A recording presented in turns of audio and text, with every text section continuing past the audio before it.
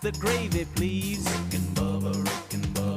Ooh, it brings me to my knees. Rick and Bubba. I can't start another Rick and Bubba. Day without 'em, brother.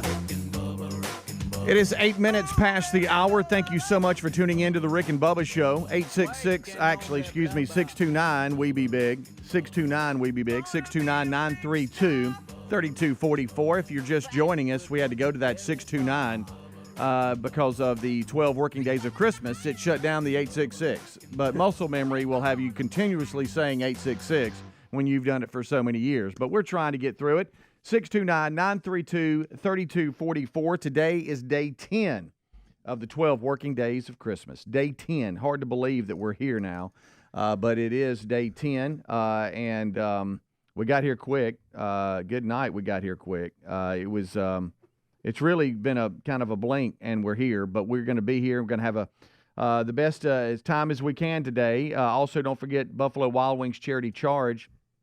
Check presentation is today. And we'll have the United States Marine. We have 2 sergeants and 1 captain in, part of the Toys for Tots program. They'll receive the check from Tim Spencer and Buffalo Wild Wings, and we'll talk about another charity charge coming up Monday. And we'll look forward to that. Charles Billingsley, friend of the show. It's Christmas time again, Christmas classics for all ages. That's going to happen Thursday, December 14th at Sanford Wright Center in Birmingham, Alabama at 7 p.m. We'll talk to Charles about that, hear a Christmas classic from him, and catch up with him and a whole lot more. Greg not here, Rick not here today. We'll explain, but first let's get in Helmsy here, and that completes the Good Time Gang this hour. Bubba coming in today, Adler coming in today. But we are without Rick and Greg today, and some sad news, but yet a celebration as well, as we got the news from the staff overnight last night that Coach Burgess went ahead and he passed away.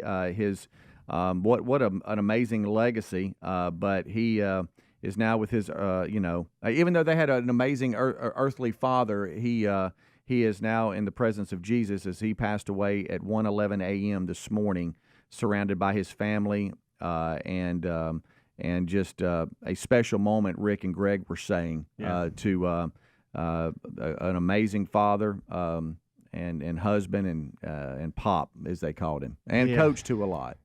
Certainly heavy hearts this morning, and I know he impacted a ton of people out there in the communities and the players that he coached. It's you're gonna over the next couple of weeks you're gonna hear stories, and I don't. If you're new to the show, relatively new to the show, I don't know that understand the impact that this man had on a lot of people. Yeah. And I think about. I was trying to think this morning. I was looking for a picture and I couldn't find it. I was scrolling through early. There was a moment. I guess it was probably about 13 or 14 years ago, and Braden was real little. And you remember when I think it was in 2010, they dedicated the field in Coach's name, and we went for that celebration. And I'll never forget Braden, so young, and Braden was not. He did not get around too many people. He was very cautious of what he was doing, especially at an early age. And I remember him just gravitating to Coach and watching that because I was intimidated by Coach. Oh, yeah. And so I would, be very respectful and those type of things, but I would keep my distance because I was almost scared of the man a little bit because that's just the respect that I had for the man.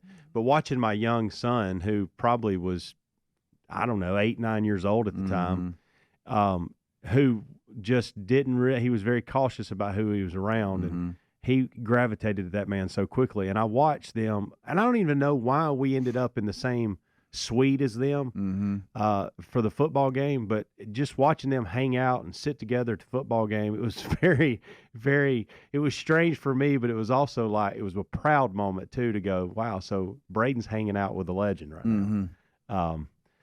The guy impacted so many, and obviously you're going to hear that over the next couple of days and weeks to come. Wow. And we've been talking about, and it's been a reoccurring theme on the show, the stories of Coach, of Dad, of Pop, about the fact that he's been in a memory care suffering from Alzheimer's. And even though this was somewhat expected, it happened quickly. But they received a call yesterday that he just was not doing well and was transported to the hospital, where they were able to get to him. And Rick and Greg had texted the group last night that all of the family had gotten there, and they were sitting around the bed just celebrating his life and telling stories. And he was surrounded by so much love in that room. And so he passed away at 1:11 a.m. Central Time overnight. What is really bizarre too, as far as just this little tidbit here that Rick sent out, and I didn't even realize it, but when all of this was taking place yesterday, he had mentioned that it was 31 years to the day that his dad won the national championship with Jacksonville State, and I could not believe what I was like. Are you kidding me? 31 years, even though that's that's an earthly accomplishment. I got it, but it was really a marker that was like, okay, to the day 31 years ago, it was a 1992 championship game. Anyway, even though it was expected that he was going downhill health-wise, even though you anticipate it when it's actually happening, and that the family needs your prayers, and they are not going to be here today. And we'll look at tomorrow. They gave indications that things were being handled, and they might be, but we'll just kind of play that one by ear. But we'll celebrate Coach Burgess. Yes, we will. And I have so many stories of Coach Burgess that just make you smile, similar to some of the stuff that you were talking about. Coach Burgess, to me, I mean, he was Coach Pop. He had such an impact on me. I've known him for a long time. But where I met him was on the square in Jacksonville. I remember that story. And that was my first big interview. Is that the head football coach, Coach Burgess, was going to come to the square, and I was with the campus radio station 92J, and I was going to interview him. And the legend of, the just to your point, the intimidation, even though he was the nicest man. I know. That's but just the stories of just him and how a man's man he was, and how masculine he was, and just he demanded respect when he walked in because of the way he lived his life, and the players loved him. And then I am, little old freckled, redheaded college kid, and I've got to interview him.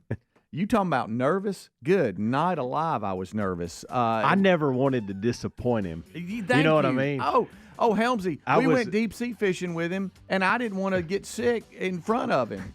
And the steps I took were amazing. I know. Because I didn't want him to look at me and go, what in the world? Yeah. But we'll continue the celebration of Coach Burgess. Rick and Greg not here today. We'll be right back. Rick and Bubba, Rick and Bubba. All right, guys, we got to talk about Christmas. Yeah, it's that time of the year again. It's time to get your special someone something really nice, and our friends at Pajamagrams have you covered. You need to get her Pajamagrams' famous Naturally Smooth pajamas. These pajamas are so good, they sell out every year because they're known for their ultimate comfort, silkiness, and smoothness and style. They're soft, silky, and luxurious. When you order the Naturally Smooth pajamas today, you'll get a free Silky Smooth nightie too. That's a $75 saving on a deluxe 2-for-1 complete gift. You can't beat that, folks. And that's not all. With Pajamagram, you even get to add gift packaging. And if you ask, well, there's one easy holiday gift that's sure to make her happy this year because they sell out every year. You gotta act fast. Hurry before they're gone. Head to Pajamagram.com for these Naturally Smooth pajamas. Pajamagram.com. Pajamagram.com and tell them Rick and Bubba sent you. Say hello to a stress-free holiday season with the help of HelloFresh. Get back to really enjoying the holidays and dinner time with tasty, hassle-free meals designed to cut down on time in the kitchen and savor time spent around the table. Join HelloFresh today and get free breakfast for life with the code Bubba at HelloFresh.com/Bubba. That's one breakfast item per box while subscription is active. Use the code Bubba at HelloFresh.com/Bubba. HelloFresh.com/Bubba. This holiday season, visit Boot Barn for top quality gifts that pay tribute to the lasting heritage of the West. From handcrafted cowboy boots and American-made felt hats to hand-stitched leather jackets, our in-store experts will help guide you as you shop, assisting with boot fitting and providing complimentary hat shaping. This holiday, share a piece of the American spirit. Boot Barn. Unwrap the West. Folks, Field of Greens just may be the healthiest thing I do for myself each day. My family loves it too. It's nutrition the way nature intended. It helps with digestion. I have more energy. I feel better and healthier overall. It's working for me, and if you haven't tried it, I encourage you to give it a try. I promise you're going to love this product. But if for any reason you don't, they'll give you a 100% money-back guarantee. Get 15% off your first order with free rush shipping at fieldofgreens.com. Use the code Bubba, or go to rickandbubba.com under the sponsors. Jim Gaffigan here with some more Straight Talk. Now you can get a Walmart Plus membership, plus not pay for it, because it's included with Straight Talk wireless plans. You get free delivery with Walmart plus a Paramount Plus subscription included. Plus, you pay less for gas. That's a lot of pluses. Only Straight Talk gives you unlimited 5G data and Walmart Plus included on select plans for free. Straight Talk wireless, available at Walmart. Requires service on Gold or Platinum Unlimited. One offer per eligible account. Paramount Plus Essential Plan only. Separate registration required. Additional terms apply. Just be natural. Try to roll around in it gracefully and not like a puppy. Maria's photography studio is zooming into a flurry of projects. Where did I put that memory card? She needs an assistant to keep business in focus. Hang on while I change the external flash. Oh, Indeed can help her hire great people fast. I need Indeed. Indeed you do. You can schedule and conduct virtual interviews all from your employer dashboard. Visit Indeed.com/credit and get $75 towards your first sponsored job. Terms and conditions apply. Did you know that according to FBI data, break-ins and property theft spike this time of year? Burglars love taking advantage of people traveling for the holidays. That's why Simply Safe Home Security is offering up to 50% off on any new system this holiday season. Protect your home with Simply Safe for a limited time. You can save up to 50% on any new system with a Fast Protect plan. Visit simplysafebubba.com or look under rickandbubba.com for a link under sponsors. There's no safe like Simply Safe. Our friends at TheraBreath have some good news if you have bad breath. Try TheraBreath Fresh Breath Oral Rinse. TheraBreath is dentist formulated by Dr. Katz himself. TheraBreath doesn't mask bad breath like those burning alcohol mouthwashes that can actually irritate sensitive mouths. It's alcohol-free and free of gluten with no added dyes or colors. Find TheraBreath in all your favorite retail and drug stores. Look for the bright orange cap or online at TheraBreath.com. You can find a direct link at rickandbubba.com under the sponsors. TheraBreath, confidence in every capful. You know how you go into stores and the towels can feel super soft, but then when you get home, they don't dry you? Not my towels from MyPillow. They're really soft, but they really work too. What a concept. They're made with a special ring-spun cotton, making them softer and more absorbent than other towels that are out there. Get a 6-piece set for an introductory sale price of $29.98, and you get the designer premium line for just $20 more. Either way, you save 50% right now on all my towels. So head to mypillow.com/Bubba or find the link at rickandbubba.com. Rick and Bubba's in Ohio. Rick and Bubba. Pass the gravy, please. Rick and Bubba. Ooh, it brings me to my knees. Rick and Bubba. I can't start another. Rick and Bubba. Day without 'em, brother. Rick and Bubba. Ooh, there is no other. It is 22 minutes past the hour. Thank you so much for tuning in to the kickoff hour here on the Rick and Bubba Show. The U.S. Marine Corps Reserve Toys for Tots program has been happening. It happens every year, October, November, and December, and it's an annual charity charge beneficiary every November, and then we hand out the check. They come in on December, and today we'll have Sergeant Toledo, Sergeant Blanks, and Corporal Ellison today with us, and look forward to talking to them. We were able to raise thousands of dollars in last month's charity charge, along with Buffalo Wild Wings. So Tim Spencer will be here, and then we'll talk about the next charity charge, which is coming up Monday, December 18th. That's next Monday. Benefiting Created Ministries. What it is their RISE program.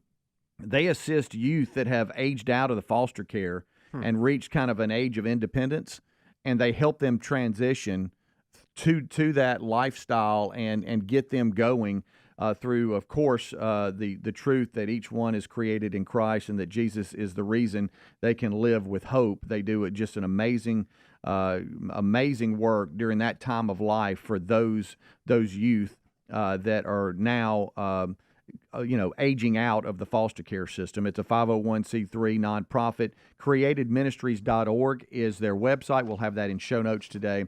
And then don't forget Charles Billingsley will be here. He is going to be performing at the Wright Center. Man, what a great place. He's going to be there Thursday, December 14th, 7 p.m. Portraitsofhope.charity is the website for tickets there. But he'll come on in with friend Adam. He'll be on guitar, and he'll sing a Christmas classic. He's going to be there with Sadie Goodman and Denver and the Mile High Orchestra. Which, if you if you've been with us for many years, you know that we had them on a long time ago, and they are really good. You always hear references to Denver and the Mile High Orchestra. Yeah, but that's a pretty big deal. It is. I shouldn't think the way I'm thinking, but and obviously we're going to be honoring Coach and Greg and Rick not here today, but I think about two things immediately when I see the show today. Greg not being here, the Marines being here. They were late one time, and Greg will never let them down for that. And even though it's probably two different guys or three different guys that are a part of this, he would have said something.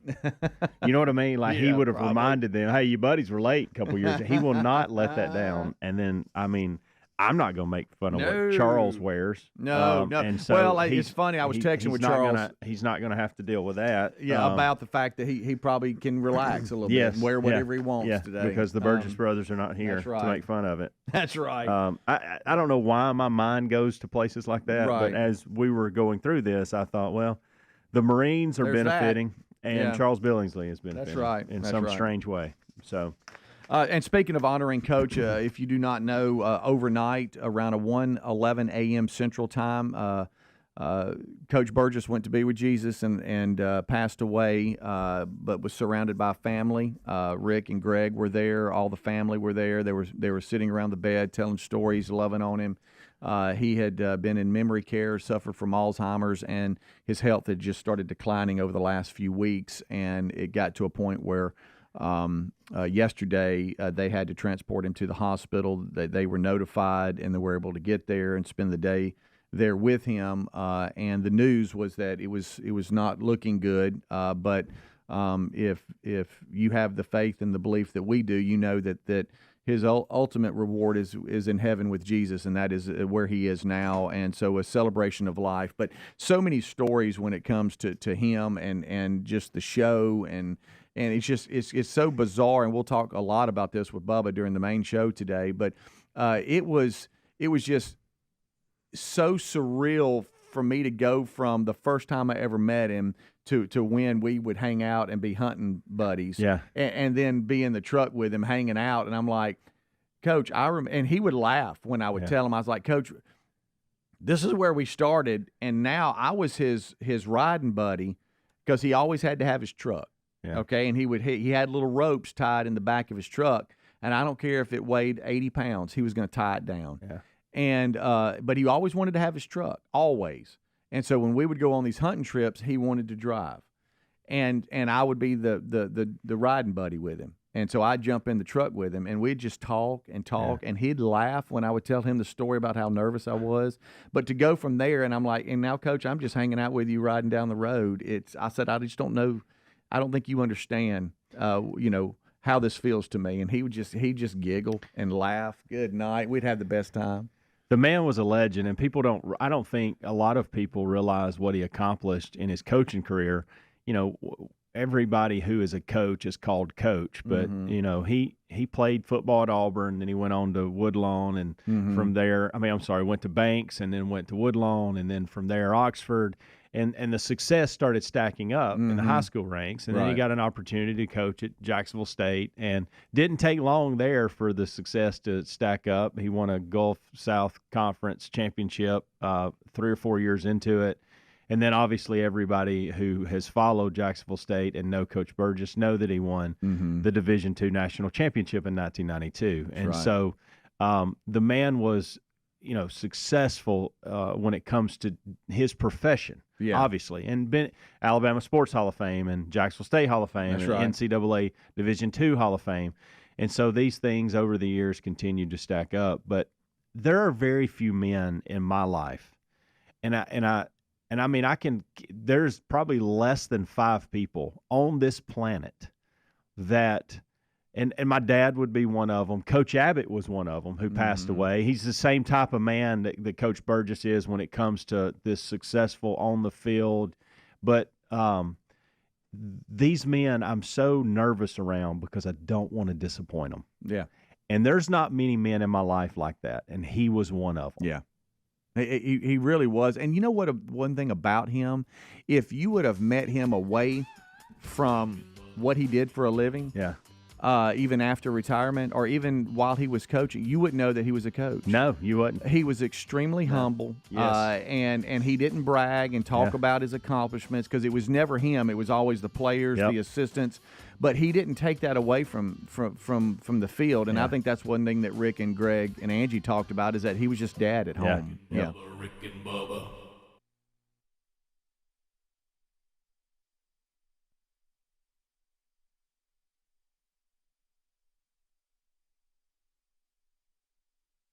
The holidays are going to be chaotic no matter what, but Raycon is here to make your everyday a little easier. From earbuds that let you take premium audio wherever you go to power tech products that make sure you never run out of charge. Raycon has racked up tens of thousands of 5-star reviews with their products. Raycon first made a name for themselves in the audio space with favorites like their everyday earbuds. This past year, they introduced Raycon PowerTech and Raycon Home, featuring much-loved products like their Magic 180 charging cable, which provides hyperspeed charging to iOS, micro USB, and Type-C devices.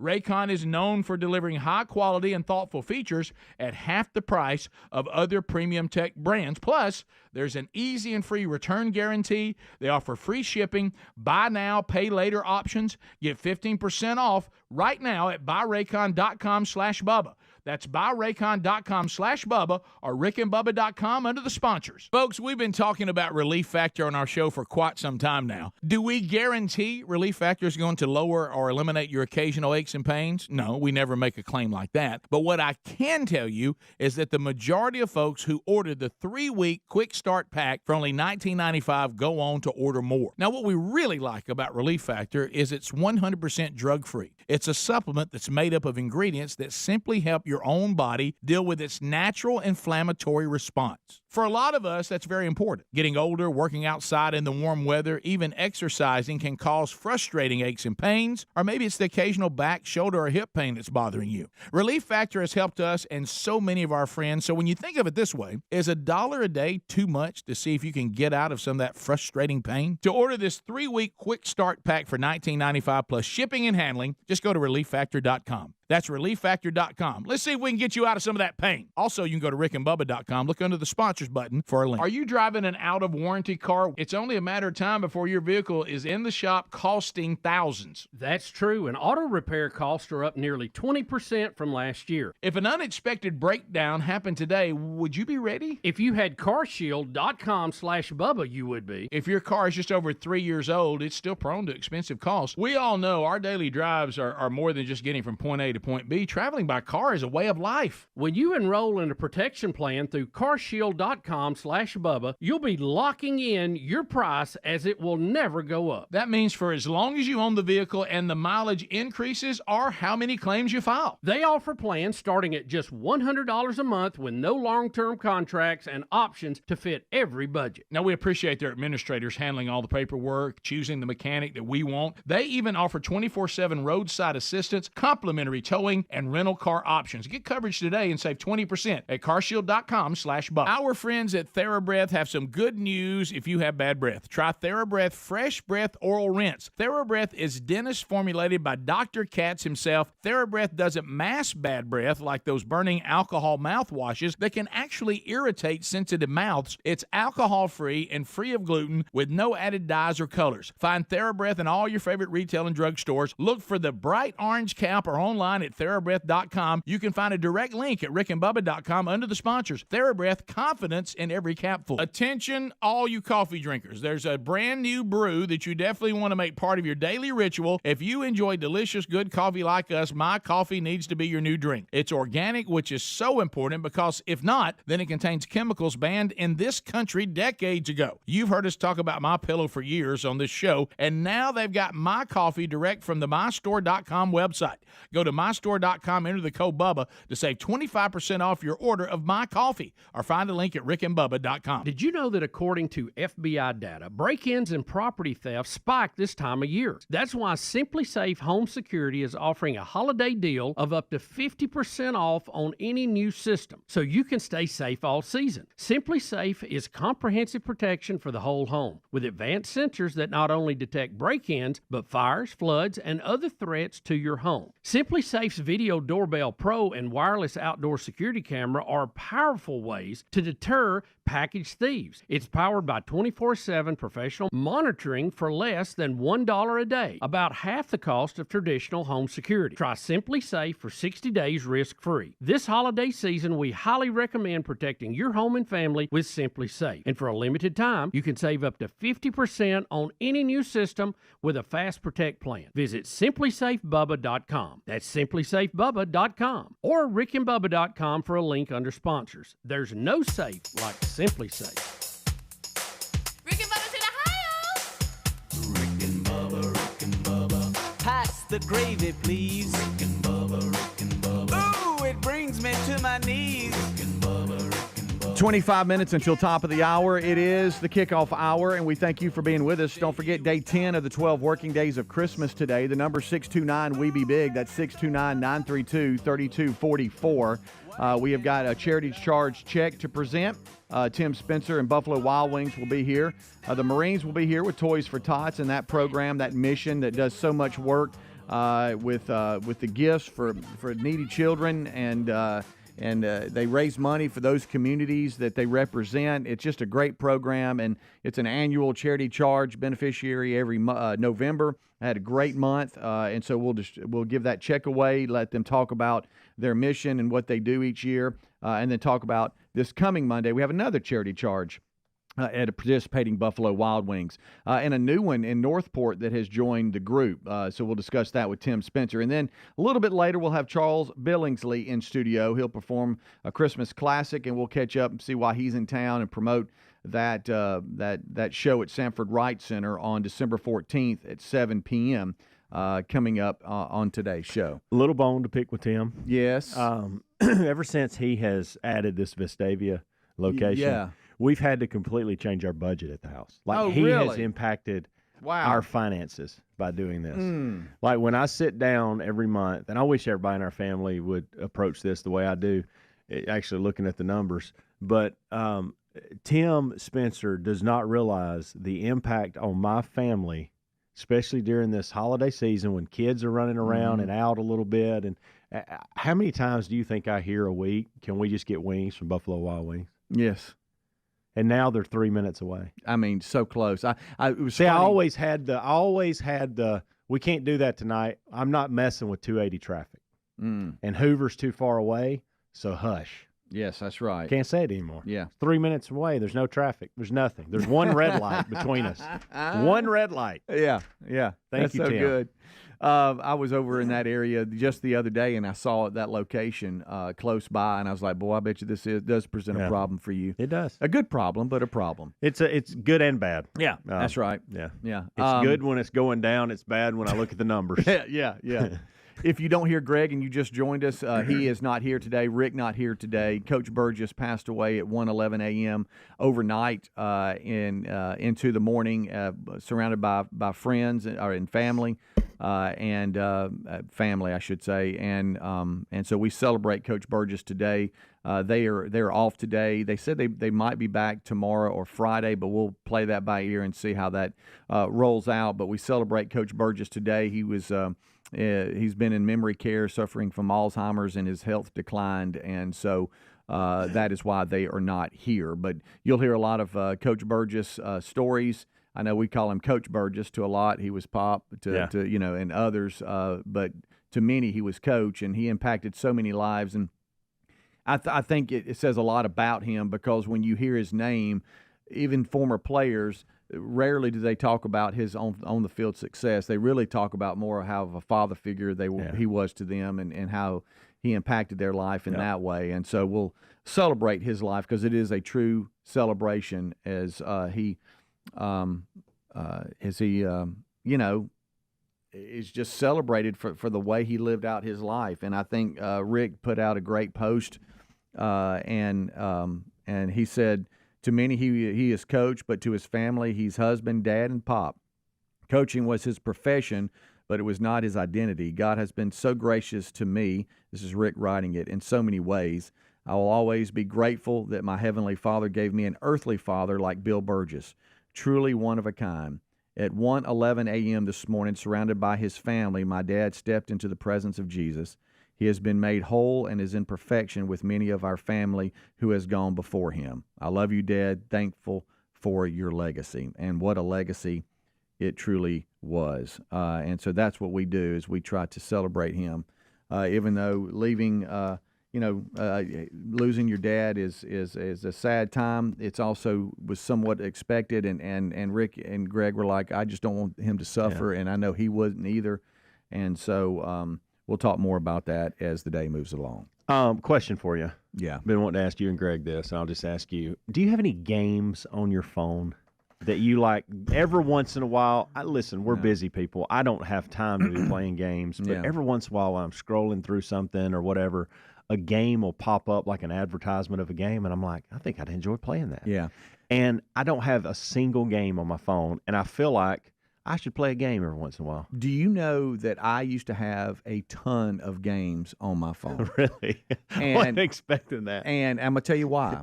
Is because when my boys were with me and they didn't have their phone, and we were hunting or in the shooting house or whatever, I would let them play games on my phone. And a lot of it was like silly games. And there was one that had, I forget what it was. You had to, anyway, there was all kinds of games. Some of them were things like Family Feud and stuff, and we'd sit there and compete and play against each other. See, sometimes be on the same team, sometimes not. But ever since they kind of grew up and then they got their own phones, I started kind of just purging a bunch of stuff off my phones, and those were the first things that went away. So no, I don't. I don't have games on my phone. I don't. And here's another thing. Like we have PlayStations at the house. Is it Xbox? We got Xbox. Mm-hmm. Yeah, we've got the Xbox. Okay. And so I have went as far, when you get this time of year, we get some downtime. Right. And I find myself sitting around the house, and I just don't want to sit there. I have to be doing something. And so the kids will play an Xbox, whatever, and I'll go in there, and then when they're gone, I'll pick up the controller, and I'll look, I'll go to the search, and I'll try to find something that I might enjoy playing. And I spend like 20 minutes looking for something and can't find anything, and I'm lost. I'm like grandpa with this remote, and I don't know what game. And so I've even done Google searches with my phone while I'm sitting in front. Games for adults. By the way, if you type that in, get ready for what's coming in. Careful. Wasn't expecting that. I was thinking it would be more like, this is what adults enjoy doing on the Xbox, and this is like, no, I didn't mean those type of games. So I wonder, like, is there sometimes I just wish I had the old Nintendo to play for like 10 minutes. Yeah. You know what I mean? Yeah, that was good stuff. And then there's another thing that keeps coming up on my phone showing that there's this USB device and a controller that it's like a PlayStation or Xbox controller, or mimics like the Nintendo controller, and it's wireless, and you plug this USB device into your TV, and it gives you all of those childhood games that we played. And I'm thinking, does this really work? Like, can I really play Double Dribble and Tecmo Bowl and Mike Tyson Punch Out, all from this little USB device? And so I've contemplated buying it, and falling for that. And maybe it does work. It probably works fine. But there's times, especially this time of year, where I almost want to just play a game. Yeah. Yeah. And I don't, because I don't know enough about it. I need somebody to go, Helms, I've tried the whole Fortnite thing. Caroline's like, Dad, you would like Fortnite. And I get in there, and I don't know what's going on. And I'm just lost, and I'm running around, and every once in a while I try to shoot somebody. I can't use the controller good enough, and the boys make fun of me because every now and then they'll go sit down and try to play. And I got my guns all up in the air, and they're like, Dad, that guy's right there. I'm like, where? What are you talking? Bam! I'm out. I'm like, well, good night. I'm out. What? Why did the controller become so? My goodness! Look, hey, they can just. It is amazing how many buttons and all that. And so I'm like, I wish I had we that. sound so old right now. I know, and that's. We really do. I'm just not said something. I've never really been into gaming. I just haven't. I've never. I haven't either, but I've tried, but I want to. Like I know I would enjoy it if I just. It's kind of like that thing when you sit down for the first time with something and you just don't know. Yeah. And you get frustrated with it. Right. We were talking about this the other day, but when I'm here, I'm one of the younger guys. But when I go to Jacksonville to coach, I'm the old guy. Right, you are. And so I'm noticing that I am old. Like, and they'll sometimes Grandpa, especially my graduate assistant, she'll call me Grandpa in a minute. And I'm starting to do things like yesterday. We use WhatsApp for all our communication because we have 8 international student athletes who some of them don't even have cell numbers that are local. And so this is a way that we can connect via the internet together.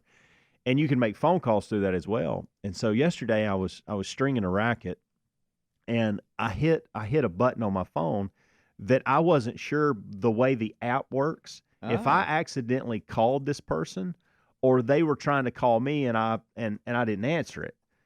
So to make it even worse, I sent her a message and said, this is what I said. Did you just try to call me, or did I accidentally call you? And when I sent it, I thought, I bet she thinks I'm the oldest grandpa right now that's just can't work a phone. Yeah. Because I'm asking that question. And they roll their eyes and you don't know it. I need some simple, fun games to maybe put on my phone. I've noticed that the boys will kind of have fun with me until there's like something really wrong with their device. And then they come to me like, hey, I need help. Yeah, you're right. Yeah, so I'm like that guy. Yeah. But when we comes can to do the back end IT stuff, but Yeah. we don't know how to play the games. No, we don't. Rick and Bubba, Rick and Bubba.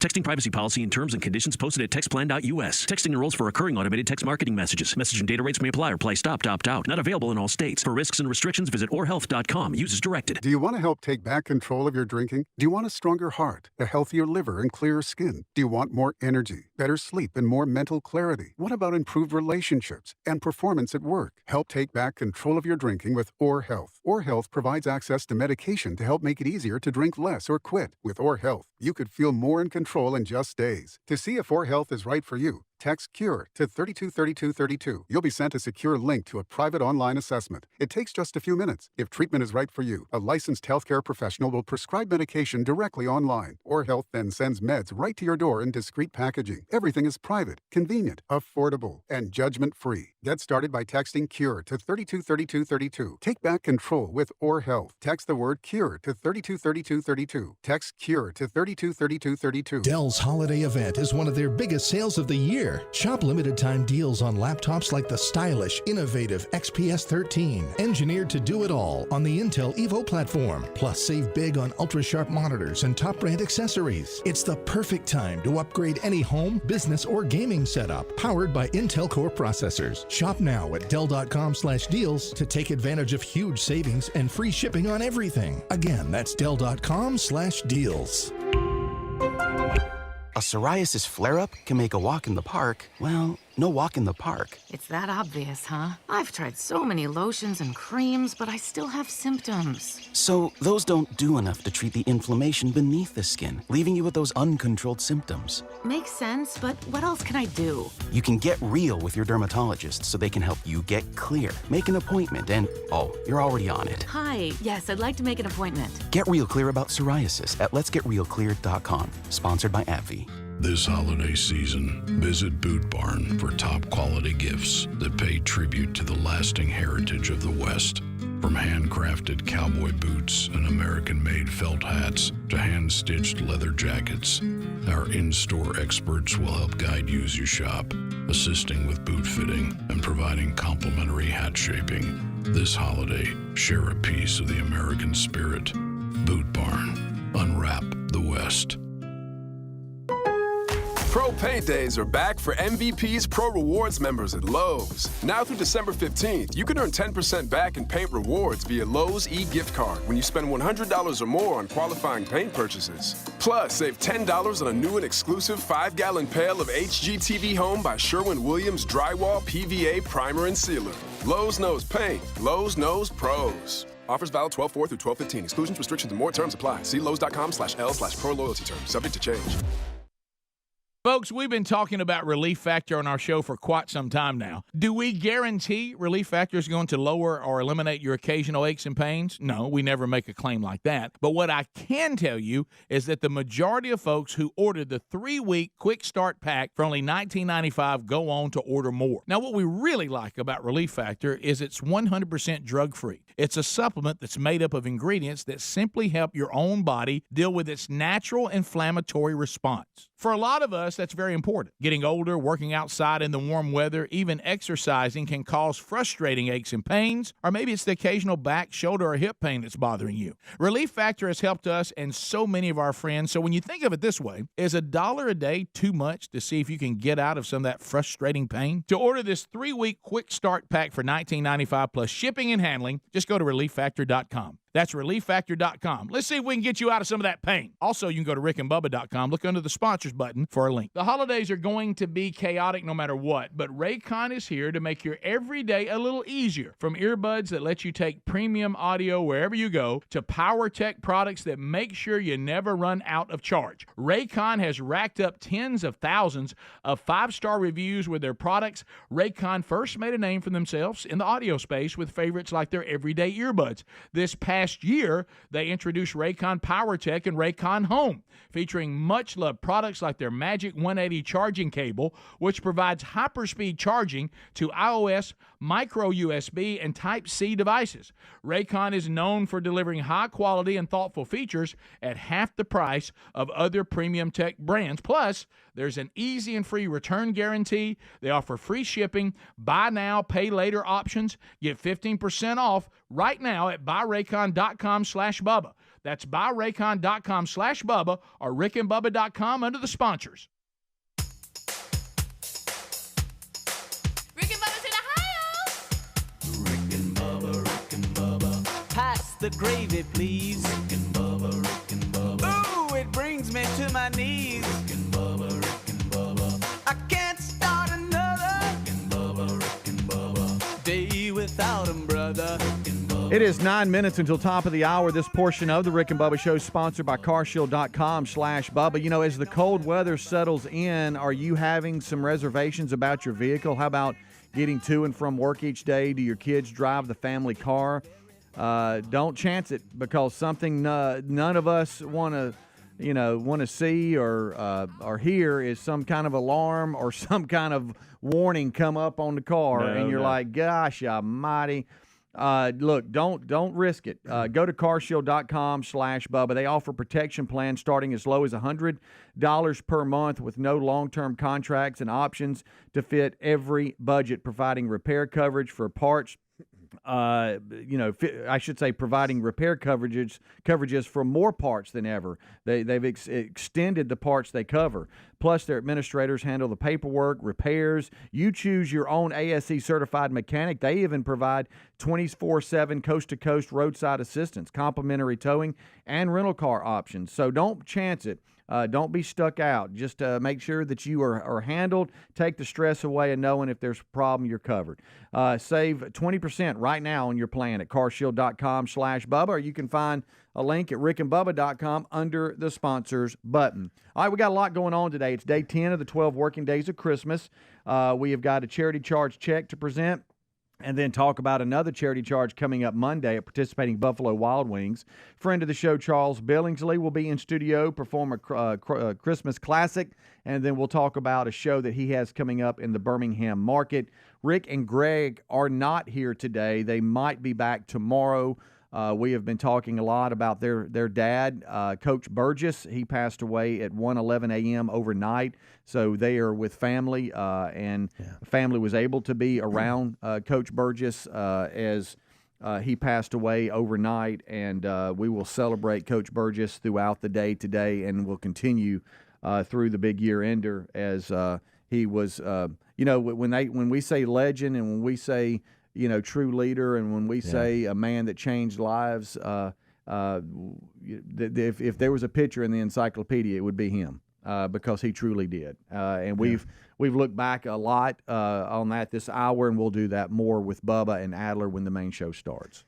I've opened up this game box, no pun intended, with email. I'm getting emails about games like crazy, which is a good thing. But some of you are making me realize I am a little too old for this, even though you're my age. Yeah. I've got an email here. I don't even know where to begin, and I feel like I should know all these things. Really? He says, look up RetroPie. RetroPie? It's a free software, and I want you to listen to this. This is supposed to, I realize I play a technical guy on the radio. Okay, I get that. Okay, but think about what I just said. I play an IT guy. I'm not truly an IT guy.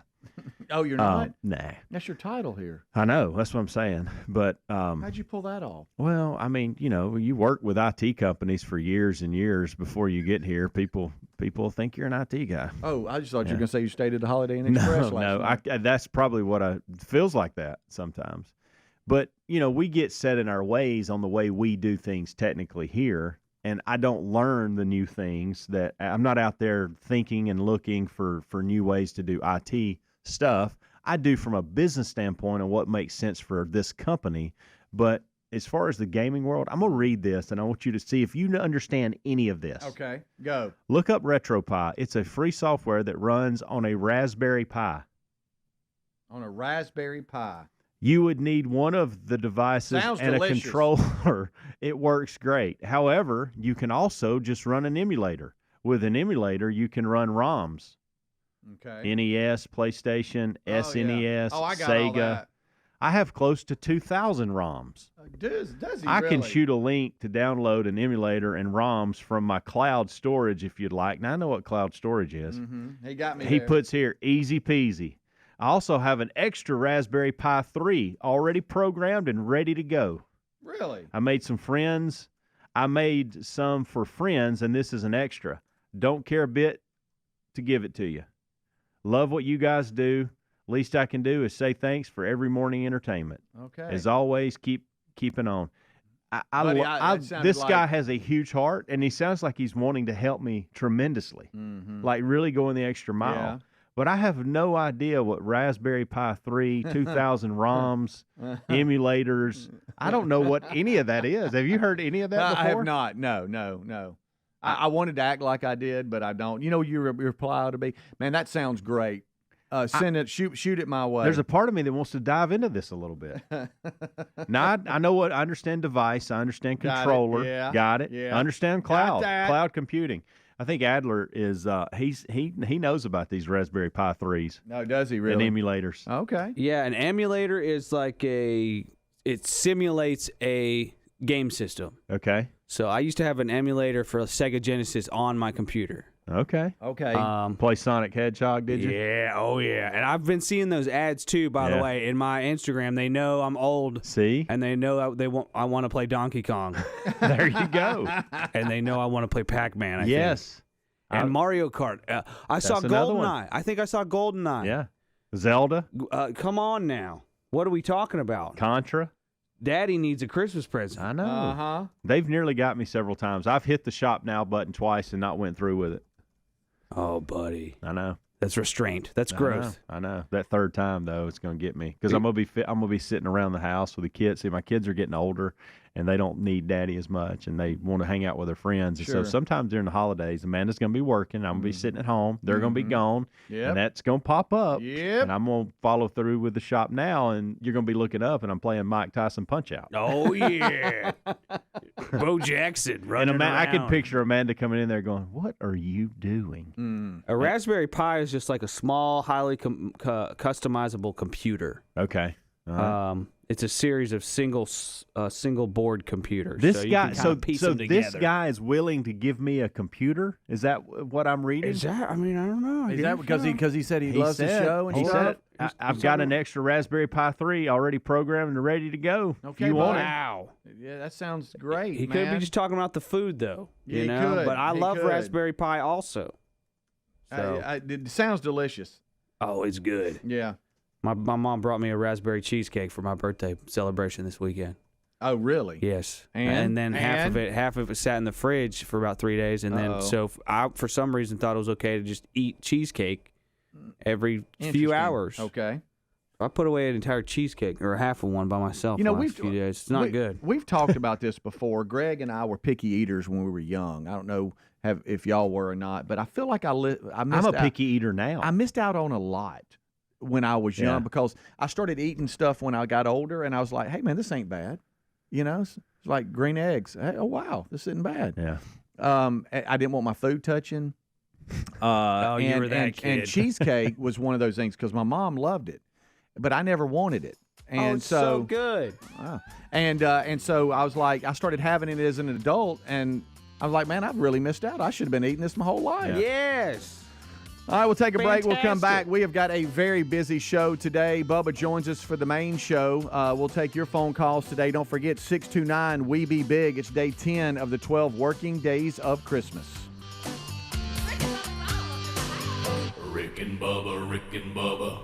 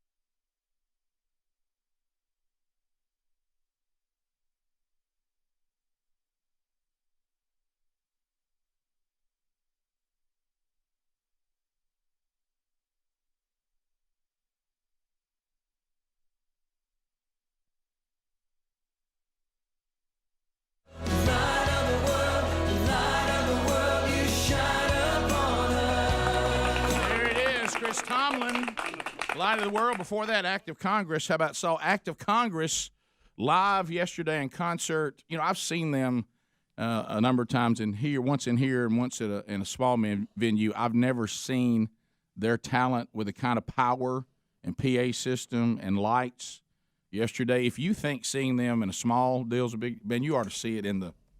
They go nuts. Oh, my gosh. What an incredible. It was Christmas by Candlelight at our church yesterday. And then playing that tonight, I'm going to see Chris Tomlin's Christmas concert, which I'm excited about that.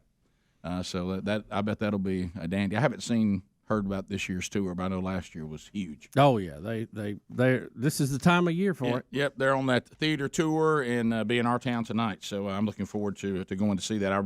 I'd actually forgotten about it because I was told by Sherry to get tickets so long ago. And thankfully, I got an alert yesterday that I was going because I looked at Sherry and I said, "You realize we're going to see Chris Tomlin tomorrow night?" And she was like, "Well, you know what? I would have forgotten about that." So looking forward to that. So those two things. Saw one yesterday, going to see another one tonight. How about gift number 3 today, Bubba, in the 12 working days of Christmas? You know, nobody's giving away more than stoked? anybody right here at the Rick and Bubba Show. So your chance to win again, it is day number 3. Yep, we got. We'll look back over Rick and Bubba Christmas party over the weekend. Incredible ball games. If you're a college football fan, tomorrow night the Final Four will be, presented on who's going to the playoffs. So those that are not in the playoff, they now have got their bowl bids.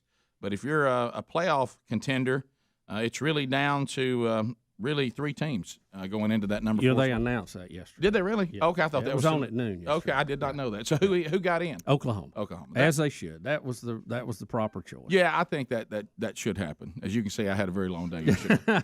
I really did. I started to say I have either seen the future or Rick is a day behind. No, I am. I didn't. I got in front of no media yesterday whatsoever. I started at as a matter of fact, 8 o'clock in the morning. With Sunday school, and because of the concert I told you about, we did not get home we never came back until about 7 last night, I guess. Yeah, it's that time of year, busy weekends. Matter of fact, they say they're going to have the show at noon on Sunday, and then they actually started at 11:30 and already had announced it about 11:45. So well, I bet and then they drag it out for 2 more hours. Yeah. Mm-hmm. They look. How many more times can we hear the argument for each team at that point? Right. I mean, we've heard from the coaches. We've heard from the reporters on the campus. Yeah. We've heard the pros and cons of each one of them. Yep. And, look, when it came down to it, there was no other choice. You have a conference champion. They have avenged the only loss they had. They didn't have a stinker loss like Ohio State had. They didn't have 2 losses like Georgia had. It was the right pick. Now, as most of them said, and I probably agree, Georgia probably was the best of the top 4, but you just can't go. We've got to stop rewarding people for losses, and that's the bottom line. Well, and we have done some of that, and we don't need to. We also talked about that at your house on Saturday night. Is in this particular year, it was going to be even harder for a Georgia or even an Alabama if Alabama had lost, and it could have gone either way because of Notre Dame's entrance into the top 4. They would have had to put 2 SEC teams until 3 of the Power 5 conference champions. 3, not 2. No. 3 that you can't be in. And money-wise, that wasn't going to happen. Yeah. Well, and 2, think about why we started conference championships. That was done, 1, these conferences wanted to grow. They wanted to bring in more TV markets. And it was looked at as kind of a quasi first round of the playoffs. I mean, when they started it, that was one of the things they were selling us on. So there it is. And it'll be. And I think that was a good pick. Oklahoma, the only team they lost to, and it was a quality loss. They have avenged that. So, and they do have an outstanding offense. Defense, very bizarre, but very bad. Yeah. But now that Alabama, has some injuries at quarterback. Rick and Bubba. Pass the gravy, please. Rick and Bubba. We start today's show like we always do with the national anthem.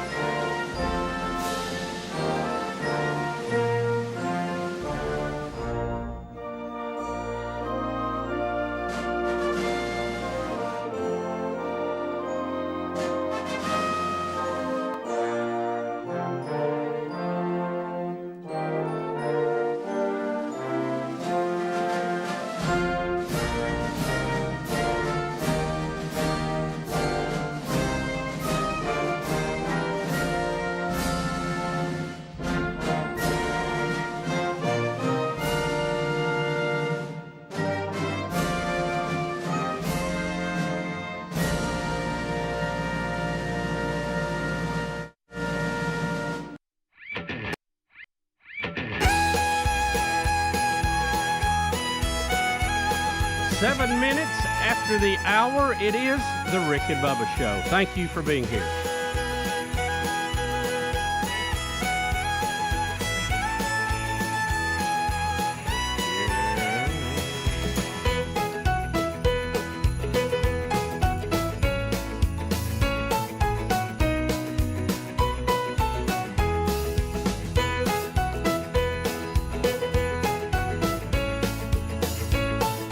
Well, Speedy, we start the show today. Rick and Greg are not here. If you caught the kickoff hour or you've been up on social media, you realize that Rick and Greg's dad, Coach Burgess, passed away last night around 1:11 a.m.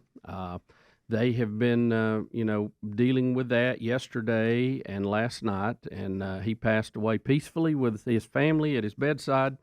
And our thoughts and prayers are with Mrs. Burgess and Rick, Greg, and Angie today and his extended family because they are going to have to deal with a earthly loss.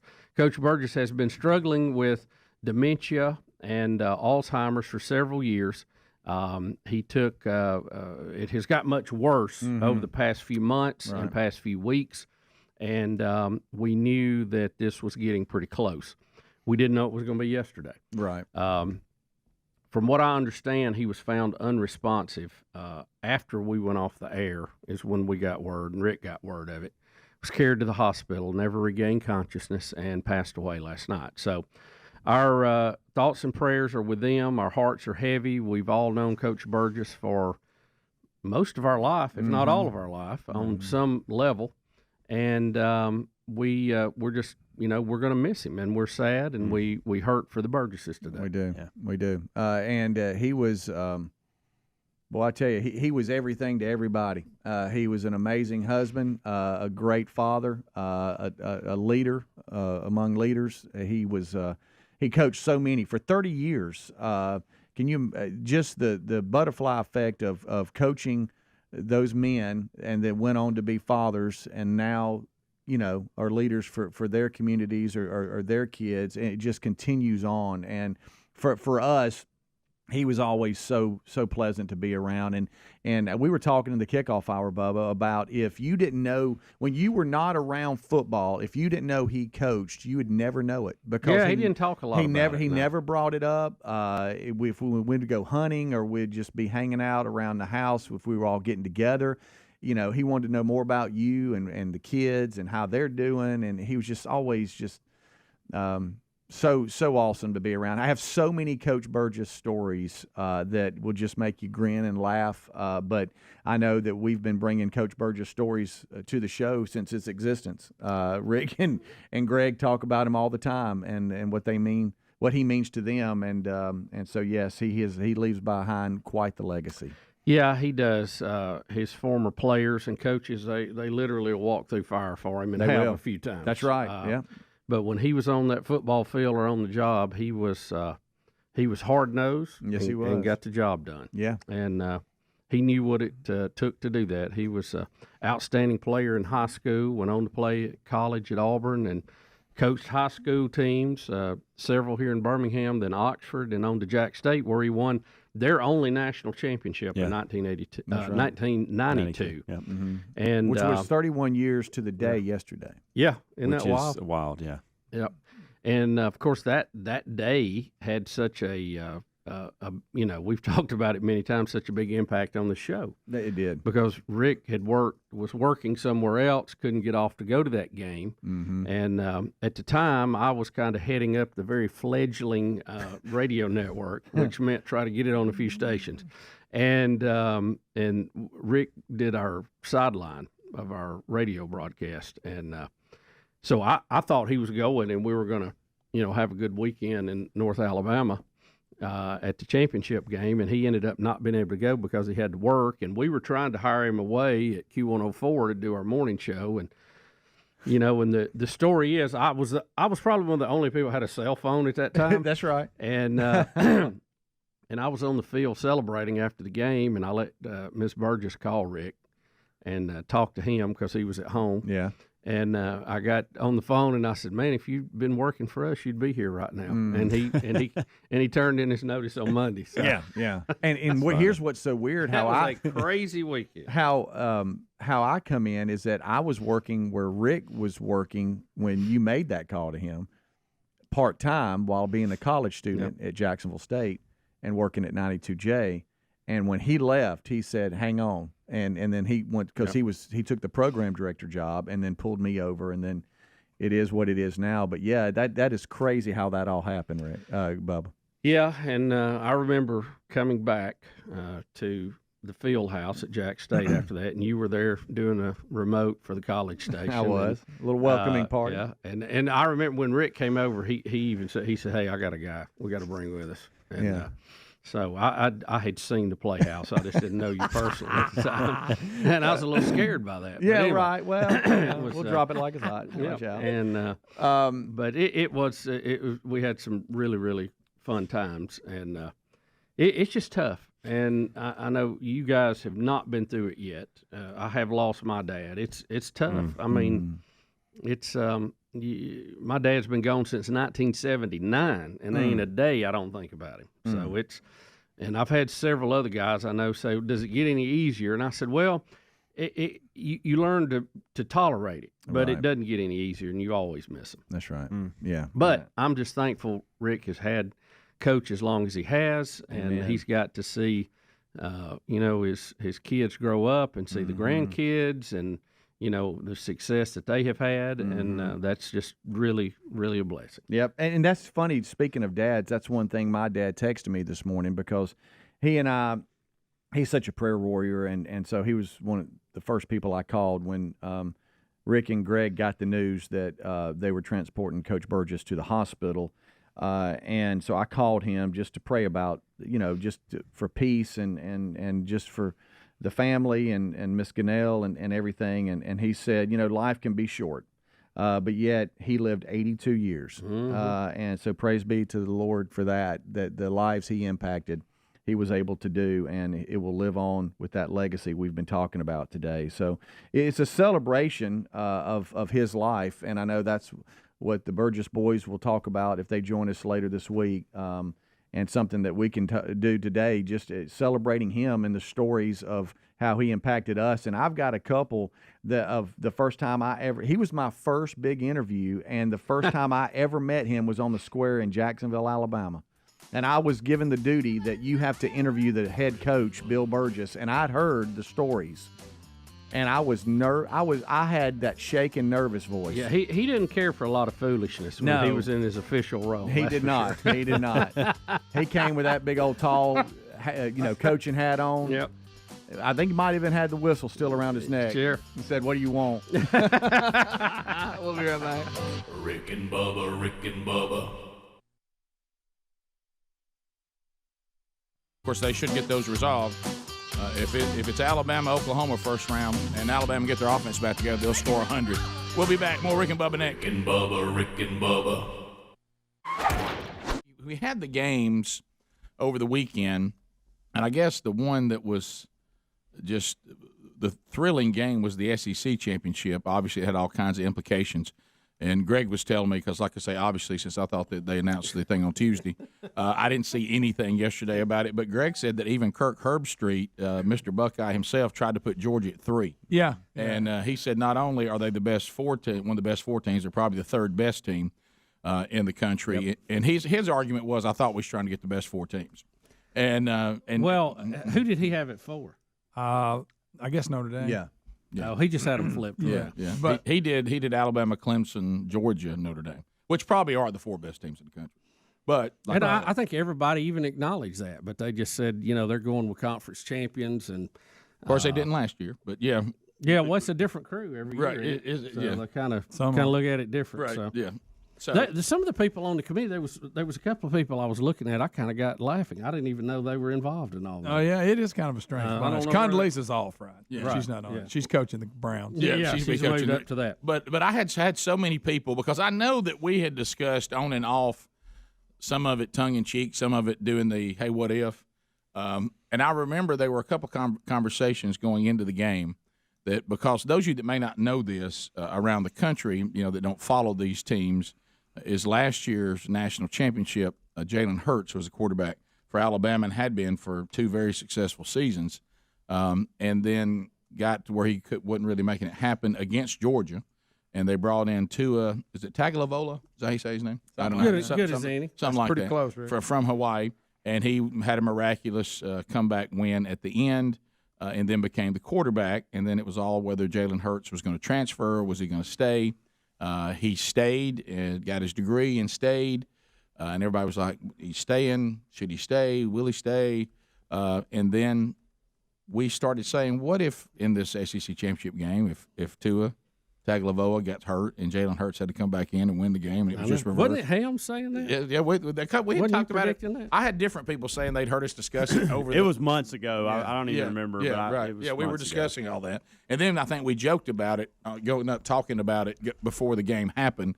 We brought it up again and started talking about that scenario. Well, that's exactly what happened. Yeah, and it was a bizarre situation. I was screaming because we were watching it at the Rick and Bubba Christmas party, and Bubba, you heard me screaming, somebody get the Irwin brothers on the phone. We need to start writing the screenplay. And the reason why is on the surface it appears, and I haven't heard anybody say anything otherwise, that they are devout in their faith, and they're been very open about that. And so there's been some people sent me the things saying that Jalen Hurts said that he just felt like that's what he needed to do, and he sees now that being confirmed. Now, I did bring up the fact that the same God that everybody says let Jalen Hurts come back and reward him for being a good teammate and staying is the same God that got Tua hurt, and he didn't get to be in the game to win. Right, so you have to remember, God, it's the same God in either one of those situations. I know we love to get God over in the narrative that we think makes the better movie, but you have to also say that God also hurt Tua Tagovailoa to bring Jalen Hurts in. So both of them are serving the same God. And if Jalen Hurts had come in and thrown a pick six, it's still the same God. Right. So all that's great, but I'm just saying God's in all of it. Yeah. I saw Jake Fromm praying before the game too. Right, so. I did too. And you got to be careful you don't get into this mode that God's got something against Tua and Jake Fromm. Right. But anyway, so I certainly understand that though, and it was. How about this? It was a beautiful story, and the way both of them handled it last year and so far this year is quite inspiring. It really is. You look at how Kelly Bryant handled it at Clemson. Took his ball and left. Hurts sticks around, and he's still here to contribute and to play a role. You just don't know what that role may be. If Kelly Bryant wanted to leave next year, I get that. Sure. Whatever.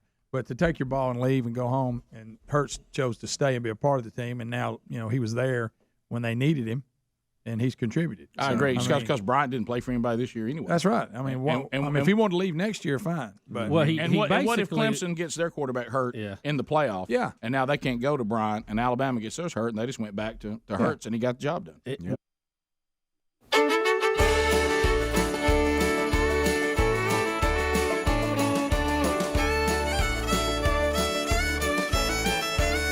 21 minutes after the hour, it is the Rick and Bubba Show. Thank you for joining us. It is a somewhat of a somber mood here early. As we mentioned that Rick and Greg's dad passed away during the night, Coach Burgess, and we were just reflecting on some moments with him today. And Speedy, there are quite a few. A lot of them were around hunting, and hunting. trips that we got to go on with that. But I'll tell you one of the funnier ones to me was when we had the Rick and Bubba softball team. And by the way, Helms, I hate you missed out on that. You'd have been a great addition. Sure, you'd have been a ringer. And we had a game in Jacksonville down at Henry Farm, and it was a fundraiser for the athletic department. Right. Great crowd on hand, a lot of fun. And Coach Burgess was batting, and what was the foul rule in softball then? It was 2 fouls, you're out. Yeah, and it used to be 4 fouls and you were out, like a long time ago or something. Yeah. Anyway, Coach Burgess is batting. He just kept fouling balls off. Right. And I looked at Rick like, He's out. Doesn't he know he's out? And Rick looked at me and he said, I'm not going to tell him. And I'm like, well, I'm not either. No, so we just let him keep batting. Yeah. And because we were all afraid to say anything. That's Sure. funny. There's so many. You're right. And I don't want, for those of you that have been with us for a long time, you're going, here we go again. But we have so many new listeners and viewers. And so I talked about my first big interview. And you always remember that if you're in this business. You remember your first big interview. And to me, it was a big interview. And I'm on the square. I got the Marty set up, Bubba. And so I'm on location for the college radio station. And I've been told I'm going to interview Coach Burgess, and I'm like, and what? It was at a pep rally. I remember the event. And I mean, it was just a big going on, and I was right there at the point of the square where everybody can see you as you come into town, and there we are, buddy. I'm so proud. And then I see that red hat walking across the square, and it's coming right at me. And he was very kind. This has nothing to do with him. It just has to do with the fact I was nervous because of the reputation of hard-nosed Coach Bill Burgess and no foolishness, you know. I wanted to do a good job, too. And I don't remember every word of the interview. I just remember I probably had very basic questions, and I was extremely nervous. And we get through it, and, you know, hey, boy, good job. You know, everything's, hey, boy. Hey, boy, good job, man. You're doing good. And he wanted to know a little bit about me and stuff. And so you go to that point, and then you fast forward. And talking about hunting, Bubba, we were always with him on adventures away to people's property. He would always be with us. He would be part of the crew. But he had to drive his truck. Even if we didn't need him to drive his truck, he had to have his truck. And well, I understand that. I told appreciate that. I told Helmsy he also had to tie everything down, even if it weighed 100 pounds. He was going to tie it down in the back. He had ropes, and he'd say, "Go ahead and tie your bag down, boy." And I'd say, "Okay," and it was heavy. I could barely even get it into the back, but I still tied it down. I did. But he would laugh at me when we'd get in there, and I'd be his little truck buddy, and we'd ride together. Because he had to drive, even though we didn't need him to. And there were empty seats in other trucks, but I rode with him. And we talked about that time, and now I'm just in the truck hanging out with him. I'm like, man, we've come a long way. I was so nervous the first time I interviewed you, and he goes, really? And he just get to laughing and giggling. Oh, you did a good job, great job. And I'm thinking he probably doesn't even remember, you know. But he was always so complimentary, you know. Hey, boy, how you doing? Man, you look good. You doing all right? You know, and he was just so awesome to be around. And a good shot, too, with a rifle. He'd lay them down. And he would shoot pretty quick. Yeah, and he'd also shoot his grandkids deer if they didn't shoot quick enough. That was a great story. If it's brown, it's down, you know. He was a firm believer in if it's brown, it is down. He carried his grandkids, and he would try to get them on the deer, set them up, and he would point out the deer, and if they didn't shoot, he would. I mean, he didn't wait around. He didn't want that deer to get away. But we did have a lot of fun. I used to switch his coach's show at Channel 40. How about that? And recorded that every week with Mike Scruggs and him when I worked there. So wow, that was always fun too. Golly, what a crew that was. Yeah. You know, when you talk about the impact that he's had on so many thousands, it's countless. I'm already getting emails of just think about this a minute. And you talked about it, Speedy, the butterfly effect and those type of things. But someone emailed me this morning and said, never met Coach Burgess. Mm-hmm. I'm a little younger, and my boss played for Coach Burgess. And he said, I hear y'all talk about Coach Burgess all the time in his leadership style and those type things. And he said, I see the things y'all are talking about in my boss every day. It's like I'm working for Coach Burgess. That's right. And it just shows you the impact that he had, not only on his players from a football standpoint, but from the community and families. It's remarkable. I love getting these emails. But isn't that when you get into whatever profession that you're in, if you want to talk about that, because I know with Rick and Greg, it's more dad, husband, pop, all that kind of stuff. But you want to be the best, and you want to make an impact, and you want to live behind a legacy, and you want to raise up whoever you're coaching, men or women, to continue on in life and be, I guess, someone that can make a positive impact in society. And he did that because that's what we hear from all of his former players. Yeah. You hear rarely do you hear, man, he was a tough coach. It's more about he was like a father to me. Yeah. And I think that's a true legacy. I'm so glad that the family was able to be around him. And Rick and Greg told us that they were just sitting around his bedside, just loving on him and telling stories, probably like we are right now with the family. But that was good that he and Angie and Greg and Miss Cannell and extended family were able to be there. But they are off today. If you're just joining us and you're like, what are they talking about? Coach Burgess passed away overnight at 1:11 a.m. But we'll continue on and celebrate him throughout the day. Yeah, we have a lot to do today. It is the 12 working days of Christmas, day number 10. We have all kind of things we've got to give away before the week's over. I want to thank Bromberg's who supplied our grand prize, over $2,200 necklace, a David Yurman creation. And you're getting really good. If you're in the jewelry thing, you know David Yurman and what he's all about. So Mm-hmm. you know what kind of quality we're talking about there. We have Tim Spencer. He'll be coming up next hour. It is a charity charge. Going to give away a nice check today, by the way, for Toys for Tots. Mm-hmm. So will the Marines be here? They this will. year? They will. You remember one year they slept in, remember? Yeah, see, We're I not supposed to bring talked that about up. this earlier. Well, you're the first time we've really talked about it on air, and now you're just talking about it, and we've just moved on, and now y'all are just openly talking about it. I just want to be sure. Listen, I'll say this. I made the comment that it's unfortunate. Yeah. But the fact that Greg's not here, they won't have to deal with the ridicule of being late a couple years ago and not showing up. Yeah, well, I'll call that miscommunication. Yeah. Well, they were. And they were probably guarding the shore somewhere. Yeah, that's you know right. what I mean? We'll have Sergeant Toledo Blanks as well as Corporal Ellison with us. U.S. Marine Corps Reserve Toys for Tots program. It happens every October and November, December each year. As they distribute toys to and Christmas gifts to needy children in their communities, and we'll talk about that and present a check, and we'll get into this coming Monday and the next charity charge. So we got a lot to talk about. Yep. We'll be right back. Don't go anywhere. Rick and Bubba, Rick and Bubba.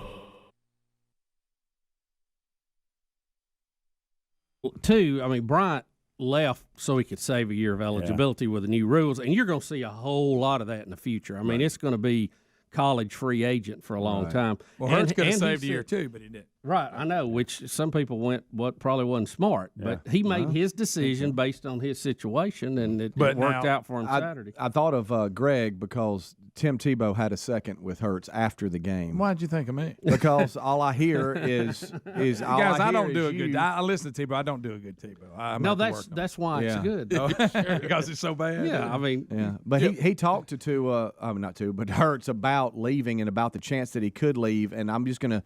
He kind of leads him in, and I'm going to leave it with Hurts here because I know we don't have very long. Yeah, Take a listen.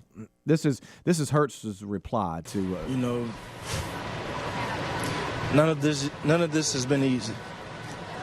Since the championship game, it hasn't been easy. But I think it shows true character and true heart. Trying to fight to the finish, and then I trust my abilities, and I know there are always things that I can improve on. Being silenced about all the other stuff that's said about me, that's not easy.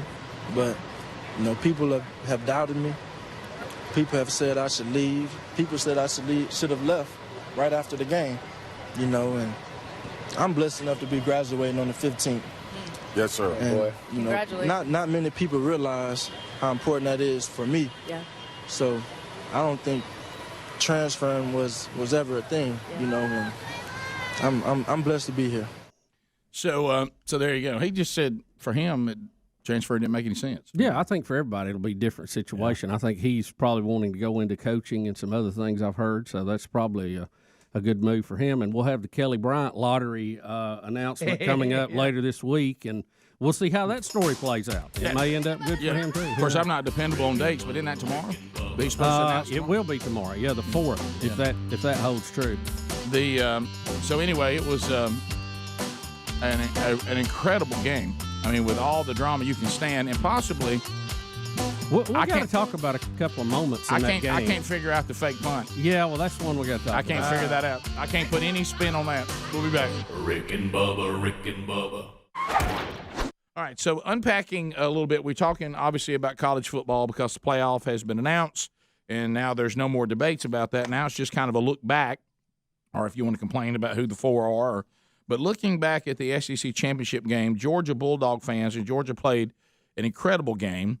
And so much so, like we said, we had even Kirk Herbstreit trying to put them not just in the 4, but at number 3. When all is said and done, they may be the second best team in the country. We'll see. Yeah, I think you can make a case for that, but we'll see. We'll see. I haven't seen Clemson enough, but that's my first inclination. But when you see the horses that Georgia has on the field. Between the last 2 games, Alabama and Georgia, they've ran 290 plays total, both games added up.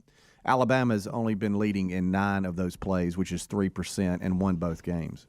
Well, this Saturday they were behind 58 and a half minutes. Yeah, that's what I'm saying. Yeah. I mean, they're saying in both games Alabama hasn't led until right at the end. Right. So anyway, that's when it counts. By the way, that's right. Yeah, you're right. That's statute for losers. By the way, that is that.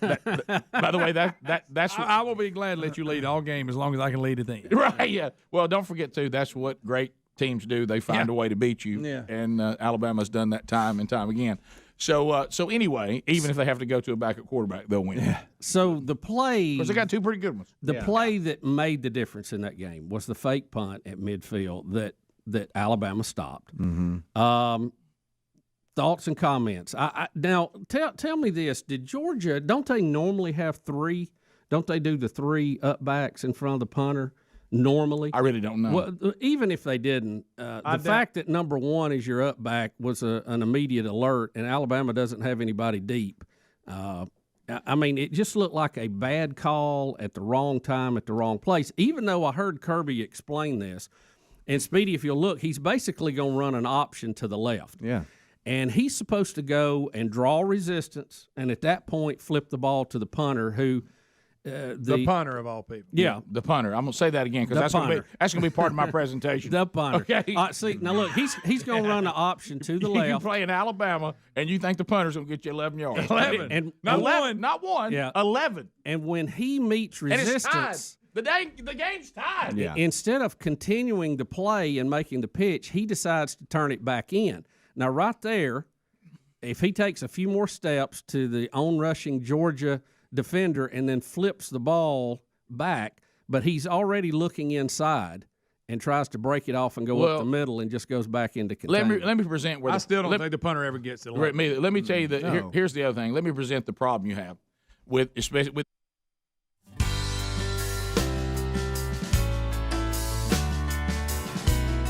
35 minutes after the hour, the Rick and Bubba Show. Thank you for joining us. We have been reminiscing here a little bit about Coach Burgess. Rick and Greg are not with us today, and Coach Burgess did pass away overnight. So we're in thoughts and prayer for the Burgess family, and we're just reflecting a little bit here as we try to gather ourselves today, too. That's right. Speedy, who's our sponsor this hour? It's 24/7 burglar busting protection for your home or small business. It's simplysafebubba.com. Did you know, according to the FBI data, that break-ins and property theft spike this time of year? I mean, absolutely. You've seen porch pirates, all that, but they also know you're away for the holidays. A lot of traveling going on. That's why simplysafebubba.com is offering a holiday deal of up to 50% off any new system. They got the Video Doorbell Pro, wireless outdoor security camera, powerful ways to deter package thieves. It's powered by 24/7 burglar busting protection, professional monitoring for less than $1 a day, half the cost of the traditional companies charging. SimplySafeBubba.com for 60-day risk-free. And for a limited time, you can save up to 50% on any new system with Fast Protect plan. Visit simplysafebubba.com today to find a link. You can also go to rickandbubba.com under the sponsors button. There's no safe like simplysafebubba.com. And, you know, as you back out of the driveway, headed to somebody's house for the holidays, or you've got deliveries every single day, it will be nice to know you're protected by simplysafebubba.com.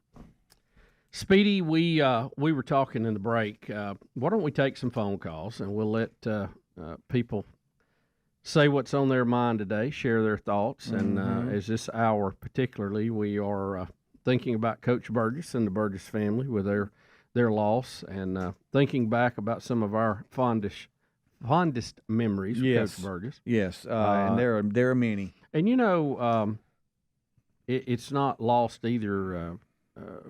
You've talked about the personal side, but him coaching, he was a member of every Hall of Fame that he could be a member of. Yeah, Division II, Gulf South Conference, Jackson State, Calhoun County, Oxford High School. I mean, just everything. State of Alabama. Right. It's hard to remember all of them. Yeah. But he did leave his mark on a lot of people, and he will be missed. He will. And he was a big personality. Yes, he was. Mr. Adler? I remember the first time I met him. Okay. I had just started working for you guys. I come into the studio. It's after the show, and it's just Greg and Coach Burgess at the studio. And I actually had a question for Greg, and I didn't really know Coach, and I didn't know that it was even him. In fact, we had shown pictures that were probably 10 years old at that point. Really, even social media wasn't a big part, so I hadn't seen updated pictures of him. Right. So I'm going up to Greg to be like, "Hey, buddy, do you know where the computer is that does blah blah?" Something like that. Coach Burgess sees me, wraps me up, and gives me a noogie, like old school, full headlock, hard noogie. I'm just like, who is this man giving me a noogie right now? And he's like, "Come here, you old boy," like he always was. Yeah. "Come on, boy." And I quickly realized that was Coach Burgess, and that's how I met him. That is so awesome. With a old school headlock, full on noogie. Greg is crying, laughing. And I am too, because I feel I've been physically just assaulted right now, but this guy actually really cares about me. Yeah, exactly. So it was That's was funny. great, man. That's your first time, huh? I'll never forget it. Yeah, man. Yeah. Well, you never wanted to disappoint him or look like you weren't a man. And do you remember we went deep sea fishing down in Pensacola off the coast? Oh yeah. And one of our engines quit on the way back. Right. Well, I was on the other boat with Coach Burgess, and y'all were on another one. I was with Coach Burgess, and I did not want to get seasick in front of him. And, I suffer for a little bit of that. Yeah, and it was a little rough that day. And I had the stuff behind your ear. I had the thing on your wrist. And I was going, you can't get sick in front of him. You can't get sick, because he wasn't. It didn't bother him, man. He was just up there, ready to go and ready to fish and wanted to talk. And I'm sitting there, and it's just a battle for hours. And I didn't. Now, Don Juan went down. If you remember, he took something and it knocked him out. Yeah. 8 hours later, he woke up. He went down below and fell asleep. But you just didn't want to disappoint him or look like you weren't, a man's man. And I just felt like that would have been a sign of weakness if I'd have gotten sick. Even though people get sick, that happens. I just couldn't do it. I didn't want to. All right, Bubba, you had asked for some phone calls. 629-932-3244, 629-WE-BE-BIG. Some folks want to weigh in a little bit here. Brian is in Wedowee, Alabama. Brian weighing in on Coach Burgess. Brian, go ahead. Good morning, gentlemen. Good morning. I hated to hear about that this morning. I was going deer hunting, and when the kickoff hour, I just decided to just come back home. I've been knowing him for a while. Great guy. Bubba, by the way, this is Upstream Brian. Upstream Brian. Upstream Brian and Wedowee.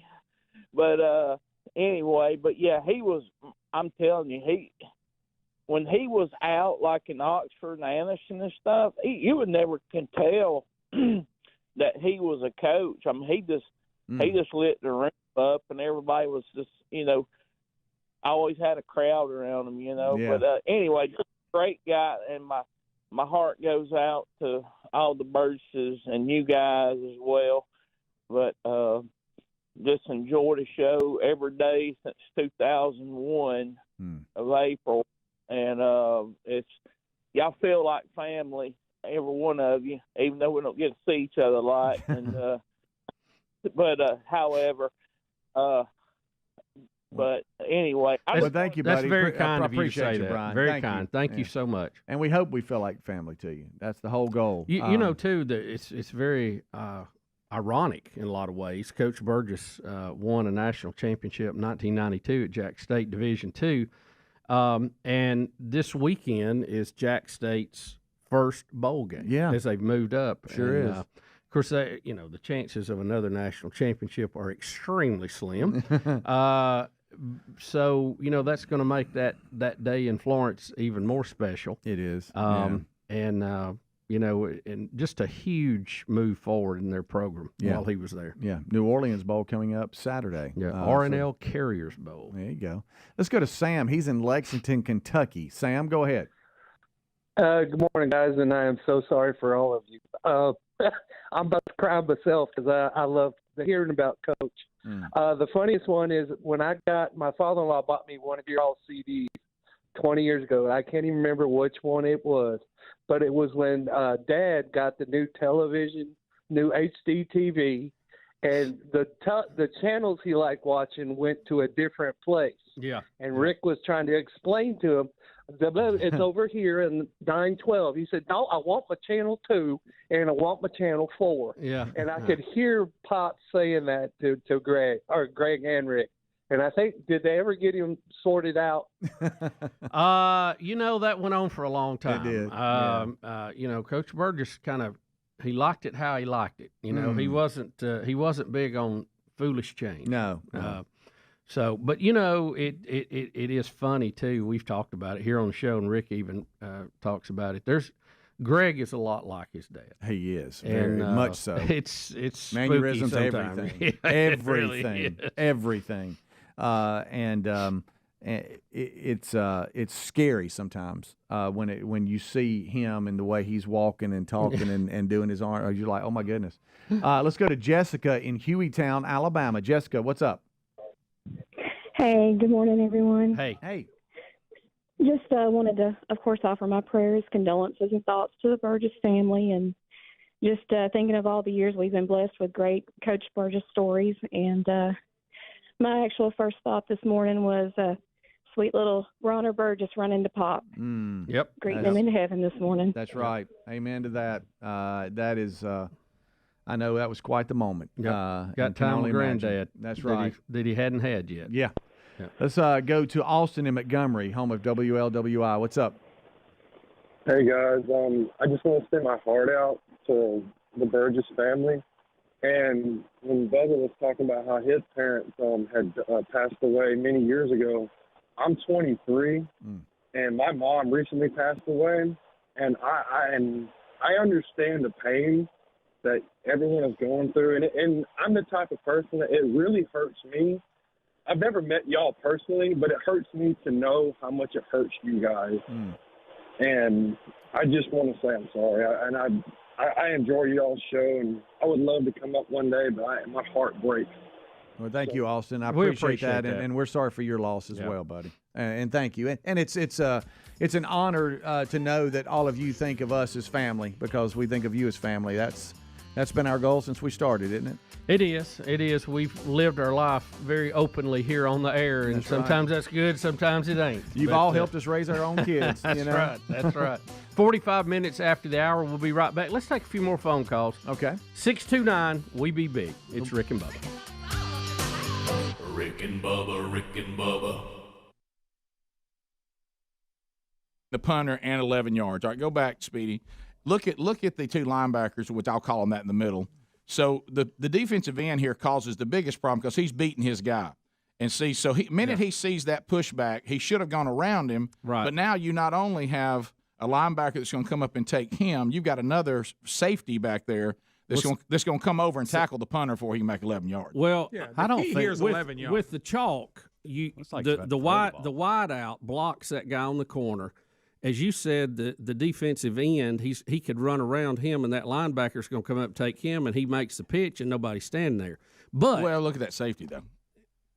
It's 11 yards. That's the problem. Have they always? Hey, Bubba, he may get 3. Bubba, I'm getting a punter. I know. And you see where the punter's getting the ball. The punter's got to go more than 11. 11's from the line of scrimmage. Right. The punter's got a long way to go. Yeah, what I don't understand is the two guys on the right side, the slot and the receiver on the right, they're not blocking. They're running a pass route. I think he's throwing the ball the whole time. Who has said they were running the option on this? And here's why I say that. It might have been a pass option. It looks like a fake option, and Fields is going to throw it because the minute he takes 2 steps to the left, he immediately goes back like he's going to throw to the right. right. And look at the guy coming across the middle I don't of the think field it was a right designed option. I think it was a throw the whole way. So did Kirby Smart say it was an option? In the discussion, I didn't hear him say it. I think I don't know. The guys on the right are running routes. Yeah. Well, my first thought was, until I saw the way the quarterback acted, my first route was they're trying to get their coverage guys to run down the field with them. Yeah. You know what I mean? Like you're going on a punt. Like and it could be. Yeah, he could have. He could have had a couple but different the quarterback options. clearly looks like he's going to throw it. Well, let me ask you this: why didn't he throw it right there?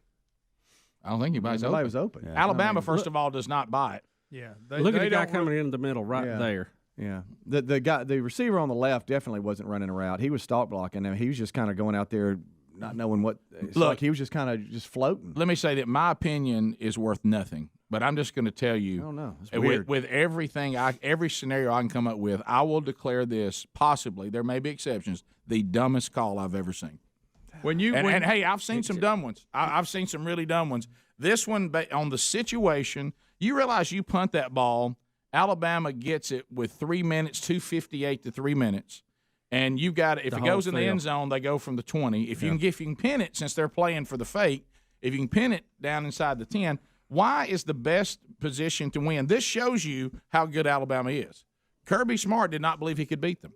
He thought the only way he could beat them was to get this fake punt. If he didn't think that he wouldn't have done it.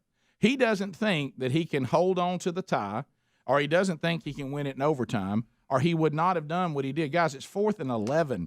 It's tied, and we're at 3:09, and by the time the play's over, Alabama has the ball with less than 3 minutes to go. And see, the field goal, what was the score at that point? It's tied. It was tied because a field goal would have won it, so right. You just give it to them at midfield. Well, here's the thing that gets me too. A field goal, Alabama, if you pin them deep, here's all the things in play. Love Jalen Hurts, what a classy guy, but he's not Tua. And he's got to go now 80 yards if it goes in the end zone, maybe more than that if you can pin them deep, okay? The Alabama's kicking game is terrible, meaning that it can't be trusted. So Alabama can't just kick a field goal from just anywhere. They need to get close. Right. So them scoring or kicking a field goal, the odds of that are much lower if you'll just punt the ball. Your defense played pretty good. Yeah, defenses played pretty good. And then of course now you've got to get I know you got to get in overtime and if because you got to hold them then try to get a field goal. Maybe you get a turnover. Maybe you get a turnover and kick a field goal and win the game. Yeah. You know what gave you the least opportunity to win this game was a stupid fake punt on 4th and 11, and the guy who's supposed to get 11 is either the punter or you got to find a guy and complete a pass. And when you throw a pass, 3 things can happen to him or bad. So why in the world do you fake a punt at midfield on 4th and 11? It's off the planet. It's out in the universe of coaching decisions. I mean, it absolutely looks like a pass from that play. Yeah, I think they were giving him 2 options, no pun intended. I think they said, hey, it's you got option left or you can pass, depending on. And I guess he thought, hey, the option's not there, so I need to stop and try to find a route. Well, heck, everybody's covered, so now I'm gonna have to run it. It almost looks like I agree with y'all 100%. Because the receiver on the left is definitely blocking. So that's what I thought. They had 2 options, or I guess 3 now. And in all fairness, run, pass, or pitch. Because I think that's my game. Yeah. But I will say this: it doesn't look like to me, Helmsy. I agree with you. The quarterback looks like he's going to pass, but the receivers don't. They don't start running routes till he's in trouble. So it's weird. I mean, it's got a little bit of everything going on. When they saw what Alabama was lined up in, they should have called timeout and kicked the ball. Yeah, they get a look at it.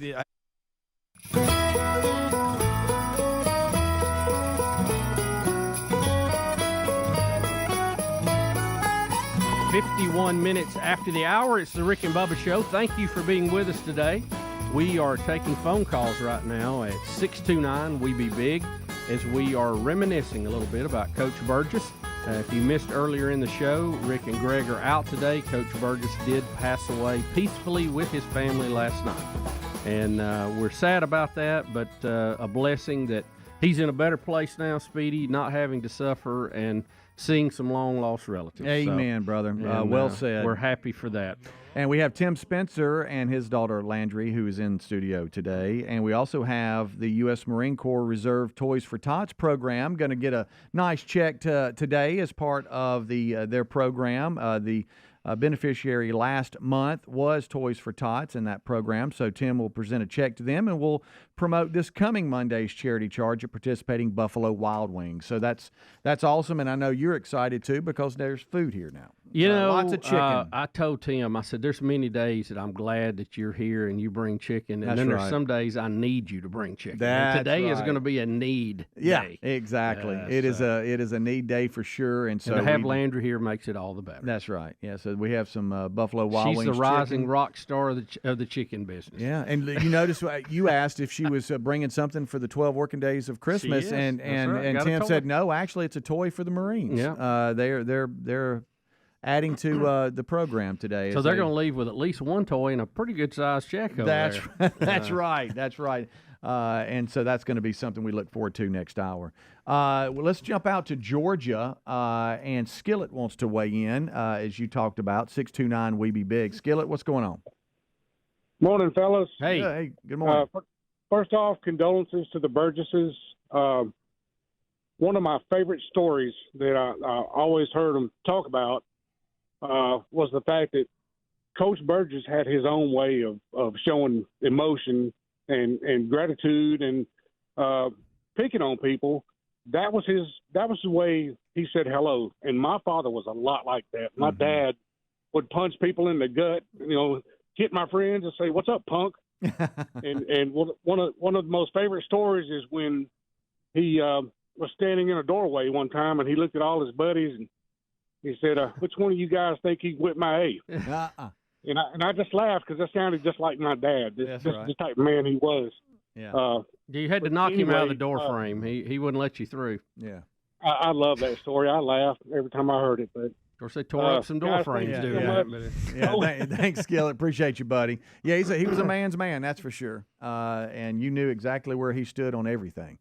Let's see here. Let's move along. Tyler in Locust Fork is wanting to weigh in here. Tyler, what's up?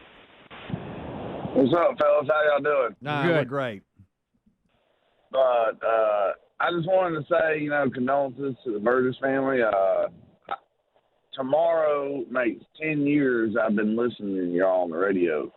And, all the times that I call in or whatever, there's one that I'll go back to watch sometimes and reminisce on, and it's always the one that's after whenever Coach Burgess went in the Hall of Fame. So I'm always looking for that video. And, whenever Rick would talk about the way, like, he would coach football, like, the way they coach now versus then, how they've kind of gone soft, and his way of coaching, I reminisce on that because that's the kind of coaching I was always brought up on, like my dad was, the way he coached. And, I just, he will be missed. Yeah, well, thank you, Tyler. I appreciate that. There's a couple of stories, emails we're just being flooded with best of moments from Coach Burgess when Greg got lipo, and he weighed in on that. Yeah. There's so many stories that Rick and Greg brought to the table about, hey, my dad did this. Yeah. The time he caught the snake and hung it out the truck window, trying to get it somewhere where he could let it loose. There's that one. So many hunting stories about when they were young and they would have to go with him. By the way, that story would never happen with me, Tim. It just wouldn't happen. No. Stories about, they would go hunting as kids and he would drop them off. Now understanding his dad's what he was going through. Yeah. But at the time, they would just put him on a stump and say, "I'll see you later. Here's a brown bag with a sandwich and some snacks." And Rick would talk about how he would eat his within the first 15 minutes. Yeah, that was for all day. Yeah, they were supposed to all pick day. him back Yeah, up in the afternoon, and Rick would work through his food by, before the sun came up. That's for right, the whole yeah, day, which yeah. I can Yeah. understand. Yeah, then they'd come back. It's hard to know a bag's there with a Nutty Buddy in it. Yeah, You know what I yeah, mean? yeah. It's just hard. And he would come back at dark and pick them up, and they'd just been sitting there all day. Bless her heart. There's so many stories. You can't really even mention them all, but a couple of those just jump out at us. And I've got a couple more here through emails that we'll look at throughout the rest of the day. And over the Christmas break, when y'all go on vacation, we'll be sure to play them as well. One of my favorites too. It really wasn't coached directly, but JT when he was hunting. Hey, Coach! And they had him out in a spot, and there was some potential for some trespassers in this area. Yeah. And JT saw a lot coming in. He thought it was Coach coming to pick him up. He wanted it to be Coach.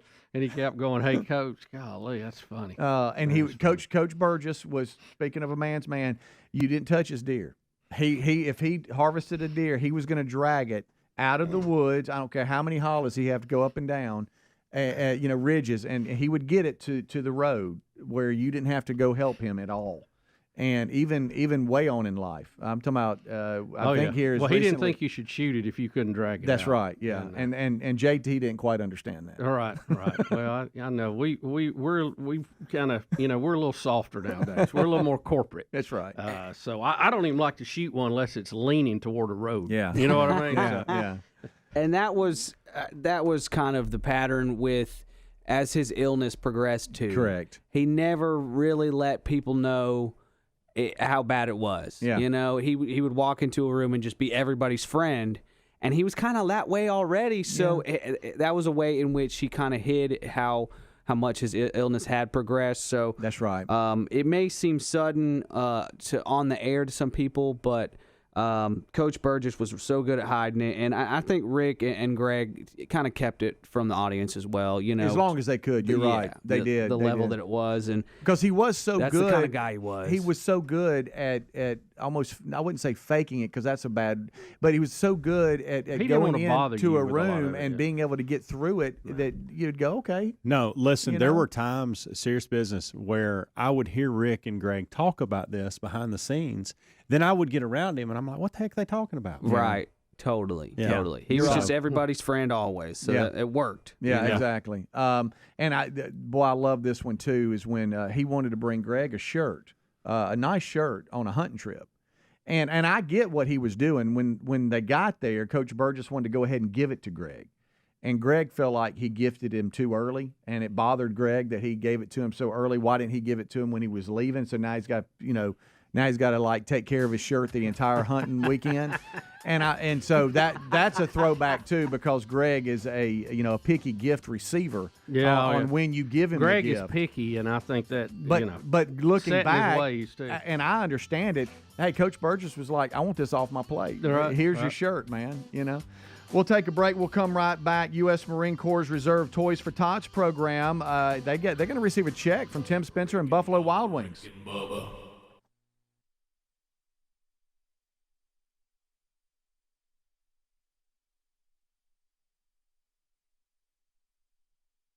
Ain't going to work. What they're in is not going to work. Yeah. They're not buying it. I don't really care. I feel like Kirby robbed us of You're right. 2 or 3 minutes of excellent football and possible overtime game in what could have been one of the greatest games ever played. Yeah. I know. That's the reason I'm frustrated at Kirby Smart today. Yeah, well, I'll go back. To be honest, I don't care. As a fan, I am. I mean, I'll go this far, and I hate when people do. Well, if he makes it, he's been a genius. No, if he makes He's it, lucky. He's the luckiest son of a gun on the Yes. planet. But it was still stupid. Even if he makes it, it's still a stupid decision.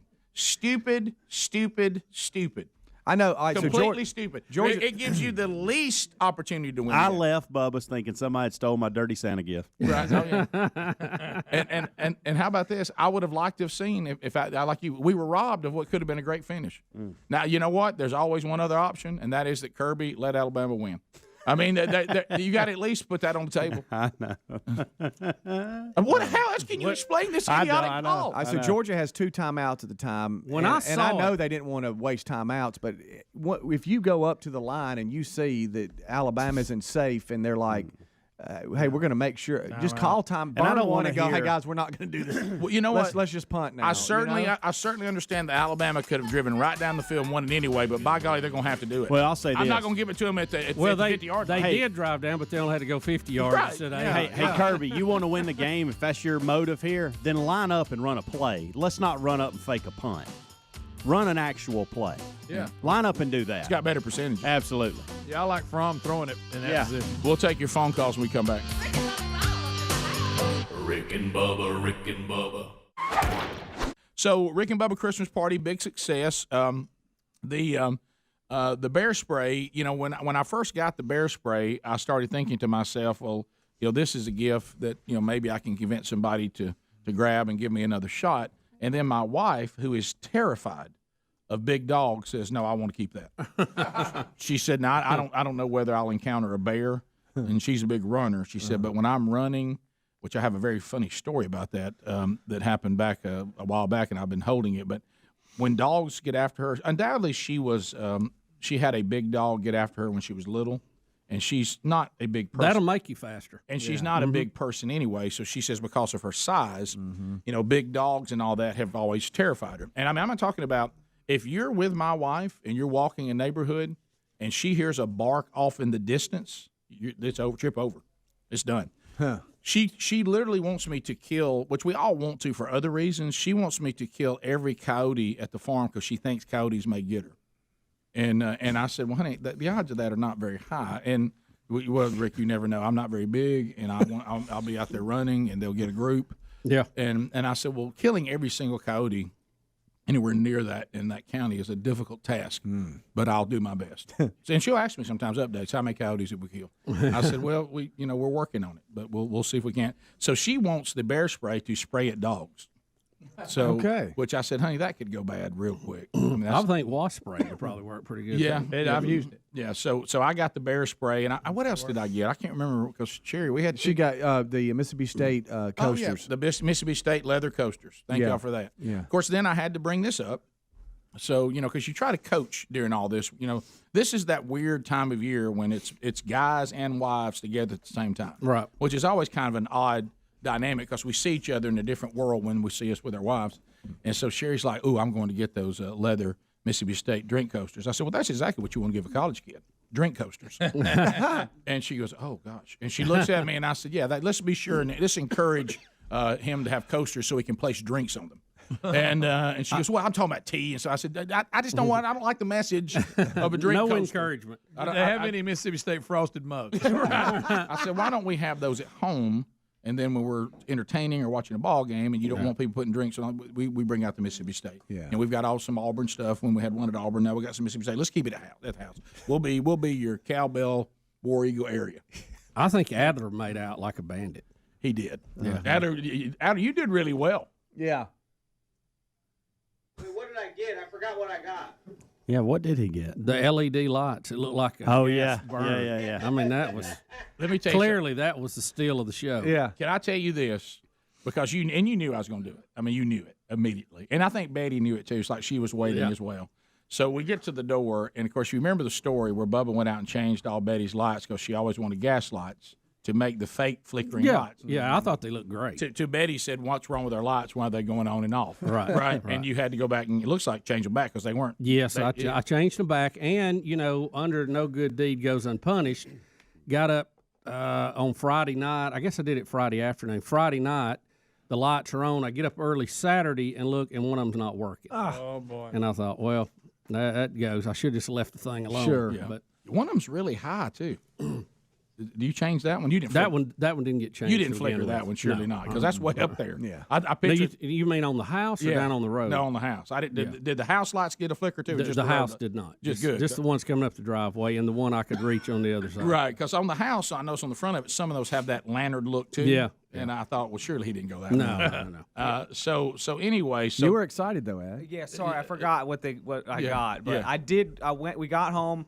I put those light bulbs into one of our lamps in the living room. Don't they look cool? And I just kept saying like, "Babe, the beauty. Look at the just take in the beauty of it." And she's like, "We're not doing that." I was like, "Okay, I'll put them up outside. I'll put them in the fixtures outside and all this stuff." So you got Bubba's flickering lights. How did they look outside? Aaron, she did not approve that. Why do the women not like really? it? Because the first thing.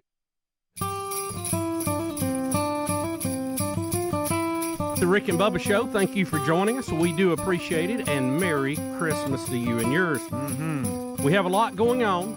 If you missed the first hour, Rick and Greg are not here today. Their dad, Coach Burgess, passed away last night.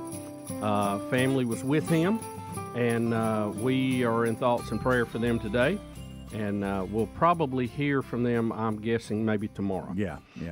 And know more. Speedy, this hour, we're very excited. It's Charity Charge Day. Uh-oh. Watch out. Tim Spencer is here. Tim, how are you, sir? How are you? I'm good. Real I'm good. And Thank you brought a guest with you today. I did. We had to donate a toy personally. I love it. Your daughter is here today, and we're glad Been a while since she come to visit us. Figure we need a little sunshine. That's today. right. She is a little sunshine. Yeah. And as you said, she has a toy. I was just talking to Sergeant Toledo with the U.S. Marine Corps Reserve Toys for Tots program on how many years he's been here, and I think you said second. Is that right, Sergeant? Second year in the studio, yes, sir. Yeah, I thought so. About the mission, and they were the beneficiary last month, and I know Tim was excited to see you guys come up again. We try to do this annually in November because y'all October, November, December that y'all receive toys, right? Yes, sir. We should receive up to December 12th. So yesterday was our last day collecting from our local box drop locations. Right. Sergeant Toledo, you got some other Marines with you. Who you got with you today? So with me today, I got Corporal Ellison and then Sergeant Blanks. That's awesome. They look like lean, mean fighting machines. That's back right. There, huh? They do. They do. Yes, sir. Well, we appreciate you guys' service. Absolutely. Seriously. Thank you for your support. Their faces when I said, "Hey, we got Buffalo Wild Wings chicken in there," they went. They looked they at did me. turn. I know. They said, "Excuse me, do you see what time?" I said, "We've broken all food barriers. We eat whatever time of day." And I think that's really a great strategy Why to not? have. Why not? why is breakfast just in the morning? Exactly, You know? I agree. And then I walk back there and they got plates of food loaded up. yeah. Well, look. They burn a lot of energy doing what That's they right. do. Yeah. And they gotta stay well stocked. Sergeant Toledo, great cause, Toys for Tots. You know, our country is big and diverse and in a lot of ways divided on our thought process on a lot of things nowadays. But I think we all can agree that every kid needs a toy for Christmas, and we don't want anybody left out of that. That's true. You guys do a great job. How many toys have you taken in? Do you know? Guesstimate, probably probably about 20,000 toys, more or less. Oh, wow. And then how is all that distributed? Just, I mean, people know what Toys for Tots are, but talk a little bit about the nuts and bolts, how that all plays out. So the way it works out, we go through the collection process starting October 1st to December 12th. After that, we start going into the warehouse, sorting by age groups, counting, getting all that done. And then we go through the application process, review it. We go by the ages, the genders, and then we start distributing them that way. They come in these last 3 days, so Friday, Saturday, Sunday. It'll be their collection time frame. We'll we'll get a bag, put it in there, and hand out to the family according to how many kids they have and what their gender of the kids are. And our flagship station's been very involved in that, WZZK, and we've been looking at some of the video of the trucks, literally, of bicycles and things, and that's just awesome. And I know when this started this year, you said there were some age groups that y'all really wanted to focus on because sometimes they're the least serviced age group, and that's like 2 and under, boys and girls. I believe you had mentioned at one point, teens 11 and up, boys and girls. They're always in an area where they don't get enough donations. How was it this year? So the 0 to 2, definitely an upgrade. That's good. That's good. Our 11-year-olds and up still here and there, but with all these monetary donations and stuff, we'll be able to go out to like 5 and below or Ollie's and stuff like that and go and do a toy buy. That's great. And speaking of that, Tim Spencer with Buffalo Wild Wings, tell them the good news on what they can go out. You know, and tell them how big of a buggy they've got to get at 5 Below to spend $4,000. $4,000. That's a big buggy. Nobody's sitting. Congratulations! That's awesome. Everybody, thank you so much. It was a win for everybody. So $4,000. How will that help? That's gonna help a lot, especially for that age group going to 5 Below and filling up multiple carts. Probably 2 box trucks full of toys. That's so great. Tim? I bet that's fun going shopping like that. I bet it is. He's going to need more guys than these two. It's kind of like being shopping with my wife. Yeah. Does the little kid in you come out going, all right, what would I want? Oh, look at that. I just go with my arm, go down the aisle, just swoop it all in, push it to a buggy. You know, it is cool, some of the toys that they have now that we didn't have. Yeah. I mean, they're just so cool, a lot of the stuff. I mean, we had tractors and all that, but they got them, it looks exactly like the big ones now. Mm-hmm. And leaving work remote control and stuff. I kind of want to play with one of those, I'll be honest with you. Yeah. That's so true. I do. I got an 11-year-old. I get to live it again. 6th grade's tough, but it sure is fun. Yeah. I think last year we talked Tim, about we're going it. to pray for you the next few Thank years. you. Yeah, I know. Enjoy it now. Yeah, you better. Get ready. Enjoy it now. Trust me, I'm in that world right now. It's not fun. Sergeant Toledo, was it 1991 that the mission started, I believe? I think I remember you saying that last year and looking at some documentation that year is mentioned. And I'm just imagining how many toys since 1991 y'all have been able to provide. The number is probably astronomical. I probably can't even guess. This is the 76th year for the foundation itself. So last year was one of our biggest milestones with the 75th anniversary. Right. So being able to continue the tradition here at Echo Company, and then the Marines around the United States continue it, it's pretty cool. Yeah. Well, we appreciate you guys. I mean, it is awesome that you go and you sign up to put your life on the line so that we can preserve freedom and enjoy the freedoms we have in this country. And you hope you don't have to give that ultimate sacrifice, but you guys are there and we'll do it if necessary. And that makes us all sleep very good at night. Always ready to rock and roll. That's right. So the basic mission of the Marine Toys for Tots program is to collect new unwrapped toys and distribute those toys to less fortunate children at Christmas in their communities. We have a link in show notes that Helmsy has provided. You can go directly to them and support them in all kinds of ways. I see a donate button there, all kinds of stuff, so they can come alongside you. Yes, and they also can come and volunteer at our warehouse for distribution timeframes. We need quite a bit of help. There's only so many Marines that we can have doing that. Okay. And when would that be? Our distribution starts the 15th and up until the 17th. Okay. Because we got to keep you guys on the wall, so to speak. Yeah. You know what I mean? Yeah, we right. need volunteers to fill some of these back roles. You know? That's right. That's right. Well, thank you again. That's I know Bubba has expressed it, but on behalf of all of us, thank you so much for all that y'all do. I appreciate your support and then the contribution that the community has made, that Buffalo Wild Wings has made, Freddy's,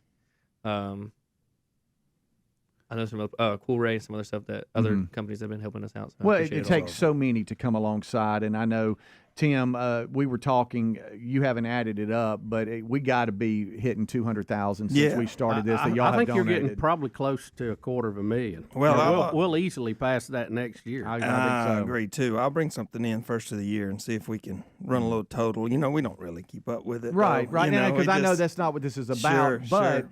But I know it does your heart good to see this. Yeah, it's neat. And it's not really us. You know, the customers coming in, our guests provide it for us. Our staff handle the business on those Mondays. And, you know, it's full team effort where everybody wins. And some exciting news. I know Helmsy's gotten on to you about the new Vestavia location because you've heard his budget. Killing me. But Northport. Had to readdress and look at everything for 2024 differently because of you. That's it. Yeah. Hams, I would just go ahead and bump that budget up 20%. Yeah. I'm going to change the pro forma. Helmsy's in. That's so funny. Northport, is that location similar to Vestavia? It is. Okay. Yes. It's 10, 20 seats, mainly takeout, but there's, you know, you can sit down and eat, but it's a little counter service, no full service, no bar.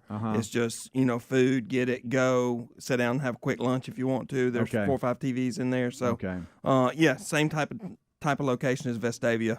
Definitely dine in if you don't want to take it home. And your locations, Tim, are Alabaster, Birmingham, Gardendale, Tuscaloosa, Hoover, downtown Birmingham, Trussville, Pell City, Oxford, Chelsea, Vestavia, and Northport. Yep. Man, you guys, you know, so many businesses during COVID didn't make it, and you guys are expanding. Yeah, that's right. All of it. That is crazy. That's great. That is crazy. Where you got anything else cooking? We're working on a couple. They're not moving as fast as these, but I don't think we're done. Okay, good. The next charity charge is Monday, December 18th. I'll be hosting a best of that day, and we'll talk more about it. But it's benefiting Created Ministries, and their RISE program assists youth who have aged out of the foster care system and reaching an independence type age, and they help them transition into that while sharing the truth that each one of us is created in Christ and that Jesus is the reason they can live with hope. They are, of course, a 501c3 nonprofit, createdministries.org.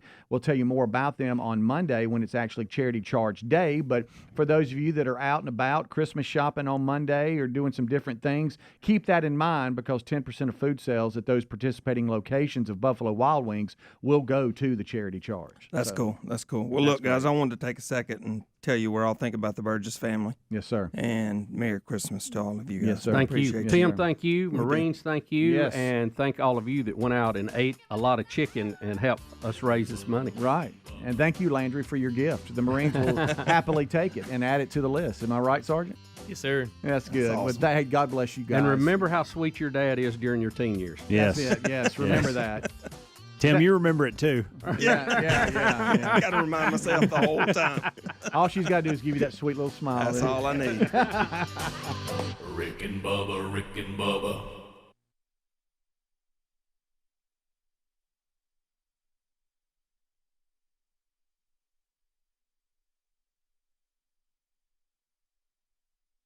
did though. Back to what I said. I like too because you turn the bulb up and it flickers up that way too. It doesn't matter which way the bulb goes. The minute Goes both ways. The minute I got in the door, I'm talking about the door's not even open good. Dog's barking at me. I made friends with the dog eventually. As soon as I got in, I looked at Betty and I said, "What's up with the lights?" She goes, "What are you talking about?" And I said, "Well, I thought the lights were gonna be flickering, like they're gas lights." And she just looked. You know, she knows over all the years. She just looked at me like, "Go on in. Yeah. Just move on past me. Let me talk to Sharon. You keep moving." I see that look a lot. You're right. And everybody kept stealing y'all's gift. Well, I was going to say, I had mine stolen about 3 times. Was Aaron frustrated that I stole the hot cocoa? She was okay with it. She Really? she cussed at you a little bit on the way home. But I'm she gonna be was okay honest. with that. She said I heard her say the following, and it's something like this: because you were thinking about stealing somebody's gift. Now this is right after I've stolen their gift. She says, "Don't steal anybody's gift. That's mean." And she said That's what it. Dirty She Santa's said about, it so you like, could hear "Hey, it." I'm gonna say this so Helms can hear it." Yeah. kind of thing. I got you. And I thought, goodness gracious. And I really wanted that blanket that Speedy's Terry. Okay, got, all but right. I did not. I felt bad because she really acted like she She played it wanted well. that. She They really didn't really did. act like they cared too much about the hot cocoa. That's why I thought it was okay to steal I was it. sent out on the assignment to go get the 2 Dirty Santa gifts. Unlike the Adlers, only bring one. By the way, I have to say, Speedy's not the cheapest person. I thought he was. Yeah. And I realize now, since y'all come as a couple and do one gift, That's 2 years of data too. That's a Speedy move. Yeah. Well, hey, we bought. I brought bear mace. Okay, You did, so you that did. was the best gift there. Which I counted as 2, and it was 2 cans Right. of bear mace. It was too. So what's 1 can for her, 1 can for you? If you'd have It's told me really y'all true. only had one gift, I had some more lights I could have wrapped up. I got a box full of them. So a couple things. So first of all, I go in and Sherry sends I'm gonna put me one in here to. somewhere. She goes, if you go into Bed Bath and Beyond, Okay. she goes, you won't even get in the door good, and there'll be gifts. Wish everywhere. I could have seen you there. Right, and so I didn't know what to do in there, and people look at me almost like Bigfoot's come in. Yeah. And I walk in and I see the hot chocolate immediately, and I say, well, that's a winner for us. Grab it. I thought all of us want that. It's got cookies and chocolate and all. And then I noticed the blanket, and I thought, well, our wives all have petty pockets, so then I looked and saw the heater. Mm-hmm. It has a heater that you turn up. It's basically an electric blanket, like one of those little. It's not an electric blanket, but it is. You know what I mean? It's one of those things you put on and women snuggle in, but they can go further and make it actually heat up. Mm-hmm. And I said that will be fought over by the women because I guess we all have the same situation. They're always cold. Always. And so when I saw Terry Wilburn get that, I say, ain't nobody getting that. No, the way she See, I thought about she getting it. she hugged it. Yeah, you need it too. I thought blood thinner might need it. Betty told me, she said in our couple, it's actually the opposite. It is now. Yeah, it she used said- to be that way, but now She said, now I'm the one that's always hot and Bubba's the one that's always cold. But thank y'all for not stealing that because I knew if y'all I would have got a stolen it, look. I would have had to go buy it. Look, I got a bad look from Amanda when I didn't steal it. She was Yeah. like, "Really? Yeah. Really? well, I mean, my thought process was that if I get Betty something that keeps her too warm, she won't need me. There You you know, go. so I thought about yeah. that. There's that. Can we think of a different name besides Dirty Santa? I agree. Yeah, I agree. We tried one year. Nothing wrong with clean Santa. Dirty Santa, let's get dirty. Well, there's one group that calls it white elephant or White elephant. Bubba. I'm telling you. I mean, Rick. You just That's say racist. It is racist. That's why we didn't do it. But I mean, but it was. Yeah, before I the ever knew street what name Dirty Dirty Santa Santas. actually was, I thought, oh wow, what's that? I thought it was a movie. Probably is, by the way. Yeah, but it's. I like the whole deal of getting each other's gifts. I It's think fun. that's what makes it fun. Yeah. We get what you want. The Yeah. kids look forward to I it. had mine stolen like 3 times. Well, there's always that weird moment, and now the kids. And I wanted that bear spray. I thought about that bear spray hard. Helmsy's kids, he's still got some that are a little too young, but when they get older, because I'm holding back right now because sometimes you go get a kid's gift and it crushes them. So I hold back. I know, But once they get older, I'll go. yeah. I would have gone after JC and Reese in a second. Yeah, how about JC announcing I'm old enough, I'm grown now, I'm old enough. You don't have to come get my gift because you feel sorry for me. Yeah. Which we've done before. If a kid gets a gift and they're over there like looking down Yeah. at it because they hate it, We've all been you there. go steal it so they can pick again. Yes. And he announced. I was talking, and Bubba, this is right up your alley. It'll annoy Greg. It'll somewhat annoy me, but this is the kind of stuff you like. And of course, you never know with Speedy and Helms. I think Adler will pretend to like it for his wife's sake, but really won't. Yeah. So I was talking to my wife, and she said, "Hey, now don't forget about Friday." You ever have that happen? Yeah. Rick and Bubba, Rick and Bubba. the gravy, please. Rick and Bubba, Rick and Bubba. Ooh, it brings me to my knees. Rick and Bubba, Rick and Bubba. I can't start another. Rick and Bubba, Rick and Bubba. Day without 'em, brother. 22 minutes after the hour, the Rick and Bubba Show. Had to get that last bite of chicken, Speedy. Yeah, I'm sorry. I love seeing you struggle with wanting to bring us in and out of breaks, but yet you're eating. Well, I mean, usually it's the number two. I've got an extra 30 seconds before I have to say anything. Sure. And that's usually what it takes to get one more bite. You know, the thing about this job and what we do, we learn to eat in 5-minute windows. Yeah. Mm-hmm. And if you think about it, that's really hard to do. And that's why we get choked a lot on the air, especially with eggs or something. You know, you'll breathe a little piece of egg down in a minute. Thank all of you for being with us. If you heard earlier in the show, Rick and Greg are not here with us today. Coach Burgess passed away last night with his family at his side, and we are grieving with him today, but we're also celebrating Coach Burgess's life, and really because of the suffering he was going through, prayers answered at this point. So we've had fun reminiscing this morning. We'll continue to do that. We still have a lot going on. Charles Billingsley will be here later. We still have the 12 working days of Christmas, and we've got a backlog of things we need to give away. Yes, we do. Yeah, boy, do we. Yeah. We do. And let me tell you something. Y'all are going to love this because we have got some great things that are still left on the table. Yeah. So we really need 2 extra days. No, right. And let me say this: Thursday is looking like it's really going to be busy. Yeah. Let me just say, I'm glad we have a dedicated line. 629 We Be Big, because it could shut down these next couple of days because we have a lot of stuff for sure. So our hearts are heavy today, but we're in prayer for the Burgesses, and it's. You knew this was coming, and but when the train pulls into the station, it's always still tough. It really is. But we're just thinking a lot about them today, and what they've had to go through, and if you've had family members that suffer with Alzheimer's and dementia, you know that path you go down, and you know how it gets tougher and tougher, especially when. They don't know really who you are, and it's tough. Yeah, it really is. And they would come in, and he would have his good days, and he would have his not so good days. That long goodbye is tough, but they will come in and say, "Hey, this was really something that we expected, and we're hoping for a peaceful." Passing, and because he was suffering so much. And so I'm glad that the family was able to be around and celebrate his life and tell stories as he passed away at 1:11 a.m. overnight. I have been texting on a lighter note with Charles Billingsley this morning, who was already scheduled to be in studio with Adam Lancaster today as they celebrate talking about their show coming up tomorrow night at Samford University's Wright Center. It's Christmas time again, Christmas classics for all ages with Charles Billingsley. I did say on a much, much, much lighter note that he could wear whatever he wanted because Rick is not here today. Yeah, he can get away with his pink shirt today. Will not be ridiculed much. He can. Just slightly. Super Tom is here. If you see him off in the background, he's getting set up for him.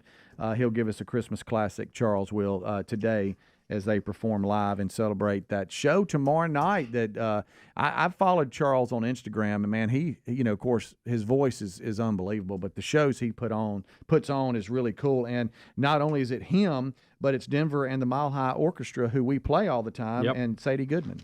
So that's going to be a great show. Denver and the Mile High Orchestra do an outstanding job. You talking about bringing energy to the stage. Right. I mean, they are wide open. Yeah. And I know the phones are ringing a lot because y'all think we're giving the gift away right now. We're not. We're not. So you can roll.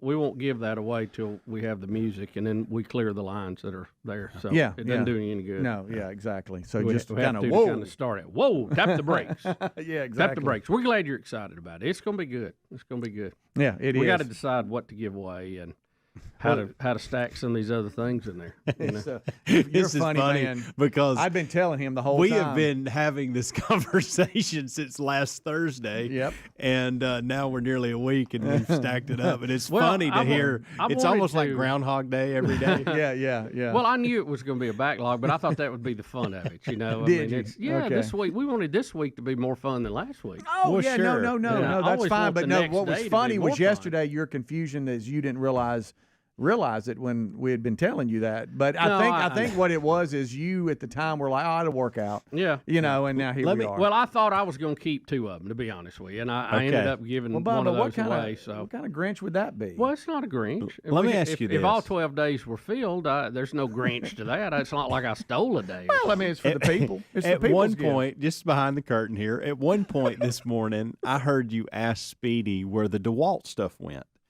And in your mind, where did you think it had gone?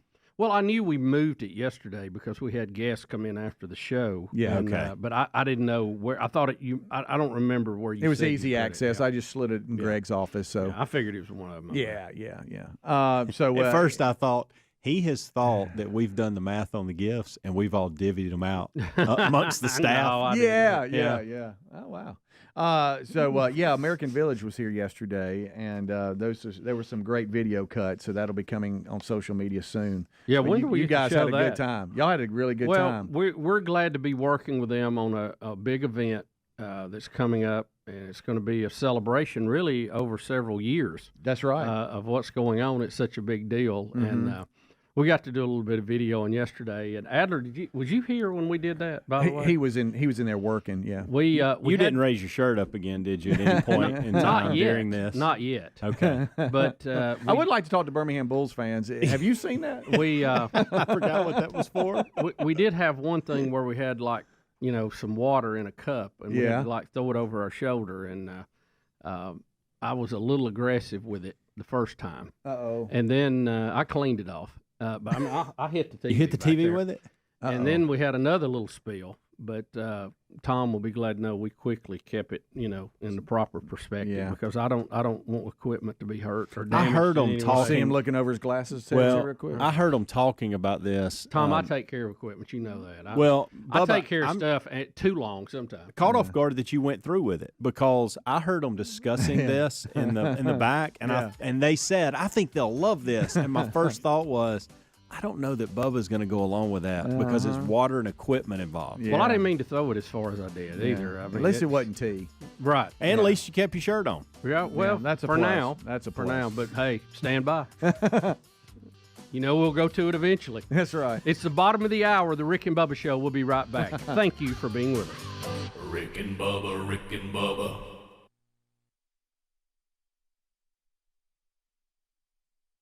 Yeah. Hey, don't forget about Don't Friday. forget about Friday. So what's going on Friday? Because right now I see Friday is nothing. Yeah. And she says, well, your mom and your sister and your niece and I are going. What I thought she said was to see the Nutcracker. Mm-hmm. That's what I heard because I wasn't paying attention. Uh-huh. And I said, I'm not Hope sure. it ain't windy. I'm not sure how that affects me. I'm not sure how that affects me. And she said, well, it does because now our nephew, the brother of the twin sister that's going to what I thought was the Nutcracker, and your dad are going to come over and hang with you while we all go to the show. And your dad, I said, well, that's great. I want to see Dad, and we hadn't hang out, and good to see that. Okay, so I'm not going anywhere. Mm-hmm. No, y'all just going to be doing whatever y'all want to do. Well, that's great. No problem with that. Well, I kept hearing mentions of things, and I said, honey, tell me again what y'all are going to see. And she says, we're going to see the Muttcracker. I said, the Muttcracker? I said, what in the world is the Muttcracker? And she said, it is the Nutcracker performed by dogs. And I said, that's impossible. I said, there's no way I'm hearing you right. And I said, come again with that? She goes, well. How does this work? Because the reason why is for many years, as long as we've had female, little females in the family that want to go see the Nutcracker, my mom and Sherry, my sister, have gone. And so it's not unusual for them to go see the Nutcracker, but I'd never in my life heard of the Muttcracker. And the pictures that they brought back and the things I saw. Real dogs? Real dogs. Mm-hmm. As a matter of fact, there were stories done about it. There's Inside Edition. They're dressed in little tutus. Yeah, Oh, my God. And that particular dog is called Pig because he's got some kind of spine problem. Oh, is that I've seen he's like the ugliest dog in the world. There he is. There he is. And then they put him in a tutu, but they were like dogs throughout the whole thing. Don't you feel bad for the black ballet dancer because she's like serious about her craft? Right. She's out there with Pig. Right. And so Look at Pig. So the Nutcracker weird looking. is the Nutcracker featuring dogs that come in and out of the. I'm gonna see if I can get Mr. Buddy James in that. Yeah. So I know how you like entertaining cats, and so Bubba, this is something you probably like the idea of the dogs in. Of course, I want nothing to do with it, but. That just the name alone is intriguing. You'd like that, that part of it. But I'm not a big ballet Nutcracker That's the only fan. shot you got from Well, that's me what I'm to saying. see it. What I'm saying is, did the dogs Yeah. give you your only shot? Is what I'm saying.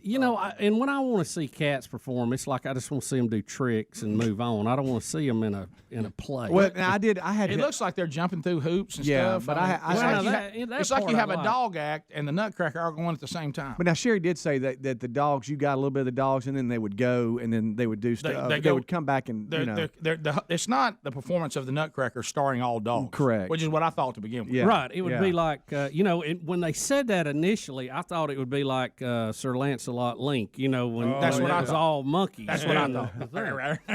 But I found out it's actually like a hybrid. It's like a hybrid. Yeah. Like you saw the ballet person now dancing with a dog. Yeah. Right. So hating it. Yeah. So then that left me though an evening with Coach. Oh boy. And my 9-year-old nephew, who's, as I've already told you, is a guard himself.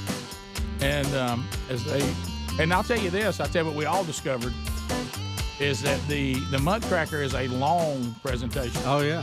Well, you got to take breaks for the dogs to go outside. Hey, it's long. We start thinking, what's happened to them? Are they ever coming back? So as we get back, we haven't talked about the death of George H.W. Bush. Yeah, George H.W. Bush, 41st president, passed away this weekend, Rick, 94 years old. 94, knew he was in ailing health, and but the official passing, Bubba finally we feel confident enough to say it. Now we may say it again next year, and of course I said it 3 years ago. But, Yeah. But that's kind of how. Now, does that complete the celebrity? I don't know. Remember everybody kept saying that that they pass in threes, and but now I thought it was in bad taste that somebody asked if David Copperfield was going to speak at the memorial. Yeah, Right. But it's his That favorite magician. I thought that That's was awful, Rick. I thought that was in bad taste. He was commonly known as Daddy Bush since son was also president. He was referred to that here on the show. But we have to admit, and certainly that was we talk about finishing well. That deal at because I saw people that were doing. People aren't bringing it up. So. Well, some people were they? And then they were saying, should you or shouldn't you? And of course, some of the accusers have said, well, we're absolutely going to bring it up.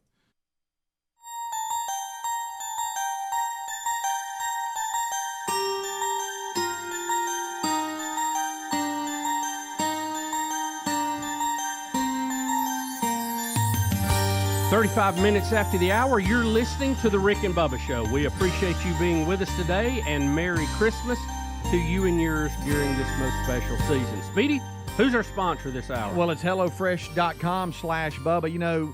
Some say the best part of the holidays, what do you think? The presents, maybe? I don't know. But we know it's the food. Yeah, And, it's hard to argue with that. Yeah, and HelloFresh.com/Bubba agrees. Their chefs have even been so busy crafting up perfect recipes for this holiday season and beyond, from photo-worthy charcuterie boards to crowd-pleasing desserts to easy weeknight meals you can whip up in, let's say, 15 minutes. And look, everybody's short on time this time of year. And that makes this service eating even easier because it comes right to your door. And everybody's picky too, right? We know, here come all the picky eaters. Well, they have over 45 recipes and over 100 seasonal add-on items to choose from every week. So you've always got something that somebody's going to enjoy. Join today and listen to this. You know how I love free stuff, right? Well, it's been documented. Join today and get free breakfast for life with code Bubba. This holiday season, don't stress out about mealtime. Sign up for America's #1 meal kit today and get free breakfast for life with promo code BUBBA at HelloFresh.com/Bubba. That means one breakfast item per box for the life of your subscription.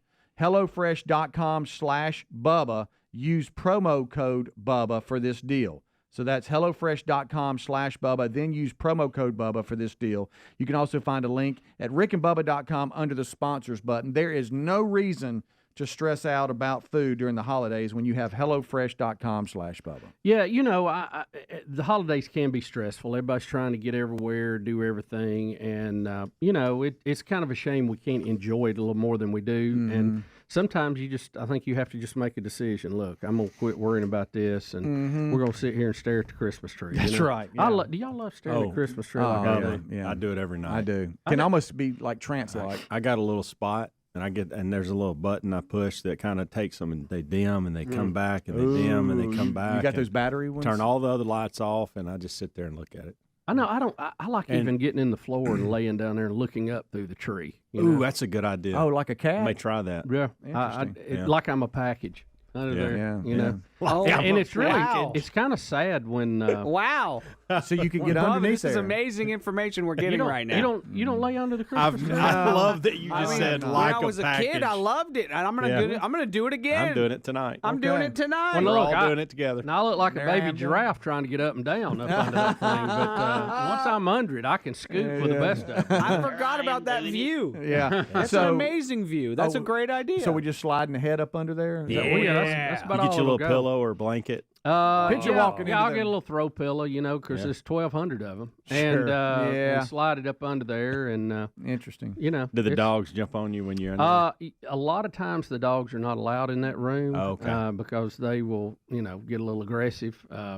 But if they're sleepy, yes, they'll come and lay next to you, and it's just kind of good. You sit up under there and throw some Christmas music on. Think about when you were a kid, and think about your kids, and it's fun. I'm picturing walking into the room. I'm and just getting seeing goosebumps talking about it. Yeah, and seeing a headless Bubba underneath the tree, Yeah. and then all of a sudden whoa, there's your head. There You're he is. underneath there. That's There he is. interesting. Have y'all seen the videos that have gone viral of all these cats that get up in the tree and knock the whole tree over? Yes, or dogs. Did you have that too? Yeah, Did you have two dogs get rowdy and knock a tree over? Yes. Yeah. Last year or the year before? Year before last, I think. But these are like the cats get up and they crawl all the way to the top, and all of a sudden their little heads are sticking out the top of it. And then here it comes. Well, they destroy the whole thing. If our cat did that, it would pull the tree over. It's a little over 25 pounds, so it Sure. would. I mean, it'll almost pull a chair over. You know what I mean? Right. So we don't want him in the Einstein up in the tree. Look at that. Yeah, look at that cat my right gosh, there. Look at that. Unreal. How in the world? I don't know. I mean, They I can could see climb in the anything. tree, but getting up on top like that. Right. Yeah. Bubba, you remember the Chinese spy balloon that Yes. we just let float Yeah, very very slowly, disturbing. very Very slowly disturbing. across the continental United States, and we were all talking about it. And hey, this isn't good. And then the administration would come out and go, hey, we're good. We've covered up everything. They're not getting any information. Well, we have a story here, courtesy of Fox News, of some concerns that maybe came from that spy balloon. Take a listen to this. Hackers affiliated with China's People's Liberation Army have infiltrated critical services here in the U.S. Alexandra Hoff joins us now from our nation's capital. Alex, this is not good. No, it's not. I mean, this infiltration appears to be part of a broader effort to insert chaos into our logistical systems. The information collected could then be weaponized if the U.S. and China were to become engaged directly in the Pacific. According to reporting from the Washington Post citing multiple U.S. and industry security officials, China's cyber army is invading critical U.S. services, like an attempt to break into the system behind Texas's independent power grid. Other victims include a water utility in Hawaii, a West Coast port, and at least one oil and gas pipeline, according to that report you're seeing there. Brandon Wells, executive director of the Department of Homeland Security Cybersecurity Agency, told the Washington Post this, quote, "It is very clear that Chinese attempts to compromise critical infrastructure are in part to pre-position themselves to be able to disrupt or destroy that critical infrastructure in the event of a conflict, to either prevent the United States from being able to project power into Asia or to cause societal chaos inside the United States to affect our decision-making around a crisis." The report notes that over the past year, hackers affiliated with the People's Liberation Army in China have accessed the computer systems of about 24 critical entities. Yeah, that's not good. It's disturbing because our enemies use our freedom against us. That's right. And so many foreign nationals come here to school, to college, to live, to work, and that's great. But so many times they're, have malintent behind what they're doing, and they will basically be sleeper cells and work themselves into critical positions, and then could be used against us, like you said, in an event of a conflict. And it's kind of a shame. China has a 100-year plan. They've been very open about this. If you know anything about the culture or talk to anybody from there, everyone is very aware of this. They want to be the lone superpower on the planet in 100 years. And they're working very diligently to do that. They're upgrading their nuclear arsenals now. You can see satellite pictures of that. They are building bases all over the place. They are working their way in economically into Central America, South America, and in the Bahamas. If you've been there, you see what they've done there. So I think we would be wise to understand what they're doing and maybe counteract some of that ahead of time. Some people have said, well, hey, Bubba, do they want to take us over? No, they don't want to take us over. Who wants us as a headache, But what they do want to do is cripple our ability to prevent them from doing what they want to do all over the globe. And that is the real end goal of the current 100-year plan, not to destroy the United States, not to take it over, but to keep us from being able to stop them. Yep. When things like this happen, I don't go conspiracy, but the older I get, I realize that things like this are possible. Like these, so for instance, like if this would have been 10 years ago and you would have told me that, I would have never thought that this would have been hackers. I would have just said, whatever, conspiracy, don't give me that. We're America. Nobody does this to us. Yeah. We're above this.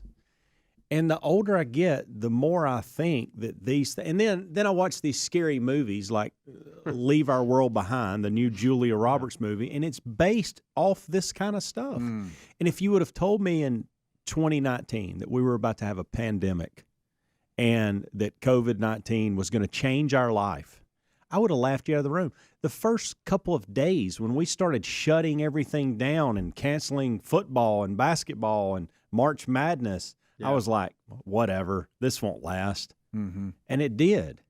And it got real quick. And so I'm not saying that the movie Leave the World Behind, but what Bubba just described and what they're trying to do is that script.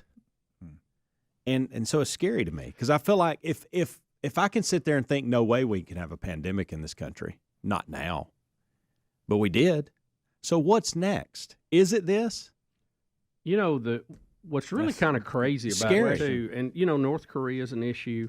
North Korea is controlled by China totally. Yeah. If they wanted to shut down that show, they could shut it down in a heartbeat. But they don't because they want them to be a handle for us and to be a buffer to the West. The thing about China is so strange is we saved them. Yeah. In the late 1930s, Japan was taking them over. And we sent in our Air Force to help them fight. This is before Pearl Harbor, by the way. Right. Late 1930s. Look up the Flying Tigers if you want to sometime.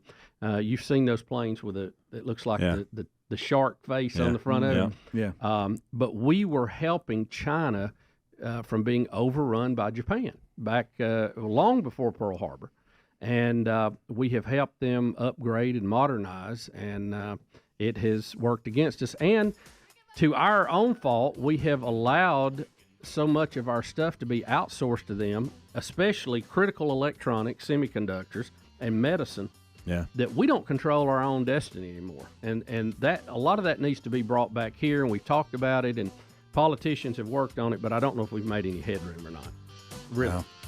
We'll be right back, 45 minutes after the hour. Rick and Bubba. Rick and Bubba, Rick and Bubba. Because that is part of his entire legacy, not just the others. But I never did know what. I know there were accusations, and at one time didn't he apologize? Yeah. So I think he was trying to be funny. Yeah. Well, it cost him. There's probably a better way to do it. I think most of this will focus more on him as president and father of a president. I agree. But I'm just saying saying that was part of it over the weekend where they had somebody interrupt one of the memorials who was one of the accusers or whatever. And I've heard of trying to put a positive spin on a wheelchair, but that was probably over the line. Yeah.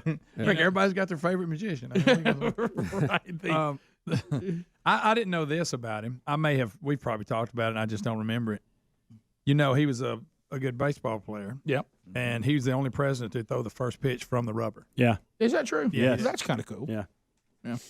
See, I just thought everybody would throw it from the rubber. I didn't know there was another way to throw it. They usually stand on right there at the grass. Yeah. Yeah, and like I say, he's got some, just like all of us, he's got some good things and some not so good things. But overall, he seemed to live a full life, and I certainly don't have anything against him. I mean, he's not one of my favorite Republican presidents, but he's definitely not. I think probably for as qualified, he's probably one of the best we've ever had. Mm-hmm. I mean, with his he was an ambassador and head of the CIA and some of that stuff before he went in. I think one of the problems is he had to follow Reagan, which was such a star, and he wasn't charismatic like Reagan. Right. He was very matter of fact, get the job done. But I thought he did a good job. I think too he probably suffered a little bit not winning a second term because of the fact that there was just a little burnout from the Reagan-Bush 15. Well, it would have been 12-year run in the White House. And, Ross Perot, that's when he jumped in and swapped off a few percentage points. If it hadn't been for that, he probably would have beat Clinton. And the reading my lips didn't help. Yeah, I was going to pulling that up because I wasn't really following politics then very much at all. So all I saw were the headlines. But looking deeper in that, now, of course, you make a statement like that and then you give in on it. The very people who wanted you to give in will now, fillet you when they get to run against you, and they did. But he really bowed to a majority Democratic ran Congress that came in, and he went along, I guess, trying to negotiate other things he wanted, and taxes did get raised when he said they wouldn't.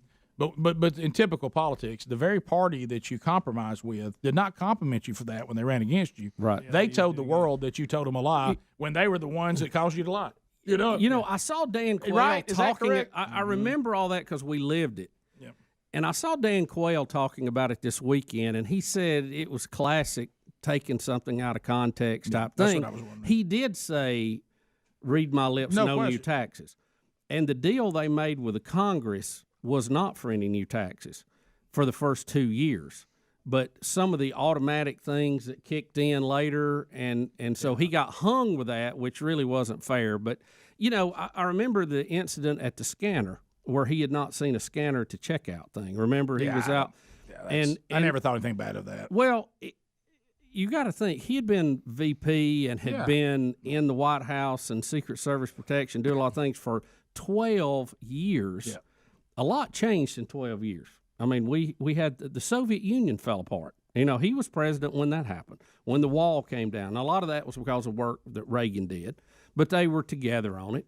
They were rivals at one point, but got together for the betterment of the ticket and the country. And overall, I thought did a pretty good job. He never had that flash and that charisma, say, that Reagan had, or really that Clinton had, even if you didn't like his politics. I prefer a little more conservative. Obviously, again, some of these things are not his fault, but when you're the person in charge, right? He let them back him down on Desert Storm.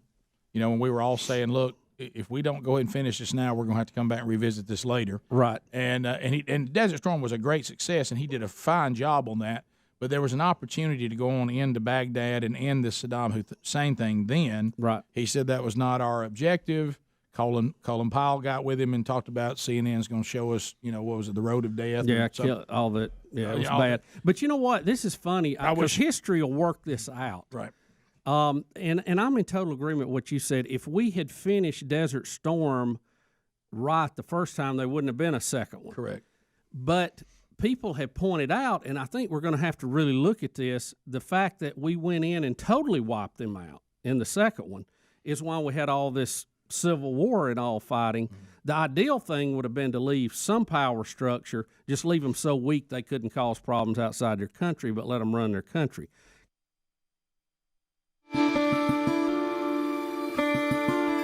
You confused me. How? I thought we were going to come back. And then we didn't, and you started talking to them. I thought, well, we've got another 30 seconds. So I jammed another piece of chicken in, and then you came back. He actually said to me, I really want one more bite, but I can't. He put it down. Yeah. Then when you started talking, he went in for the kill. Oh, my gracious. We are back, and Bubba is enjoying some Buffalo Wild Wings. We want to thank them for Charity Charge and bringing some chicken. We're back, Bubba. Getting ready. Next hour, we'll visit with Charles Billingsley and Adam Lancaster. They're in town because it's Christmas time again. Christmas classics for all ages with Charles Billingsley at Samford University's Wright Center. Tomorrow night, if you're listening live, that's Thursday, December 14th, 7 p.m. He'll have Denver and the Mile High Orchestra as well as Sadie Goodman as well. And so we'll catch up with Charles and celebrate that with him. And tickets can be purchased at the link in show notes today. I got a dumb question. What you got? There are no dumb questions, Mr. Helms. Mm-hmm. I always hear Denver and the Mile High Orchestra. Yes. Who's Denver? He's the leader. He's the leader. Is that his name? Yeah. Okay. John Denver. No. But see, his name is Denver, so he named his orchestra the Mile High. Which is great. Yeah, Fantastic. Yeah. I hear this marketing reference mode. all the time. The fact that you're with him, Charles, my goodness. I know. Isn't that great? I mean, Denver has a long history with this show, and he came on a couple of times. We met him at the Dove Awards one year Yeah. in Nashville at the Grand Ole How about Opry, that? and was so impressed with him and kind of hit it off with him. And then he's been on the show when he's come That's through right. town, but apparently not this time. But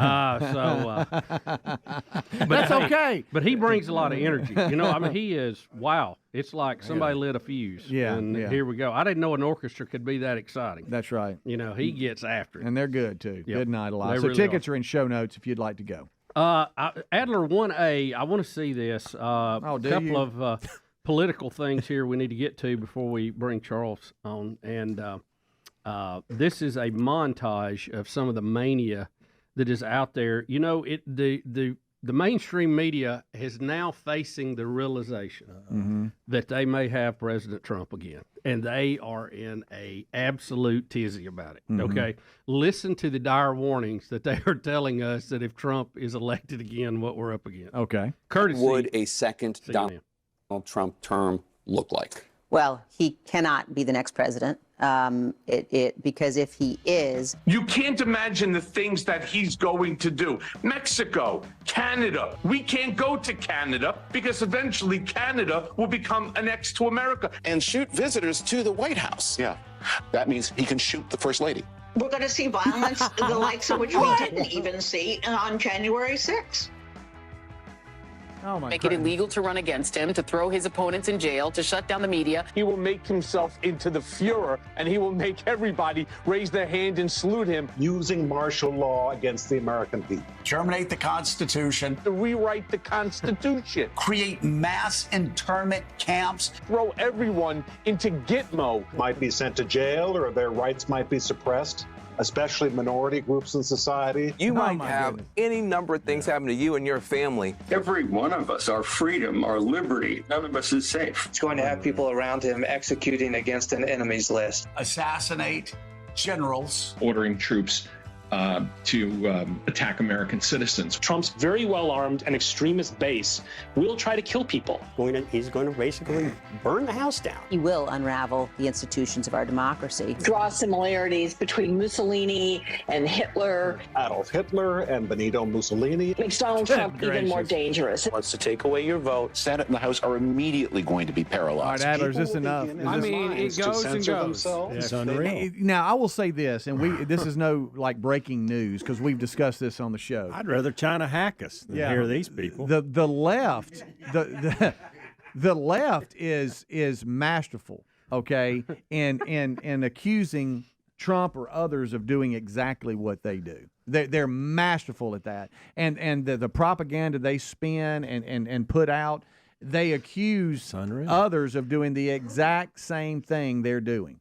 And so and this is just another example.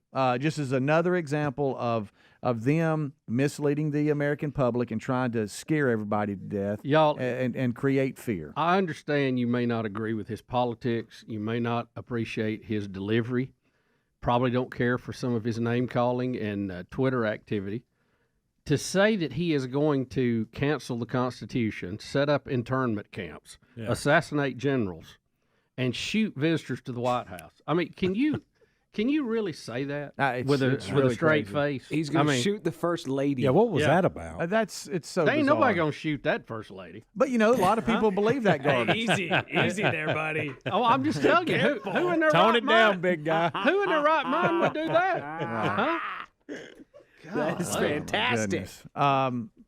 Think about it. But some people believe that garbage. They hear those headlines, they hear those sound bites, and then they just move on with their day, and they think that's reality. And it's really sad. What I would like to see is us clean up the weaponization of our Justice Department and these silly political hearings that we're having everywhere now. Okay. I would like to get rid of this ESG dominating how all of our companies are going to run. Right. We got some more, Eddie? Yeah, here's about another minute. Enjoy this. And this is Eric Holder, former attorney general. Yeah. The former AG, talking about if Trump is reelected, but it kind of sounds like what is actually happening to Trump right now. Yeah. Can you just describe a little bit in terms of the role of and how it would transform if an attorney general, we're not looking at things purely from the facts, purely from the evidentiary burden and how to meet it, but instead taking directives on who to prosecute from the President of the United States? Sure. If the president told a compliant attorney general, I don't like what this congressman said about me or did about me,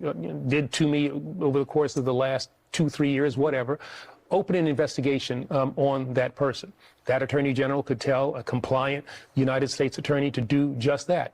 Talk to a compliant FBI director who could be replaced by the president, to open an investigation, and then to just look through that person's life and look for anything that you possibly can find. Who's to say what you find in any person's life that might run afoul of the law, and even beyond that, the mere fact of an investigation of a person who is a public figure can be reputation ruining, can be politically damaging, not even if you find anything, just the fact that the investigation itself exists. And if you've got the full weight of the Justice Department, the full weight of the presidency, the full weight of the FBI focusing on somebody like that, that can be extremely damaging to not only that person individually, but to our democracy writ large. Really? Agree. Really? Listen, we agree with you, sir. What in the world? Again, they're doing it again. How do they sleep at night saying that? I mean, really, can they look themselves in the mirror doing that? You mean like maybe Donald Trump has been done, the most investigated man in history? Yeah. I honestly think behind closed doors they go, hey, let's just accuse them of what we're doing and keep pushing that. And our buddies in the media will keep it alive, and everybody. But now we're doing that, but just say they are. Unbelievable. Yeah, Unbelievable. good night, Talking about alive. a threat to democracy. Yeah. It's that party right there. Yeah. We'll be right back. 59 minutes after the hour, you are tuned to Rick and Bubba. Rick and Bubba.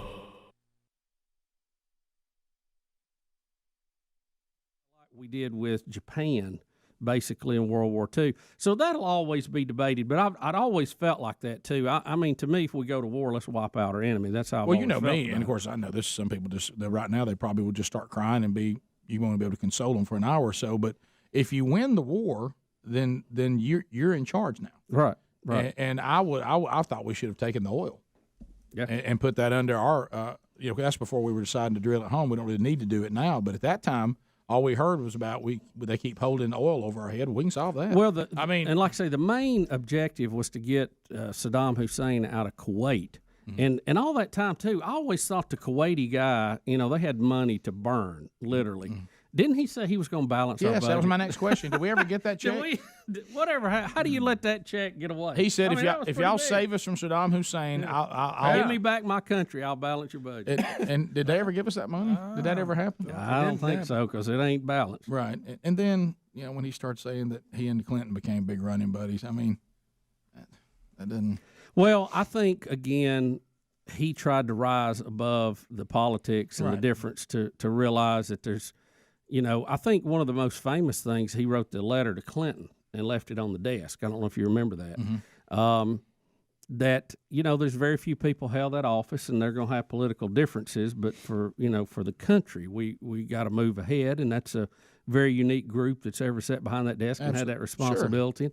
I think he kind of looked at it at a higher level, obviously, than what Clinton had made of it later on. And you saw that in his son, who tried to do that too. Which I commend them both for that. Yeah. But, so it's but I think he was a smart guy. I did see him speak as president at the National Association of Broadcasters when it was in Atlanta, and it was it was a pretty big, exciting event then to get to see him. I always want to see Reagan, never did make that one, but he I think he just fell in at a bad time right there, or he'd have been president. Well, as terms. you said, whether it's right or wrong, and I'm not saying it is, he just didn't have much personality. Yeah, it didn't help to be to follow Reagan. Yeah, and he's a little dry. Yeah, a little bit. Yeah. Dana Carvey. Yeah, very funny. Very funny. Very funny. His hand mannerisms wouldn't be prudent. Wouldn't be prudent. Not gonna do it at this juncture. Not gonna do it. Not gonna do it. I don't wear a toupee. It's my hair. Bubba, apparently, a North Dakota man had plans to take out the president of the United States, but not your normal plan. Rick, there are people who scheme assassinations all the time. This man, 42 years old, from North Dakota, had planned to kill the president with a forklift. Death by forklift. His plan, Rick, he stole a forklift and had planned to run it out into the motorcade as it passed by, grabbing the president's limo and flipping it over, killing the president. He has admitted to this. So, look, I don't want any evil person trying to kill any U.S. president, Nope. okay? Nope. But this guy's idea was, I'm going to steal a forklift. When the motorcade comes by, I will drive the forklift into the motorcade, successfully getting the president's limo right, and flipping it to his death. And as I spear it, I'm going to pick it up and flip it over to try to kill the president. Right. And he's admitted to it. Okay. It's one thing to say that's what I'm doing. I think when I got caught stealing it, I might just say I stole the forklift and leave it at that. But I guess they got his plan out of him. This was supposed to happen when Trump visited North Dakota back in September of 2017. Trump was visiting a city roughly 6 miles west of Bismarck to give a speech on tax reform. Right. He stole a forklift and entered Trump's motorcade route after the president arrived in the city one afternoon. Now, Greg, I know you've told us to always look for the ears. In this case, it will be easy because he's got to set He got to set on him, don't he? Looks like catcher's mitts. Now, he looks like he's put on those fake ears. Used to put on. He got just a touch of Spock, too. Yeah. So, Greg, but those, it should be below his eyes or below his eyebrows. Yeah, but his are so big, I think they really were below him. But isn't that what I'm looking for? The ears are below the eyebrows? When you say that the ears have to be below the eyes, Greg, and correct me, that means evil intent? Yes. Is it the tip of the ears, or is it where they connect to the head? Just real low. I don't know. There's no. 'Cause mark. if his ears are so big, I think he canceled it out. Right, but if you look where they connect, he is below. Yeah.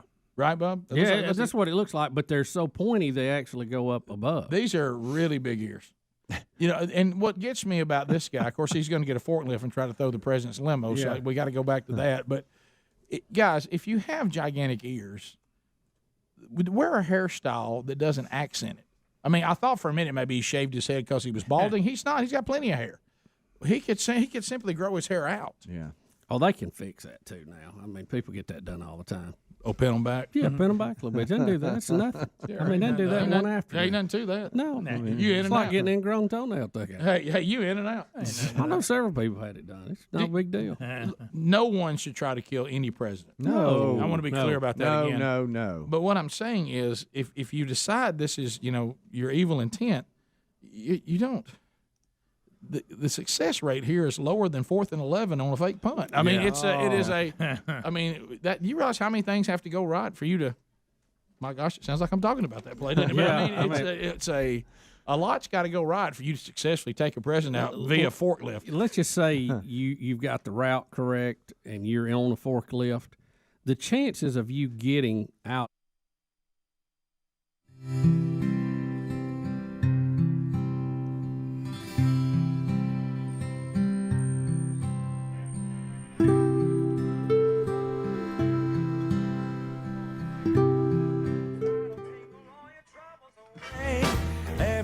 Everybody's waiting for the man with the bag, 'cause Christmas is coming again.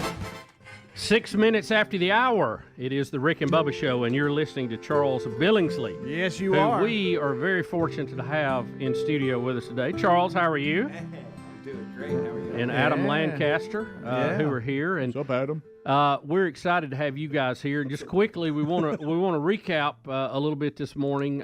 Rick and Greg are not with us. Their father, Coach Burgess, passed away last night, and our thoughts and prayer are with the Burgess family. I'm sure we will talk to them again probably tomorrow and get a little more information on all that. But a life lived well and much loved Coach Burgess by family and friends and players and other coaches over the years, and we've reminisced a little bit about that today too. Charles, I know that Rick is going to hate he missed you because you're one of his favorite guests. Yes. Oh, man, I hate to miss him. This is really sad news. Yeah, it is. It is. They knew it was coming, and but it's still, when the time gets here, it doesn't make it any easier. No. No, it doesn't. And having a mom that's going through the same kind of disease, it's no fun, and it's a horrible. I mean, this disease has got to be the most painful thing I've ever seen. Cancer, all these things are horrific, but when you lose your mind, you can't. Right. You can't communicate anything. Right. I'm watching my mom go through that. I understand a lot about what Rick and Greg have gone through. So, in a sense, it's nice that the turmoil is over and suffering is over. Yeah. At the same time, it's never easy. Yeah, I lost my mom to it too, and there's so many times when people pass tragically or suddenly, and you think, well, they were so young, or it was before their time, or and a lot of times they're just being spared this kind of thing. So That's right. sometimes it's a blessing. We just don't see it on this side. Yeah. Charles, you have a big concert coming up, and yes, is that thing a hard sellout yet? No, and it's not sold out, but we do have some tickets available still. But we're going to have a great crowd. The ticket sales have been really strong, but we do have some seats left, so we'd love for people to come. Yep. It's tickets.samford.edu is the website, but you can also go to the link. I think that's on yours. portraitsofhope.charity. That's in show notes, and right there it shows buy tickets, and you can click on it and go. It's a 7:00 start tomorrow at the Wright Center at 7 Sanford. o'clock. I've got my buddy Denver with us, and we're going to have a full big band. Full big band. And tough early, isn't it? Oh, man, especially after singing last night 2 nights in a row. Yeah. But it's a full big band. It's going to be a blast. World-class players, and, if you've never experienced that kind of show before, I would encourage you to come out because it is all Christmas, tons of fun. We won't be long, and we won't be boring, I promise you. Yeah, it's funny because you're a great follow on Instagram. I love. No, you really are, because it gives me location checks of everywhere that you are. And you keep the road pretty hot. Yeah, you do. But you can adjust to whatever situation you're in. Like you could be at that parade or wherever you were. You were outside on a stage, and then next thing you know, you're with an orchestra in the the front of a church or whatever. But it's always fun to see where you are, and those little clips. It sounds like it's some powerful shows, man. Those are really cool. It's a hoot, man. I mean, there's nothing like getting a bunch of world-class players on a stage together and then just going at it. Yeah. Have you ever played with the big boy behind you? With Big Boy? Yeah, right there. Actually, this would be the first. Look at the shot on TV up there. Between you and Adam, it looks like he's playing bass back there somewhere. Yeah, you're in the Big Boy studio. Big Boy sitting there next to my buddy John. Hey, the Grand Ole Opry ain't never had a shot like that. You know what I mean? It hadn't. I wonder, is he available tomorrow night? Just roll him out. You should have seen how we had to get him in here. Oh, yeah. We had to take the windows out. We did. You did, really? Yeah. Oh, yeah. You can't really cut off his head or anything. No, we had to pretty much just take the window out, pick him up, and haul him in. And that ain't the strangest thing. You also have a coyote over your shoulder. You do. So, just right over John's head. I love a little coyote looking over my shoulder. That's different. It's the ambiance we give in this studio that really, frankly, nobody else has ever had. No, I mean, and there's probably a reason for that. Yeah, and we truly bring our home to the studio because these are all the stuffed animals our wives told us to get out of the house. Yeah. So we're not allowed to have these. No, not at all. Well, there's only so many. The coyote from the living room. I love it. I mean, it's like a zoo if you walk through here. We got all kind of stuff. That's right. Well, Charles, you want to fire up something Yeah, here in let's this go. segment? You want me to give you something? Yeah. Something fun or something serious? Well, we got time for one now, maybe one after, so you decide. Okay. Well, how about a little something fun? Something fun. Well, actually, it came from a serious moment because Oh. when I was growing up in high school, I got real depressed because I was living in Florida and it was always so stinking hot that about Christmas. You mean when you were a star running back? Yeah, well, somewhat. Incredible foot vintage. I'm not bragging. That's just what happened. It gets depressing. So I wrote this little tune that has been life-changing for many people. I wrote it with a guy named Irving Berlin. He's kind of famous. Yeah, he's pretty well known. Yeah. But I changed it a little bit just to fit the people that live in the South. Because in the South, you don't really have a white Christmas. You just have, when you look outside, you see a nice shade of tan everywhere. Mhm. And so we wrote this little song called Brown Christmas that I thought might be a blessing to somebody. The sun is shining, the grass is brown, the Georgia pine trees sway. Sometimes I get a little broken up here. If I start crying, forgive me. Looks like it's gonna be a hot day in good old Atlanta, GA. I forced the rhyme a little bit, but That's okay. That's okay. Go Well, ahead, it's you. Christmas Eve, don't you know? And I'm praying again for snow. Oh, but that's right. It's going to be a brown Christmas. Just like the ones we always know. With our armpits sweating while we're letting the air conditioners blow. Oh, well, that's right. It's going to be a brown Christmas. So turn the weather channel down.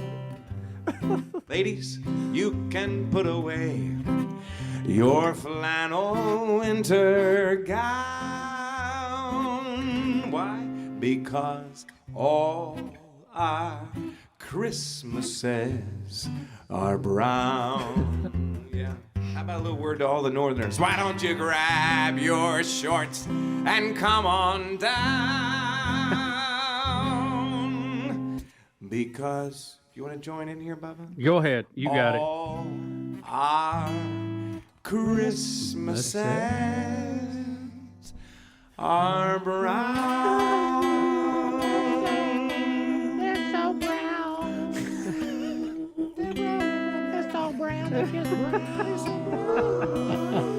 Oh, so true. So true. Well, it's true, I get a little bitter about that. I love Adler that. gave you a little high Adler harmony was in there. holding the note there. That was good. Yeah, that was good. Did you like my high part? You probably didn't hear it. Was really good. I was harmonizing, were you? Yeah, what are you doing tomorrow night? We need a dance. Yeah. Hey, Denver who? All right, we'll be right back. More Charles Billingsley, and you got several other songs you want to share with Yeah. us. We're excited to have you here today, Yeah. Charles. Adam, I we thought needed you to kind of pick us up here a little Adam, bit. you today. you provided a lot of extra there, buddy, off mic. Yeah. I like that. Yeah, the Good BGB job. part's Talent. really powerful. Yeah. That's talent right Link in there. show notes at rickandbubba.com if you want to go to a show tomorrow night at Sanford. Right Center. Rick and Bubba, Rick and Bubba.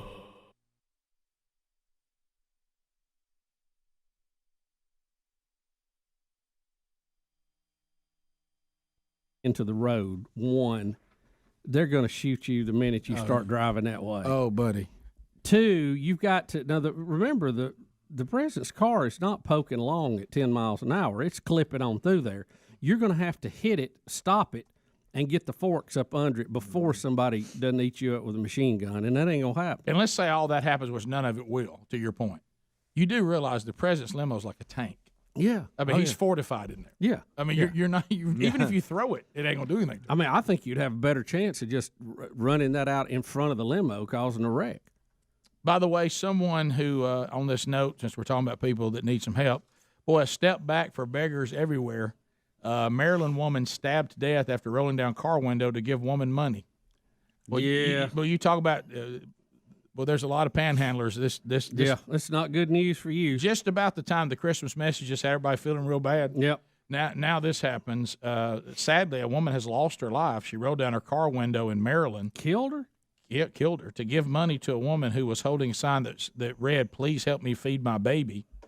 It said that she was in her automobile with two other relatives, and it said this person was just trying to be a good Samaritan, saw the individual holding a sign who appeared to be down on her luck, and said she rolled down her window, and then an unidentified man approached their vehicle to thank her for her kindness. Then the man allegedly tried to steal her wallet completely, which led to the struggle before he, I guess being part of the scam, plunged his knife into her chest and killed her. Good night. All right, buddy. All over her trying to give money to somebody. Yeah. See? By the way, there's somebody that has a "Please help me feed my baby" sign that just threw it in the trash. I got to tell you, that one ain't going to be popular today. Well, you look, again, see, I don't really have a problem if I feel prompted to do something like this and then the person abuses it. That's between them and God. Right. But I certainly don't want to be stabbed over it. No. You know, it's one thing to say the person took the money you gave them and all they did was go get high again. Well, I certainly doggone it. But at least in that case, I just say, well, that I gave for the right reason. But I certainly, it's not worth getting stabbed over. Would you agree with that? Well, and there's help available. There is. For people who need it, but there's accountability with it, and they don't want that accountability, which should tell you something about why they're in that situation. I understand. And a large majority of them, there's been studies on this, is just a flat-out scam. Just a flat-out scam. To your point, in this country, there are so many programs available to you. The first thing that Bubba and I ask anytime somebody ever contacts us is, do you have a church? What church do you go to? If you have a church, then your church family should, they'll take care of you. And they know you better than we do, and they know what your situation is. But if not, certainly you try to help. But on this side of the road stuff, I'm with you. I don't believe any side of the road person. Well, not one. Because there's other avenues they could have exhausted before they ended up on the side of the road. Well, and two, let's just say someone does need the help. We want to help them, but we don't want to encourage them to make this their way of life. Correct. So there's avenues also to handle that. Well, if you've ever been to other countries, I would say, I can't recall. You don't want it to turn into big business because it has at a couple of stops in our city now, and you can't even get through there for all that. Well, I will go this far. Leaving this country and going other places where you think you would be doubly trying not to be rude, and here comes the wealthy Americans and everybody's third world country. Every single group I've ever been with, the first thing they tell us is, do not give money. The locals will tell you to the panhandlers. Don't give them the money. Two things: either it's dangerous, or Bubba's point, this is not what we want them to say is the way you make a living. Is you put together a panhandling scam, but at our church, that doesn't help our society. And I'm sure yours too. If you go, you have a need. They look into that. Yeah. They will help you get what you need, not continue down a bad. If you finance bad behavior, you're really not helping. No, you're only pushing them further down the rabbit hole. Correct. Rick and Bubba. 'Bubba.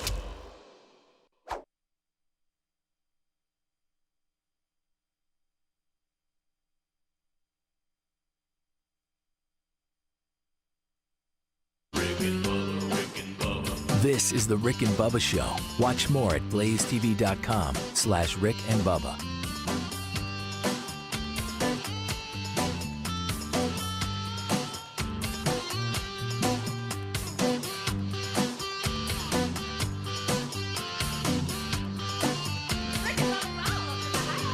Rick and Bubba, Rick and Bubba.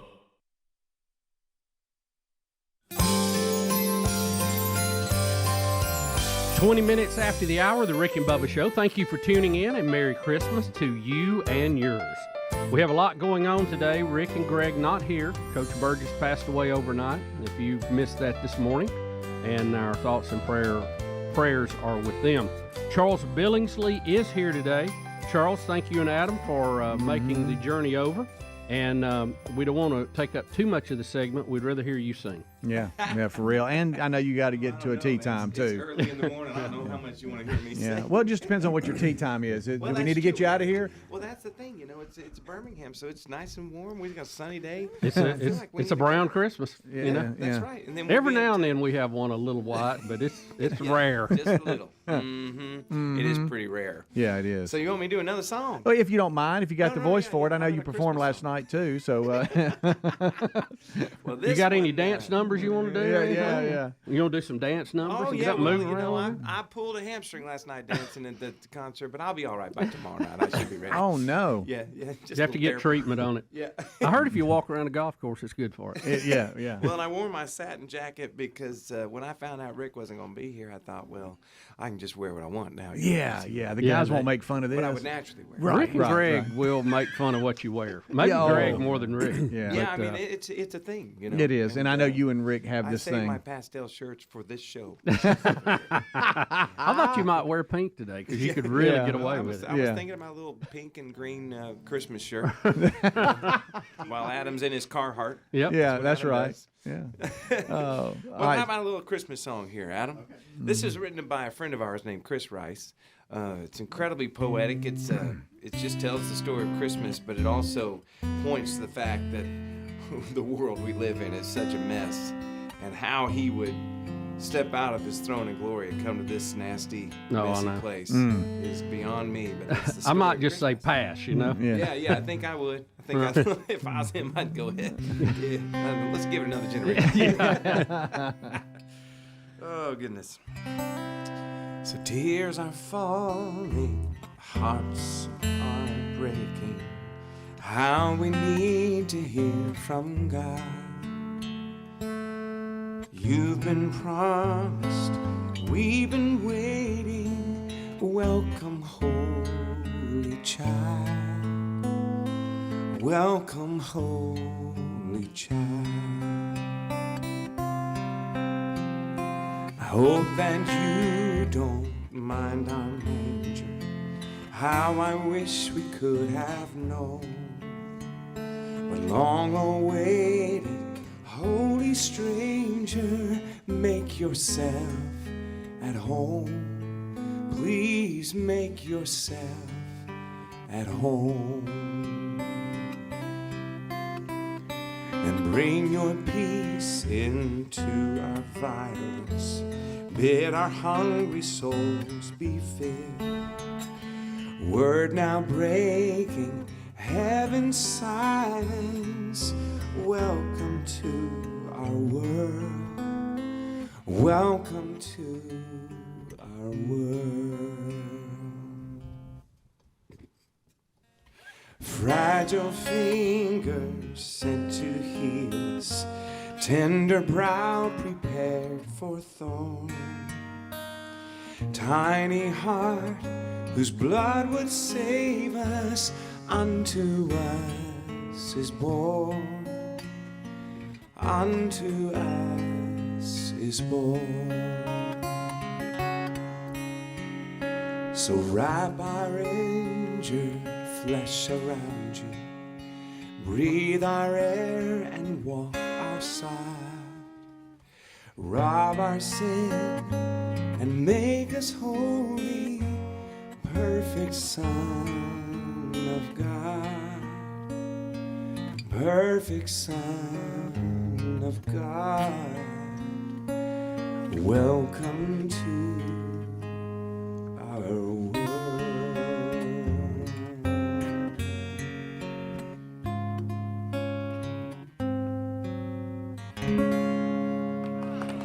Pretty good. Charles Pretty good, sir. Billingsley, Adam Lancaster on the guitar. Early, too. Yeah. We got the show Sanford Wright Center tomorrow night, December 14th. It's Christmas time again. Christmas classic for all ages. Charles Billingsley. We got Denver, the Mile High Orchestra, Sadie Goodman. Tickets are available. Link in show notes. That's right. So make sure you go there and check it out. Yeah, so that's a great date night. That's a great let's get out of the house. Let's go get in the Christmas spirit. If you're struggling with that, go see Charles and the crew. That's right, because it's going to be a ton of fun. In fact, the stuff we're doing here this morning, we won't be doing tomorrow night. It's a full big band. It's Okay. Just an awesome program, and And yeah, I would say grab another couple, come on out, because it is a perfect date night. People get a little dressed up. It's a pretty Sure. fun night. Yeah. I might even wear a tuxedo or something. Right. Look out. Yeah. So how will the night progress? Does Adam get dressed up too? Yeah. Boy, I tell you, you got to look in that closet, Adam. Yeah. Adam's got a special Carhartt tux. Okay, good. Now, will y'all all be on stage together? How does it work? Oh yeah. Okay, Denver, so it's Denver's going to open up with a few songs, and then Denver's actually playing lead trumpet in the orchestra with us. So oh, cool. And, Wow. And it's going to be a ton of fun. And we won't do all Christmas. We're going to throw out a couple of just classic big band numbers like "World on a String" and "It Had to Be You" and a couple of things like that. But for the most part, it's Christmas fun, and it's just. It is truly a great night to bring your wife, bring your husband, bring your friends, and just enjoy a night of Christmas celebration that is full of just world-class musicians. That's it's gonna awesome. Be a blast. That's great. It's cool to see that kind of talent on stage. Yeah, I'm still amazed. I mean, we love you and goof off, but you're really talented, and we really enjoy listening to you. Well, I appreciate it. You know, what's fun about what I get to do for those kind of nights is that I just turn the players loose, and so I'll do my thing. But man, when you add those guys to it, it becomes quite. When you add the brass, it just turns to a whole nother level. doesn't it? Especially screaming brass. Oh guys. yeah. I mean, they're awesome. And then the bass player I've got coming, Jonah Horton. He's pretty unbelievable. So you'll have a good time. Good. Charles, anything else you want to sing? Take us to the bottom of the hour, or you sing? Yeah. Oh gosh. Oh, we only got 2 anything? minutes here. Well, what you got, Ad? No, I know. You got a little special number you want to share? I know John Denver's going to be with you. Maybe Rocky Mountain High or Texas Long Country Road. No, it's a different Denver. I'll give you an Oh Holy Night. Oh Holy Night's my favorite Christmas song of all time. All right. By the way, since we're on radio, Oh Holy Night's the very first song ever played on radio. It was played on Christmas Eve. Did you know that? No, I did not know Never. that. You got a minute version of it? Oh yeah, we just got 1 minute. Yeah. Oh, roll on. How about this? The redneck version of Silent Night. All right, let's go. All right. Go for it. Silent night, holy night, all is calm, all is bright, round young virgin, mother and child, holy infant, tender and mild, sleep. That's it. Poor Charles shifted gears on us. didn't he? Well, you got to do what you got to That's do. an improv there. I like it. I love it. Yeah, I don't think you can do a holy night. No, you can't. No, That's no. going to be kind Charles, of tough. let me ask you this: How are you doing? COVID? You struggle with that? Oh man, you having any long-term breathe effects, or again. you Praise good? God. No, I'm good. And after 2 years, every once in a while, I'll still wake up and just cough. But Yeah. other than that, I'm doing good. And that was a struggle. Yeah. And a lot of people still struggling with it, but. Thank God I'm back. I'm healthy and feel good, and we're running around in the middle of a 19-day tour, just singing our faces off, celebrating Christmas. But all is well. Praise God for deep breaths. Yeah. So when do you shut down and go, all right, I'm home? 18th. 18th. Okay. This coming Monday. I'm done. Yeah, you're on it. It's right here. Until Christmas Eve, because then that all starts. Sure. That's all right. Yeah. Christmas never stops. Yeah. Show notes has the link to Charles Billingsley, along with Denver and the Mile High Orchestra, as well as Sadie Goodman. It's Christmas time again. Christmas classics for all ages. Tickets still available. It's at Samford University's Wright Center, and you want to go by. Starts at 7 o'clock. Yep. What a great night to get out. Tickets are available. Thanks for joining us. Thanks, Charles. Hey, thanks guys for having me. Thanks, Adam. Rick and Bubba.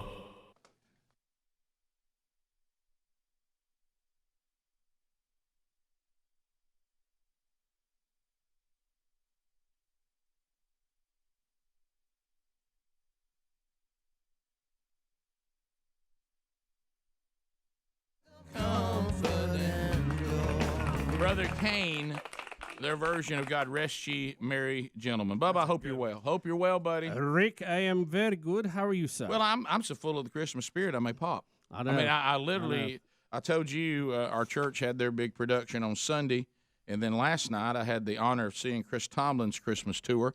I missed it. I know Greg saw it, and I think Speedy did in 15. They did not come our way in 16, but last year they came again, and everybody was raving and going nuts. And we had interviewed Chris, and I get home. My wife said, "So good. Are we going to the concert?" And I said, no. She goes, "You didn't get us any tickets?" And I said, "No, I didn't know we could go. Weeknight, all this." And she said, "Well, by golly, next year we're going." So I got us some tickets and forgot we had them until Sunday.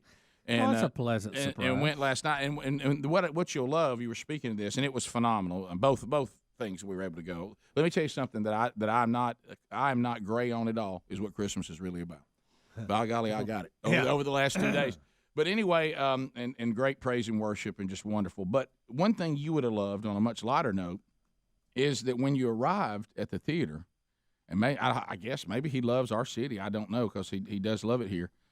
You were given Christmas cookies as you arrived. Really? Yeah. No, that's a concert right there, friend. And then he told a hilarious story, which he said he's told 2 years in a row. He said, I realize I've become that uncle or granddad that tells the same stories at Christmas every year. He said, but this was so good. And he told this story about his dad that is hilarious, from them growing up in a little small town in Texas. I don't know if he told it back in 2015. I think I remember this. And is this the one by his dad thinking the guy was charging everybody to see his house? Yeah. Get Greg? It's funny. I got to laughing about that. That So on the way out, he said, just like to honor my dad. And he said, I said, tell my dad again today, I'm about to tell your story again. He's like, I really wish you'd stop telling this story. He said, for 2 years, nobody mentioned it. He said, because, we were all so afraid of my dad. And he said, so on the way out, he said, there's going to be people holding buckets. And he started, and everybody started laughing. He said, "But you don't put any money in it. I got candy canes in it for you." and so it was that fun, that story. He said that so good about his dad. Said, "Well, by God, I tell you what, we about to teach this guy a lesson." But anyway, those who've heard the story, it's very, very funny. And of course, just he's not going to bring any ragtags out of musicians or anything, or singers. They were all phenomenal and incredible night. And just when they have those old refurbished theaters decorated for Christmas and the lights are everywhere, and it's snowing in there, and it's just a really, really, really great experience. So anyway, all right. So going forward today, I told you gift number 4, Bubba. I guess you have no clue. You're not going to tell us what it is until it happens. No, but it'll be a dandy. Could happen at any time. We're working our way through, Rick. Gosh, what is it? About $11,000 worth of cash and prizes and fun and all that good stuff. We love it, and we're just clinging to this pinball machine. We don't want to give it away. Oh boy. Everybody seems to be hyped on the pinball machine. Can I tell you and I, as we're getting a little older, and we were laughing Saturday about you and I concerning coffee, kept getting early onset about trying to get your cousin some coffee. Right. Did you ever get me an address to send him some coffee? No, I didn't. I forgot it. So let me tell you how this ping pong of onset has gone. So Bubba texts me, and we love when people try the coffee, the Buzzbox coffee, and he said, "Hey, could you got any coffee at your house?" And I said, "I'm sure we do, and I'll bring some for your cousin." Well, at that point, I realized that Bubba was supposed to have gotten some from the studio, and he forgot. You know what I mean? So he forgot that, and then I forgot to bring it to the Christmas party. So then I forgot, and then I said, "Look, I forgot, you forgot. Bring me his address, and then I'll just have Buzzbox send it straight to him." And then Bubba forgot to get his address. So I got it somewhere. Listen, we've burned your cousin on this coffee in about 4 or 5 different ways. I got to thinking, why didn't he just call, don't you give out a number or something? I mean, there. If your cousin went to rickandbubba.com and clicked on Buzzbox, he'd get a pound for 99 cents. Yeah, it's a lot quicker. Don't count on us. He would be already drank all that one. He could be on his second pack, Yeah, and then I was delusional because Sherry kind of runs the coffee at our house, and we have it there. And I said, well, don't we? I said, we were about I'm not quite halfway to your house. And I said, should I go back? And she said, I don't have any coffee. We use all of our coffee. Yeah. And she said, I got like an old bag that I should have thrown away. And I said, well, no. But anyway, so by gosh, can we get your cousin some coffee? I mean, we can make that happen. I'll tell you what, right now, if you need us to remember something, I feel bad for There's people. a lot going on. All right, we'll be back. A lot of stories to unpack on the program today. We got some wacky world. We got some other stuff that's kind of been our number one email from over the weekend. I meant to get to it yesterday, but didn't. But we'll go back and pick those stories up. Every time I look around. Now, pass the gravy, please. Rick and Bubba. Ooh, it brings me to my knees. Rick and Bubba. 35 minutes after the hour, the Rick and Bubba Show. Thank you all for being a part of this, and Merry Christmas to all of you. We hope you and your family are doing well. Speedy, tell us about the sponsor for this hour. HelixSleep.com/Bubba. Think about, the staying at a luxury hotel. What comes to mind? Maybe the quality mattress that you slept on, or, a friend's house, and you're like, hey, man, that was a nice mattress. That's what HelixSleep.com/Bubba brings to the table. I know a lot of you are having company come over. Maybe there's some beds in that don't get slept in a lot, and you're like, boy, we need to upgrade that mattress. Or you're thinking about a gift for Christmas to someone that you think hey, you know what? They might enjoy a mattress. Well, here's the deal.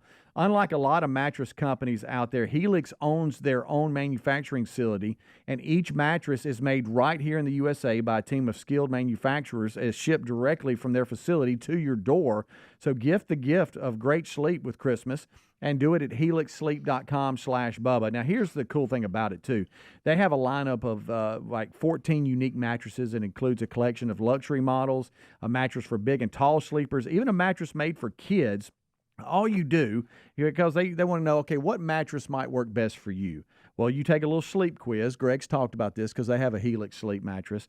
It takes about 2 minutes, and they can personalize the mattress that's made for you. And it's shipped right to your door free of charge, and you have a 100-night risk-free trial. 100 nights, so you can't go wrong. HelixSleep.com/Bubba. Pick from a variety of mattress models chosen just for you. They also are American-made, as I mentioned, and come with a 10 or 15-year warranty depending on the model. So what you want to do is go to HelixSleep.com/Bubba and save 20% right now with your new mattress shipped right to your door with that 100-night risk-free trial. That's 20% at helixsleep.com/Bubba and get a truly amazing night's sleep. Or you can go to rickandbubba.com, look under the sponsors button. Speedy, thank you, buddy. You're doing a good job over there. Hey, we're here. We're here. 37 minutes after the hour.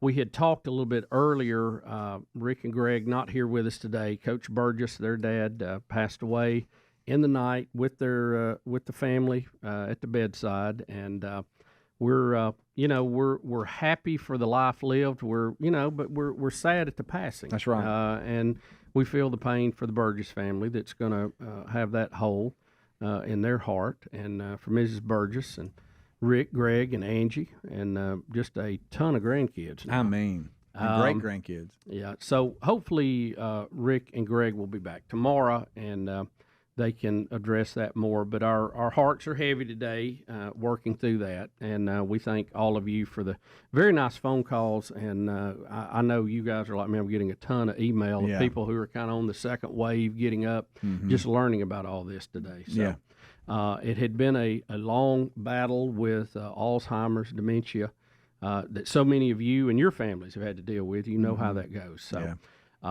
we're grieving with them today, and hopefully Rick will be back tomorrow and can share some more from his perspective. It's also day 10 of the 12 working days of Christmas, so we still have that gift to give away today, and we'll do so, and Santa Bubba will have to pick from a variety of gifts still left, and the Brombergs is the number one, I guess, last the day. Grand prize. Grand prize, $2,200 a set of jewelry that somebody's going to get. Well, it's a necklace designed by David Uhrman, and if you thank you, and Brombergs. I really don't know. I mean, I'm not like that's old man Uhrman's boy. I'm not an expert, but I know when I see advertisements for really nice jewelry, they'll mention David Uhrman, so that must mean something. You know what I mean?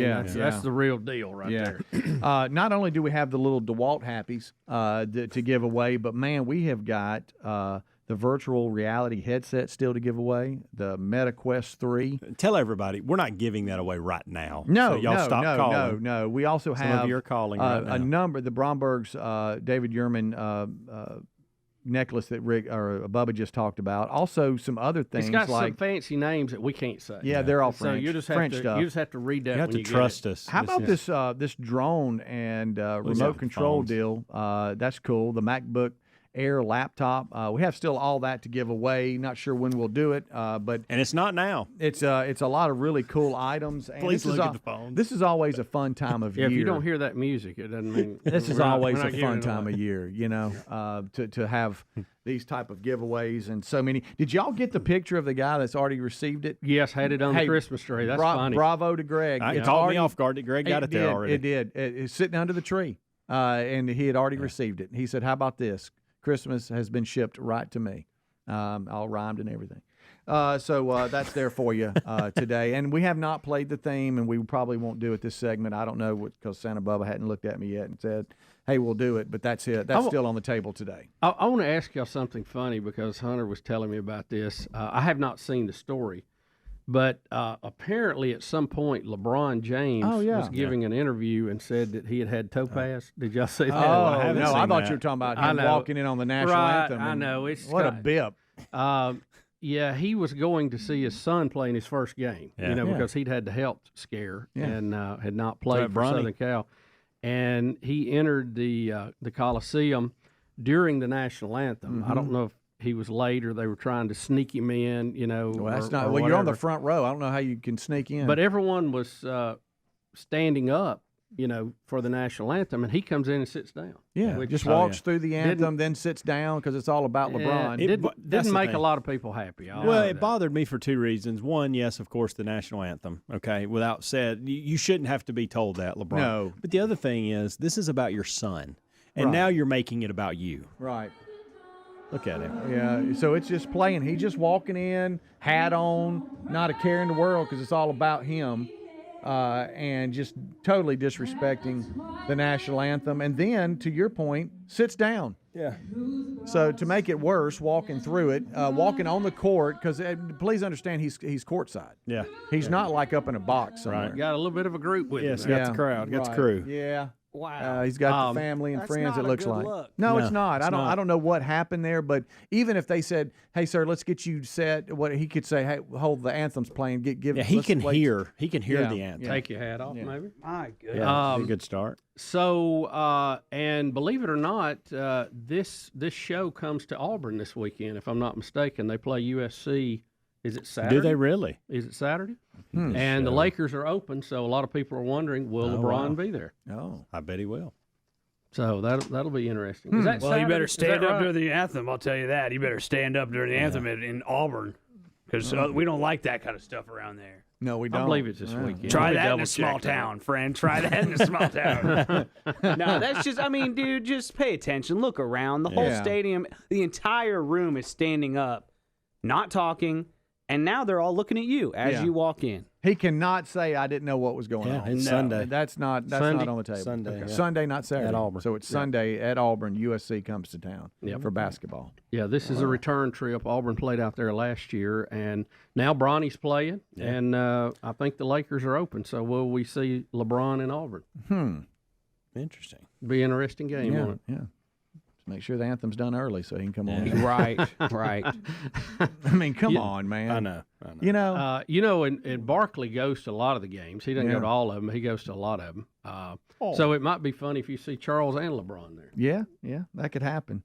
I haven't been following a lot of college basketball. I'm just seeing a little bit of it because it's on just about every ESPN channel when you turn it on. But that should be a good crowd there. How is USC doing? Do you know? Because, his son, that was a terrible story of him collapsing. Scary. So the fact he's out on the court, is that he's back playing? That's what they say. Oh, yeah. I saw him hit amazing. Saw him hit his first three the other night. Okay. It was pretty fun to watch that. Is he a tall kid? Is he what? He's not like, I don't think he's as tall as LeBron, but he can shoot. He's a shooter. Yeah. I know they call 6'4" short in the NBA or college basketball, which is funny. That's point guard. We're looking up to that, but it's short there. But that'll be interesting. Auburn Sunday hosts USC. Bronny is 6'4". Okay. And then USC is 5-4 overall. Okay. Well, there you go. We'll take a break. We'll be right back. Still have that gift to give away, Bubba. Yep. It's still looming out there. It sure is. But don't call till you hear the music. When will it be? I don't know. Have to listen. Rick and Bubba, Rick and Bubba. Only on this show, and I kid you not, this has been my life over the last 72 hours, okay? I have received on emails and text 2 stories. And only this, I think this sums up this show. Because I know our show, it's hard sometimes to pin us down on what are we, Bubba. I have, and they were really equal, okay? 2 things I was being asked. Hey, when are y'all going to discuss Lauren Daigle? Mm-hmm. Okay? Yep. How you think about that? I'm Got that. pretty serious. We got all that. We love Lauren Daigle, and we know the comment. We all got it. Just as many people said, when are you going to discuss the high school football players putting Oreos in their butts? I was approached about the same amount of time on both stories, and in some cases, one person would ask me about both stories. As we would say, only this show would have those emails side by side with the same amount of passion. I think it's safe to say, Rick, in our email, both of those stories are trending. They are. Is that a good way to put it? Absolutely. I'm going to use, by the way, in 2019, I'm going to use the word trending a lot more. Okay, I like it. I just want to give you all a heads up. Well, that and porch pirates, I'd like to see a lot of. All right, so I like anything with the word pirate in it. I don't know why. Pewter pirates, porch pirates. I do too. I do too. And so this involves Byron High School. We have some players who were suspended for indecent exposure. School administrators concluded that it was. It's called the Oreo Run, okay? And we do have an update since the story first broke, and that is that they have ruled it was voluntary and no one was a victim of hazing. And we do say that we're gonna everybody was in. Well, everybody that was involved in it, they had to have players sit out for the last few games. And they play in the 3A class division, and undoubtedly what they discovered out on the field is that there were players naked with Oreo cookies wedged between their buttocks, running. And if you dropped the Oreo and it left your buttocks, you had to eat it. Oh boy! If it didn't, I guess you got to throw it away. I hope so.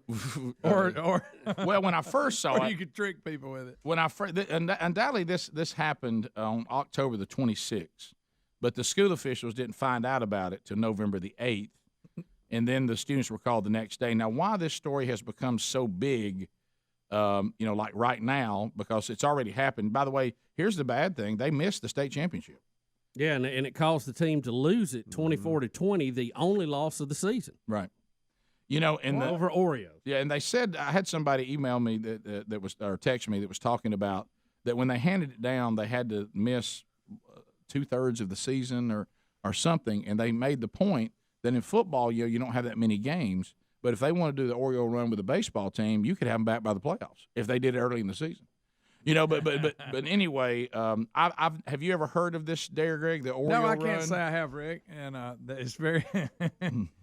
I hate to see someone waste Oreos like that. I do too. Right. That's what I'm thinking all along. Well, when I first saw it, I thought, but I couldn't figure out how this happened. I'm sorry, it's funny. Yeah, I thought it was something that you had to end up eating somebody else's Oreo. Rick. But they said that is not. If it falls out of your own buttocks crack, you have to eat your own Oreo.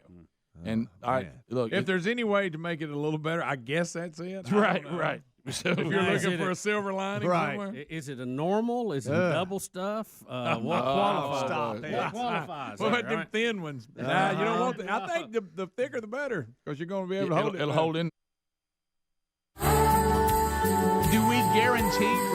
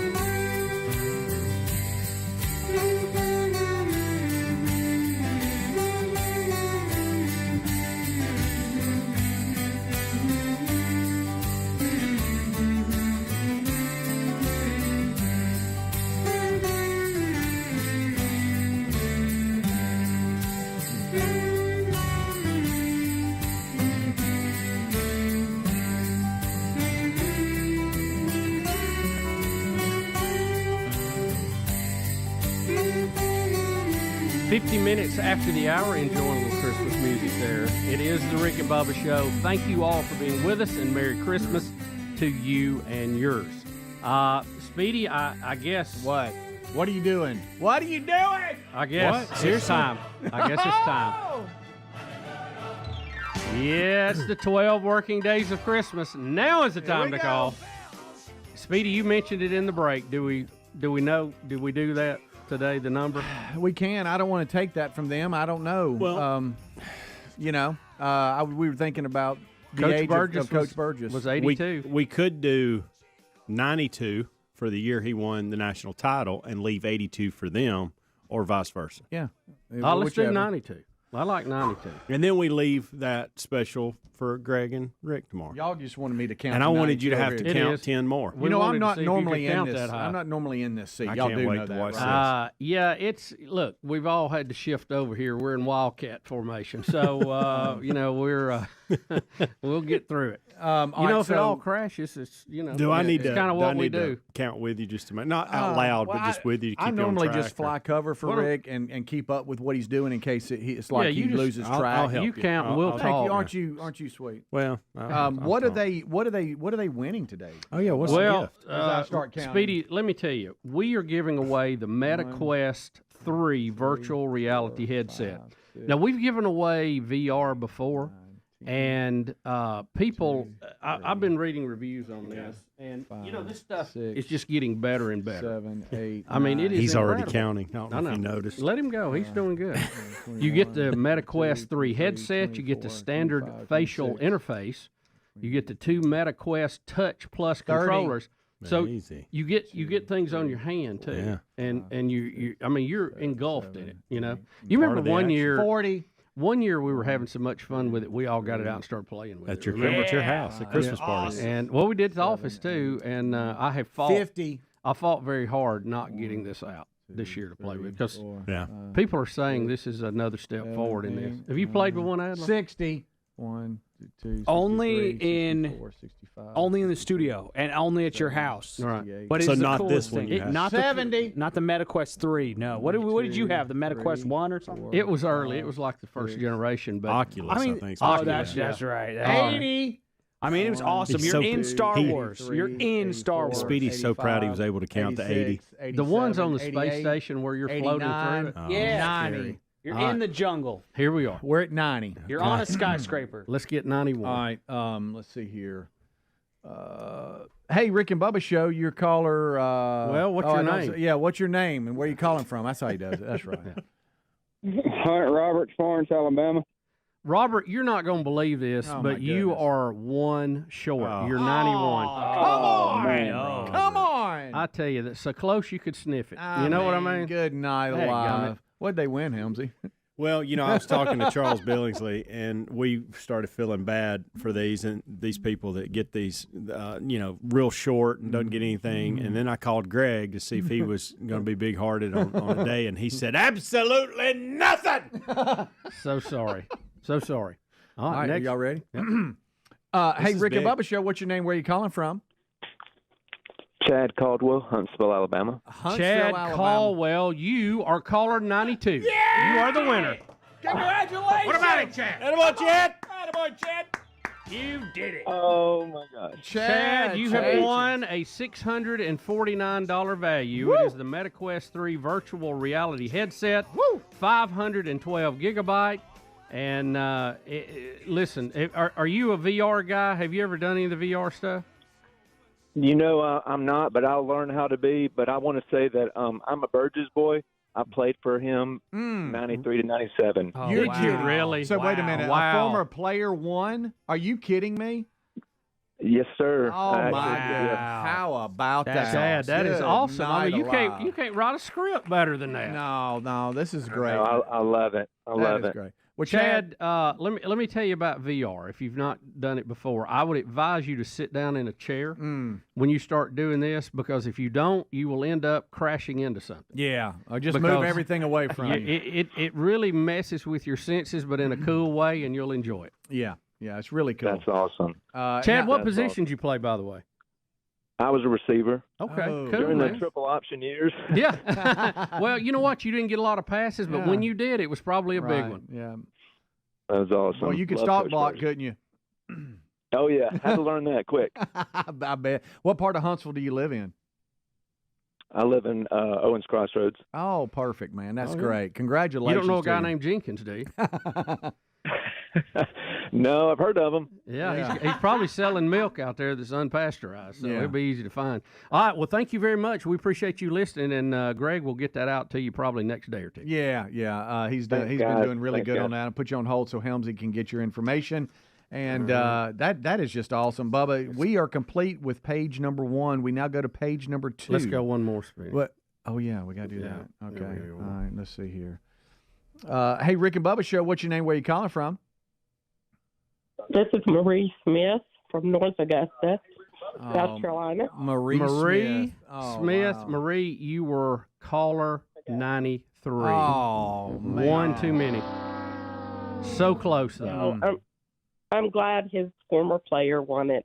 Oh, aren't you sweet? That's very sweet of you. You know, That's so kind. the odds of that, well, I mean, what are the odds of that? I don't I mean, know. it's just I off don't know. the chart. But, Marie, you're so sweet. What if we give you a $100 Amazon gift card? Are you serious? Is that okay? That would be fabulous. Well, let me throw that in. There you go, Marie. You are so nice to say that. I couldn't help it. And I am a tuber. Oh, okay. Well, hey, I'm waving to you right now. This is something Bubba just surprised the staff with. Yeah, You and just hopefully I still got one in my office. Right. Yeah. Okay. You just felt it, didn't you, Bubba? Huh? It was just in your heart. It You wanted to did. give it. I'm feeling big-hearted today. I really Okay. am. All right. So you won a $100 gift card from Amazon. Yep. Spend it as you like. That's fabulous. Well, hold Thank on. We'll you. get your information too. Okay. Okay. Thank All right. you. Let me Okay, signal thanks to so him. much. Y'all have a Merry Christmas. Okay, you too. You too. Hang on just a second. There we go. Hey, yeah, I got a signal to Helmsy now. Yeah, so we won't hang 4 up. 100. Did you like that right there? He's I not went looking. 4, and then I went 100. He's not looking gift at you. card. All right, we're doing signs. He can't He's, see us. He's busy on the phone. Coach Helms is not focused. He may be recruiting someone from Eastern Europe. We're not sure. We're not sure. 412. Number 4 won 100. Okay. We have had winners from all over the Southeast. Matt Driggers from Crestview, Florida. He was gift day number 1 winner. He got 2 things. He got that Sunpack Essentials vlogging kit and a DeWalt air inflator, both the same day. I love those air inflators. Oh, Brian Graham from Mississippi. He won that Philips 75-watt smart LED starter kit.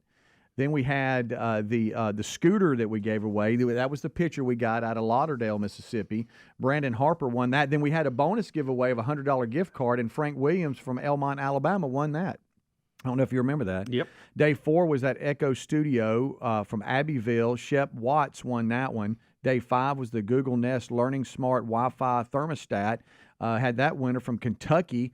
Xavier Hughes won that. Day 6 was that Bose TV Bluetooth speaker soundbar. Teresa won that one from Pensacola. Teresa, I guess maybe so. Thank you, buddy. And day 7, You had surrounded it. Yep. DeWalt 20-volt max sight ready for tool brushless power tool combo kit. And Daryl won that from Wetumpka, Alabama. Then we had what is this here, Bubba? This audio production studio board. It was kind of neat. Had all the kinds of stuff. Oh yeah, it's a mixer recorder. Yeah. I mean, if you and those are really, really nice Yeah, too. They get good ratings online. A lot of people are using them. If you have any kind of audio production, streaming, mixing for your church, anybody, they cover. That's good. Kevin Dewberry won that one. Then the Man Church package, Still Jackson, who went by Tommy, he won that out of Auburn. And then the bonus giveaway was that DeWalt 12-volt pruning electric battery chainsaw. And then now today. More to come. Wow. Yeah, I remember that new triple stuff. But they're saying that I want y'all to think about this, okay? It's one thing to say, "Hey, Daddy, tell me about when y'all lost the state championship," and you say, "Well, we had a star quarterback, and he got hurt in third round, and he didn't play 100%, and it ended up costing us the game." Now you have to tell your sons that you probably what contributed to your state championship loss is that some of your teammates ran naked with Oreos in their buttocks and they didn't get to play. Yeah. Well, it'll be a story to tell. It really will. And so I'm not familiar with the Oreo run. All right, I'm glad I'm not. Can you picture it, though? Heath in Alabama, go ahead. Are you familiar with this Oreo dare? Well, it ain't me. There's a TV show on Netflix called Blue Mountain State, and this was one of the episodes was centered around this Oreo run. Really? The college players ran across the field in a race with an Oreo stuck between their cheeks. So is it possible that these high school players saw that and were copied it? emulating that? Yeah.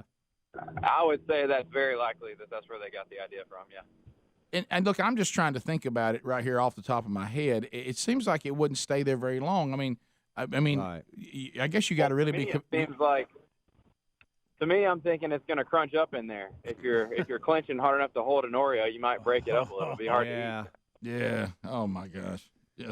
By the way, Greg, that's a TV show you need to watch. Not with the kids, but it's pretty sharp. And what is the name of it? Blue Mountain State. Now, where Not is for family? Okay. Not for now, family. what is this on? Netflix. It's on Netflix. How'd I miss that? Is it one of these kind of like Last Chance U? It's about a college football program or something? Take Friday Night Lights, put it in college, and add a bunch of alcohol and boozy Oreo butt stories. But it's not a documentary. It's a show. Is what you're Oh saying, no, with no, actors. no! It's a comedy. Okay, I got you. Okay, I got you.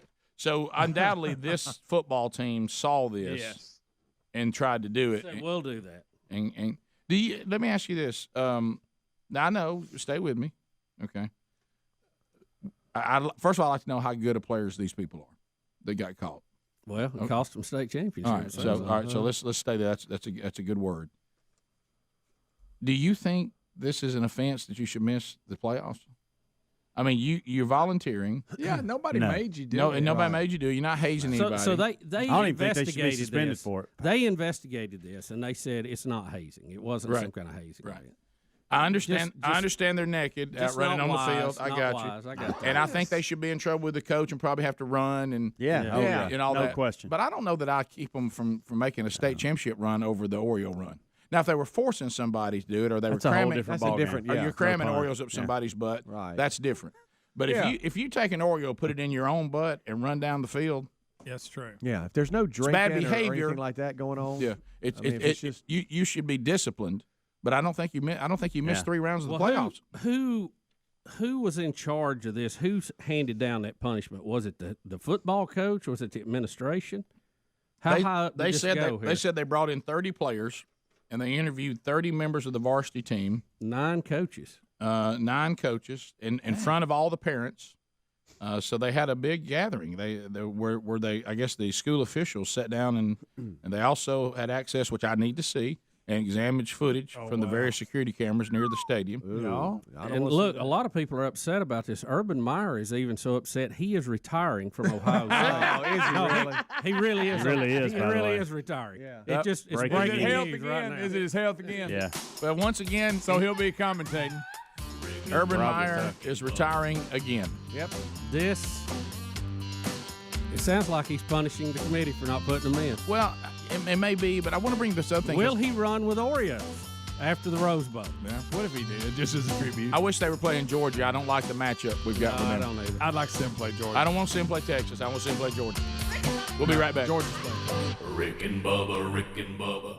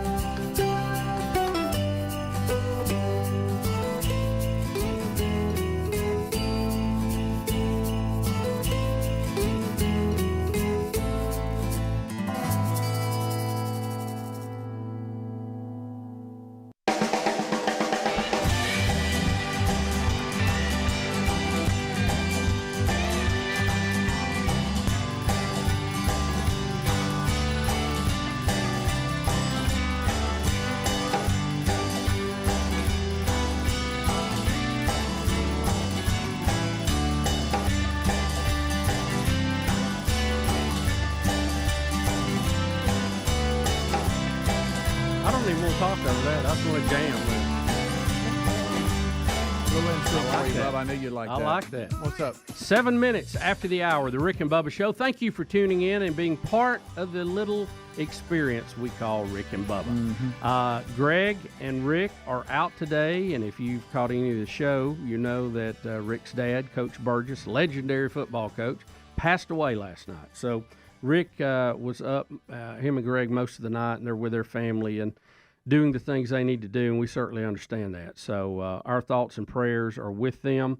Coach Burgess has had a long illness with Alzheimer's, dementia, and yesterday that all kind of came to an end, but the suffering is now over, and they are thankful for that. Hopefully they will be back tomorrow, and they can share more of their thoughts and all of that took place yesterday with you. We've had a busy show. We have been remembering Coach Burgess today. We have been, we've had several guests in. We've had a Buffalo Wild Wings charity charge. We've had singing in here. It's been holiday cheer and one thing and another. And we've given away the 12 working days of Christmas gift. We have. Congratulations to Chad Caldwell from Hampton Cove, Alabama. He is today's winner, and the bonus giveaway was a $100 gift card to Maria Smith from North Augusta, South Carolina. How about that? So congratulations and to them. What are the odds? We did call her 92 in honor of Coach Burgess winning a national championship at Jacksonville State University in 1992, Division II, college football, and the winner was one of his former players. I know, that is really. What He are couldn't the believe odds it. of that? He actually said, Y'all, that just, I can't, the math of the world always amazed me, and I never was good at math till I got older, and it started interesting me. But the odds of that happening, folks, Well, I mean, it has to be like lightning hitting a tree twice out there. he even said, as he was dialing, he said, I never win anything, never. And he said, I actually said out loud in my car, if I'm going to ever win, today should be the day. Yeah. Because of Coach Burgess. That's right. And I'll be dog if and he then won. nailed it. Yeah. That's just. He happened to be caller 92 in what we can speculate based on the numbers from last week would be around 90 to 100,000 callers. Yes. What are the odds? Well, I can tell you. It's 1 in 100,000. Yeah, there you go, Bubba. But That's if you how make many. it to 92nd caller, I think that even makes it stranger, you know? Yeah. Anyway, so congratulations to him and Merry Christmas to all of you. I will say this. Tomorrow is going to be incredible. We're going to be giving away so much stuff tomorrow. Tomorrow? I don't think the phone lines can hold it. Yeah, I was shocked you didn't throw. I know you threw I know, I $100 am gift too. card, but that wasn't even a part of the whole discussion at all. Well, so there's tomorrow, so many things left, Bubba. Tomorrow is going to be. It's going to be. I tell you what, it's going to be a Christmas avalanche. Yeah, I thought you might throw one of these big ones. It's going to be. That's what I thought. It's going to be Makes a Christmas avalanche, and so you better buckle in tomorrow. Get your demon dollar out and get ready to go. It's going to be something. I'll say this: in 2 days left? Yeah, that's all we have. We We've have got like over. 6 We gifts. have over $4,500 of gifts still to give away. Yeah, we got to give some away. It's going to be piled up on you, crazy. buddy. Adler, you Piled said up on you you, had a we'll work bit it of an out. issue coming up here in this particular hour of the program. What you got? Okay. All right. deep breath. So you guys know how when before the show, everybody circles up and prays. Yeah, that's The whole usually when team. Speedy gooses Yeah, me. yeah. Yes. I mean, we don't every like morning. put got our a arms floss around water each for other that. like we're He in a does, huddle, every but morning. I mean, we do get close. Every morning, Adler he gooses me during the prayer. Yeah. I never know. that's I never know when inappropriate, it's coming actually. either. You just made that up. I do not. That's inappropriate, frankly, Speedy. At least I'm in it. I have been. That's so good. At least I'm in it. I don't get in the circle, and I haven't been ever since getting very, very sick a couple of years ago with my kids in daycare. They'll bring stuff home. In fact, will. I'm not a big handshaker even these days. People will come at me with a hand, and I give them a fist bump instead, and people give me a look, like, do you think my hand's dirty? They give me that kind of look. I'm like, no, I think my hand is dirty. Oh. My kid treats my phone like it's a chew toy, and then he treats my chin like it's a chew toy. Mm-hmm. And this week, in fact, I've been trying to not act sick or whatever. pretend I'm not sick. You know, if You hadn't felt if good. you accept it, that's when you get really sick. You do. It's a mind thing sometimes. So, working through it. That and a been- fever. Yes, I've been working through that this week, and my son is not allowed to go to school right now because they called and said he's got junk eye. Ezra. Or whatever. So Ezra's got junk eye going on. What is junk eye? It's like when pink? it's like their eye gets all junkety. Yeah. I think is the Very science, pleasant. the medical term is junkety Is it eye. like pink eye? Something like that. Probably I in don't that know. world. I don't Yeah. think it's Highly actually contagious? pink eye, but it is. It's junkety eyes. It's what junkety. Yeah, and Conjunctivitis? No, that's not it. I think that might be it. Is it? I think conjunctivitis. Yeah. Conjunctivitis. Conjunctivitis. And so, That's and also- then that's also known as pink eye. So and- that is pink eye. and this could have been because I was throwing him up in the air a lot last night, right after a bottle. So this could have been on me, but I got Ralphed on last night too. Oh, that's awesome. So, I was watching a bass solo on my phone too while throwing my kid up in the air. And I was like, man, this bass solo is awesome. My life is great. There's a Christmas tree, all this stuff. And then, boom, your life changes so fast.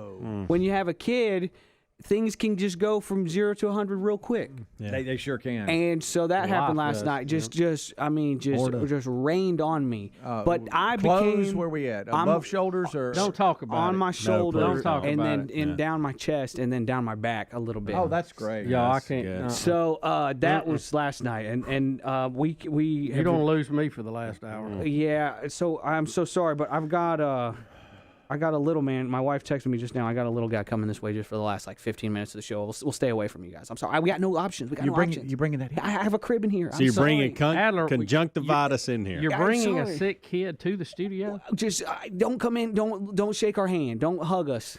Do you need to go home? I don't. I've got no home to go to right now. I think. What do you mean you have no? No, home I'm to just go kidding. to? But Aaron actually is on her way to school, dropping the kid off here. Okay. We're just trying to live and survive. That's all you're doing. And I'm sorry. How can I get to Mars? What you're thinking? I'm really sorry. I'll stay away. I'd and I've almost got- wish you just go home, take Can I- care of it. did We'll, she we'll have hit a to- wide shot and be all right. So I have to ask, did she have to leave school to go pick him up? It's exams. Oh, that's right. So that's Yeah, why that's she right. had a little bit That's right. later. Yep. And that's why I didn't have to have him the whole show. And I I was like, forgot about look, that. I can handle him for one segment live during the show. I won't tell Bubba he's sick. We can just keep it secret, is what I said to Aaron. And so now that's the plan. That's what we're doing. This is going. All this sickness is really going around. I know a couple of friends of mine that are teachers. They've actually That's it. We'll miss the last 2 days. they've actually canceled exams at their school because there's not enough kids there. Like one class had 2 kids in it because everybody's out either with the flu or this rhinovirus, which is a head cold or something. I don't know. So this junk is going around. This here is conjunctivitis or something. That is pink eye. Yeah, Okay. Conjunctivitis is pink eye. Now, does conjunctivitis? Did you stir up a throw up? Do you think bouncing him? I Would was you stop throwing saying him. I was throwing throw him. up? I was Yeah. seeing how high I could throw him. Right. That probably is what happened. It was like So a maybe- contest with myself, and I was getting some high scores, frankly. Yeah. So that might have been stupid to do immediately after the bottle.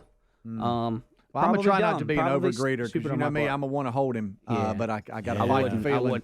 But hey, I'm not sick. Aaron's not sick. Ruby's not sick. So in this first year, you guys know how sick they are in the first year, especially. Yeah. And then in the first years of daycare, they're just. I mean, everything is a pacifier. So it's just germ city in my house. But I'm not sick. Knock on your head. And so I think it's.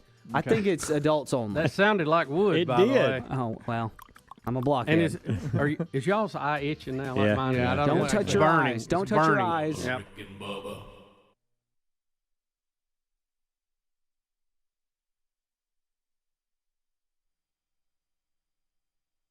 Show 866 We Be Big Speedy, the real Greg Burgess, Helmsy, all here this hour. Merry Christmas from the entire Rick and Bubba show. Adler's got your TV option, CRTV, which is now merging with Blaze Media to become Blaze TV. Everything else stays the same, other than there'll be more programming than ever available for you. Maddie in the middle and 30 Rock take phone calls at Rick and Bubba University. We'll talk to you this hour. And welcome back. There's Bill Bubba Bussey. Glad to be here, Rick, and thank all of you for being part of the Rick and Bubba family. Boy, enjoyed that last night. That was from Chris Tomlin's Adore Christmas album. Lauren Daigle singing it on that particular tour. He introduced another singer last night that was really great. We'll talk about the Lauren Daigle deal coming here in just a minute. A lot of you have asked about that over the weekend, but we got a funny email We won't say who this person is or any of the names involved, but it still is hilarious. Because, with Rick and Bubba, we have a slogan, and sometimes it's something we're proud of, sometimes not as proud, and that is, hey, you never know. We've said probably one of the more profound statements about this show, if you're new and you're starting to like it, the very thing that you love about the show will be one day the very thing you don't like about it, or the thing that you're in a handle like this guy. This guy says that he's been trying for over a year now to get what he considers to be a very traditional Baptist preacher to listen to the show. He said, he's old school. I would probably love hearing this guy preach. And he said he's fire and brimstone. And don't read all. I won't that. read it. I was already ready to get around that one, but I am glad I did a proofread first. He said I've been telling him about the Rick and Bubba show, and he said these guys are Christians doing a show. They stay away from filth or inappropriate content. Now that last statement, I don't know that I would say that every time the show is 100% stays away from inappropriate content. Well, the last story we did, Rick, that's in the eye of the beholder, I guess. Yeah, sometimes we veer into probably. Some days I can make a good case for us. Some days, sadly, I can't. But I would like for the latter to always be very rare. For almost a month, I've been trying to get him to listen. He tells us how he listens, and he says, and for some reason, this was the morning that he finally decided that he would listen with me while I worked. He said, as soon as it comes on, I turn it up, and the first thing out of Rick's mouth and the caller about Blue Mountain State was about Oreos and butts. He said, I started laughing. He said, I almost cried laughing so hard. Rick. He stomps out of the shop with his Bible and tells me he's planning a revival and feels I should attend. He said, no. he called me a delinquent and slammed the door. He said, it's so funny. I've asked him to listen, and this is what's on the show as soon as he listens. Well, I mean, timing's everything. It is. It is. Look, I don't know. I think Paul would have thought that story was funny. No, I do too. But that's a funny email. Yeah, that's a very funny email. We don't want to be inappropriate. We certainly don't want to do anything that would be considered sin. But being sophomoric, I'm sorry. I think that I don't know that we'll ever. You got guys that missed a state championship because they ran with Oreos in the rear end. I mean, I'm sorry. Yeah, they chose to, Rick. Again, that's the key. Right. It wasn't hazing. No one was forced. forced. We had a horrible. We had a horrible hazing story last week. We didn't cover, and people could go to jail over it, and should go to jail over it. This is just. I'm not saying do this, but it's nobody was harmed. Well, I wish he would except the Oreos. Right. I wish he would have heard. This next story we're going to do, and this is the Lauren Daigle story. That Lauren Daigle is an artist that's on the rise. I went to see Chris Tomlin's Christmas tour last night, and in 2015 he kind of introduced her to the world by taking her on that tour, and you heard her sing the song Noel, which is phenomenal. And she then, of course, has released a couple of albums, and the latest one, the first one kind of brought her on the scene, and then the second one, went all the way up to at one point blown up number 3, and of course that's great. I mean, that's what, just like with this show, we don't do what you would call a Christian show. Sometimes I'm not sure what those titles mean. We're Christians who do a show, and that's warts and all. We're flawed people, and like I say, sometimes we get it right and sometimes we don't. But I hope you do feel there's a sincerity here, and you've heard growth over the years with different individuals and with the team overall, and the sanctification process. And so, but when you're out there and you start being in the world but not of the world, kind of what we're called to do, we are to engage the world. And so, Rick and Bubba. Pass the gravy, please. Rick and Bubba, Rick and Bubba. 21 minutes after the hour, you're tuned to the Rick and Bubba Show, and we sure do appreciate it. It's been a crazy day today for sure. We want to wish you and your family a Merry Christmas, and we hope that you guys are all doing well. And it's just been kind of a range of emotions today. It's hard to describe. We all feel for the passing of Coach Burgess. And it's just kind of hard to get that out of your mind to move forward. That's right. We feel for the Burgess family and what they're going through. And but yet we've had a lot going on. We've had guests in here. We've had singing. We've had giveaways. But it's just kind of a weird feel, isn't it? I mean, it's hard to really put yourself into the show today because you got 1 foot outside the circle, so to speak. One thing we do need to make sure that we say today, and we may have said it already, but I don't remember saying it, and that is there is no Bible study today. So if you were planning on coming to the studio or watching live, there will be no Bible study. We've obviously hit social media with that, but some of you are listening, so just know that no Bible study today, and then January the 3rd is a Wednesday. Rick will pick back up with the study he's currently in. Right, that's good, yeah. That's good to make sure that everybody knows. Because we tried to catch everything today, but there's a lot of moving parts. Yeah, and like I say, we're kind of in shotgun here, so everybody's in a different role, and Adler's trying to get us all sick before Friday. That's my goal. That's what I'm trying to do here. That's kind of what you're doing. That's your gift to us, really. And Rick is going to continue the story continue the study on 2 Corinthians. So that is. Thank you for that. Yeah, I like that throwback. Since you didn't give us a gift during Dirty Santa, that's your gift to us. You're giving us sick now. I clearly gave you a gift during Dirty Santa. It was a very nice Moultrie cup. By the way, got a funny story. Last night, I'm kind of trying to figure out what I'm going to wear over the next couple of days and all that. I'll do that. I'm a planner. And I looked up in our top shelf of our closet, and it was that cup. Amanda had stuck it up there, and I don't know why she stuck it up there, but that's where it's at. Because it's so valuable. So valuable. She wants to keep it safe. Thank you for that, Adler. It was quite the moment. It's not just a cup, it's a tumbler. It's a tumbler now. Yeah, Amanda ended up with it. I forgot to steer Greg towards my gift so he would get my junky gift. I just forgot. I had my kids there, so I'm like trying not to, whatever. And I just forgot to be like, hey, Greg, well, that one looks good. Check it out. And he said he almost picked it up. And if he had gotten it, then my plan to bring a terrible Dirty Santa gift would have been good. Yeah. But then Amanda picked it up and my heart just sank and I just looked around at all the good presents and then my terrible one. Right. I witnessed you whispering, I'm sorry to Amanda, and you were like, I'm so sorry. I just go, I'm sorry. I'm just sorry for that. That was meant for Greg, not like a kind person like you. Yeah. For years now, I guess you're sorry. Yeah, you're right. Because it's reoccurring. It might not be too early now, Adler, to go ahead and think of something for next year before the last 20 minutes on your way over. All right, now we're talking about planning ahead. Helmsy, that's so funny. You plan ahead your outfits. I do. I don't plan ahead my retirement, much less my outfits. You know what I'm saying? I just grab what's not wrinkled. Yes. I'll wear that. Mine is.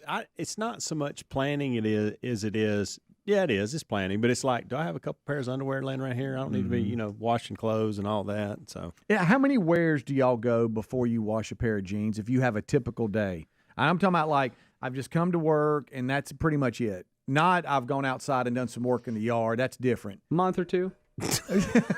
No, I usually wash them, every time. One or two. Yeah. Maybe in the winter you might let them go extra round, but a second day, but not much. not in the summer. In the summer, it's every time you take them out and look at them. You better wash them.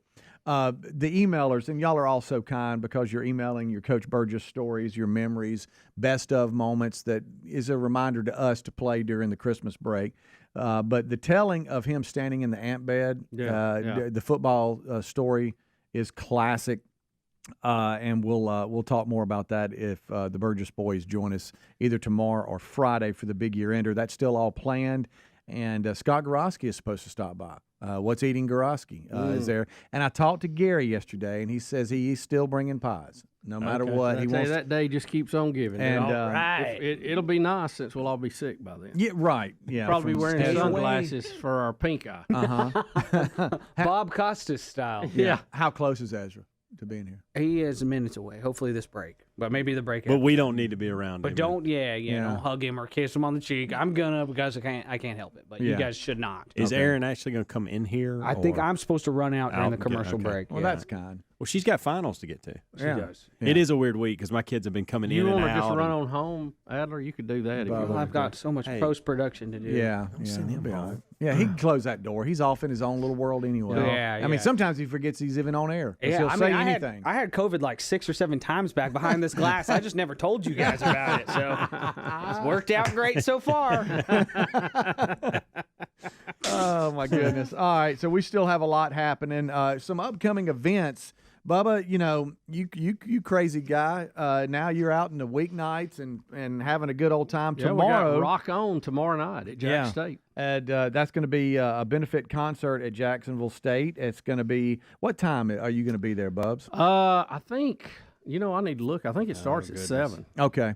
Yeah. And are you kind of hosting and emceeing kind of thing? I'm the MC, and okay. I'm not singing, so everybody, don't worry about that. Well, you have sung before, so let's not shake that rub it Listen, in. I'm lucky to MC, and about 8 o'clock, I don't know if I'll be able to do much of that. So we'll see. It's I don't do well during the weeknight. I just I'm at that point. I have to have my sleep. I have to get into bed early, and I hate it though. I wish I was one of these people.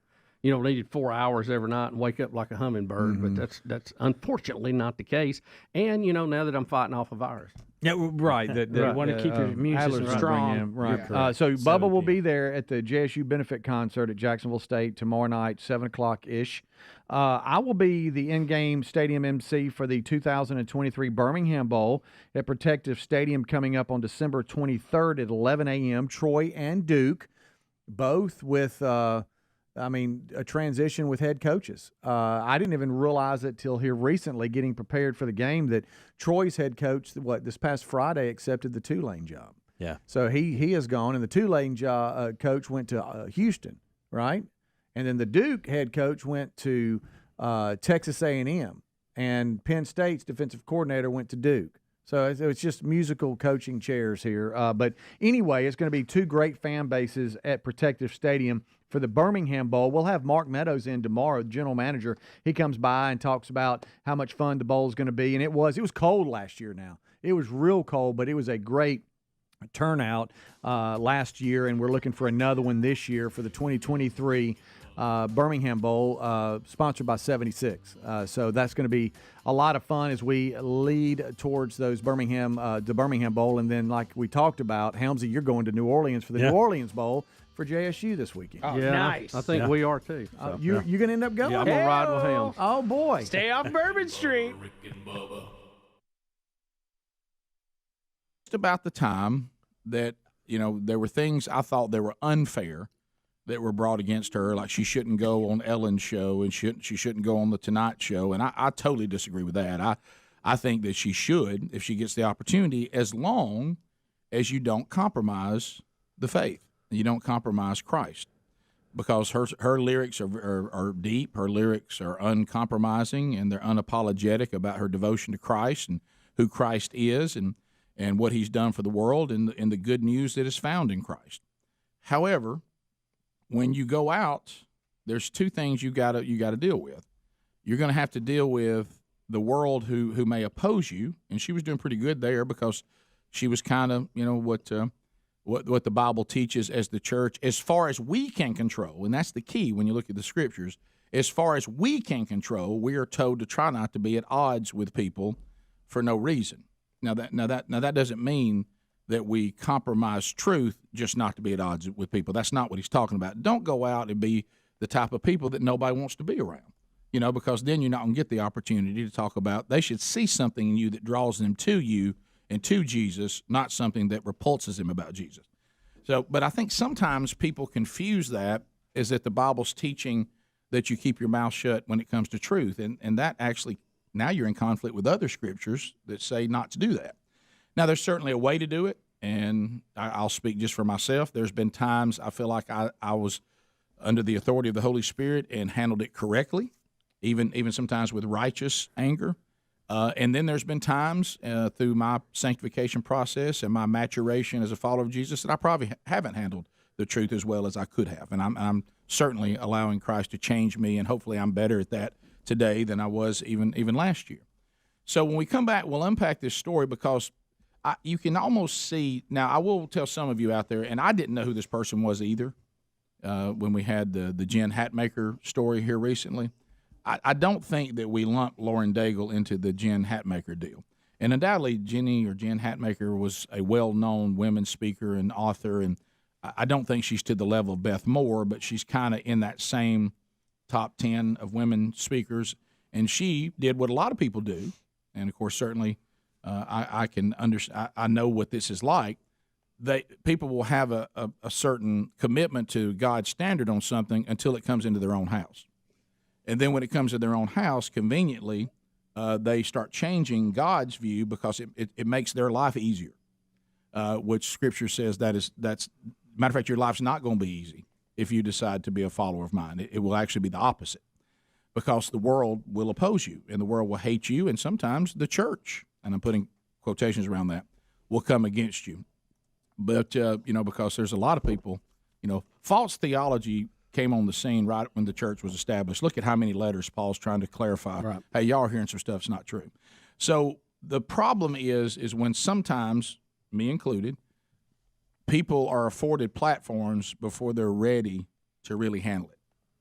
And I think that's what we have here with a young person who is very talented, and I think loves Jesus, and is getting opportunities that her talent has afforded her. But now she's getting on that point where we're not singing anymore, and people are asking her specific questions about biblical truth. And we'll come back and talk about something that she said that, of course, has stirred up a lot of stuff, even with you, the audience here, because of how much we play her music. We'll be back. Rick and Bubba. To the phones we go. Lines are available at 866-WE-BE-BIG. We can start with Leslie. Leslie, welcome to the Rick and Bubba Show. How are you? I'm good, Rick. How are you this morning? Fantastic. We're great. Hey, listen, I am calling because I had attended Lauren Daigle's concert in Huntsville, and I've seen Casting Crowns in concert and Carrie Job, and I went expecting really to have church because that's what I had when I went to see the others. There was testimony, there was prayer, there was a lot of worship. And, when I went, I did not experience that with Lauren. We actually left the concert, and my brother and I got in the car, and we looked at one another, and we kind of didn't want to be judgmental but we did discuss how there was no prayer, there was no worship, as far as, like her hands weren't raised, and we didn't want to be judgmental because we said we didn't want it forced either. Yeah. But we were just.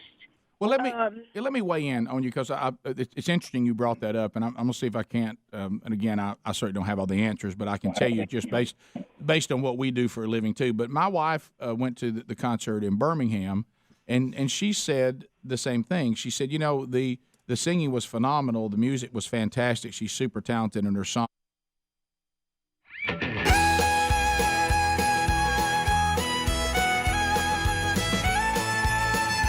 35 minutes after the hour, the Rick and Bubba Show. Thank you for being along with us today.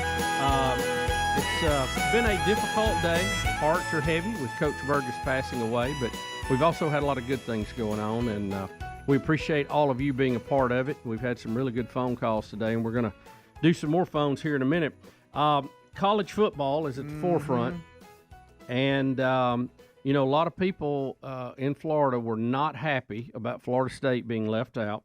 We had various legal things going on, and now we have the Florida Attorney General. She is officially opening an investigation into the college football playoffs exclusion of Florida State, and her quote is, "I know injustice when I see it." Oh, my goodness. The Attorney General, Ashley Moody, has launched an antitrust investigation into the college football playoffs exclusion of the undefeated Florida State Seminoles in favor of Alabama. Moody formally began the investigation Tuesday, looking into possible contracts, combinations, or conspiracies related to anti-competitive effects.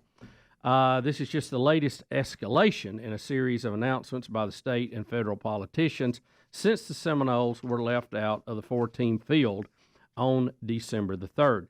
Now, do I think this has any traction that they can do anything? No. No, of course not. I think this is Florida politicians playing to the base, playing to the home team. Mm-hmm. And, the committee can pick who they want to. I mean, they're an independent committee. I hated a committee's picking anything. I wish we win it on the field. We're going to 12 next year. The system inherently was messed up when you have 4 slots and 5 Power 5 champions. So we knew this was going to happen. But anyway. Yeah. You're right, though. This is what's funny. She said no rational person or a college football fan can take a look at this situation and not question the results. No, I feel bad for Florida State because you have one on the field, but you are not the same team you were without your star quarterback. I mean, he was Meadowlark Lemon. He made that team run, and he's out. The team doesn't look the same. The eye test is not the same. They did beat Duke, but they look nothing like the team that beat LSU and some other teams during the season. So the committee had their choice. They made their pick. I really do think the best 4 teams are in. I hate it for Florida State because they won on the field.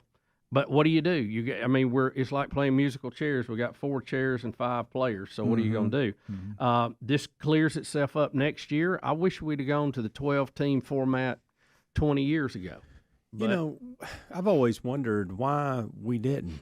Like, I know we were all excited about the 14 playoff, and we liked the fact that we had a committee, and then all of a sudden but it seems like we let the whole it's better than what we have mentality dictate our thoughts of taking it even further early on. Yeah. Well, this is what didn't make sense, and this is when people in positions of authority are holding on to their little part of the world, what's good for them, what's good for their friends around them, and they feel like that's what they're supposed to be doing morally because that's where I'm at and that's where I've been called to do, and I'm taking care of my bowl game and all of that. I'm not looking at what's good for 50 states and 128 teams. So when we went to the BCS, it's all been an evolution. We used to have the vote, and that was crazy. And we, many years, didn't even get number 1 and number 2 playing.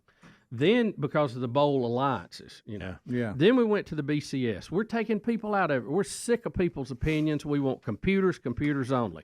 Well, people griped about that too, and teams got left out. Then we went to the 4-team, and we're going to have a committee. And the committee, we were all told, are going to get the best 4 teams. And they even talked about if a team was having a good season and they lost a key player at the end of the year, they may not be in the playoffs. I remember them having that conversation. Again, I hate it for the Florida State fans. You've had a great season. Your team has been rebuilt.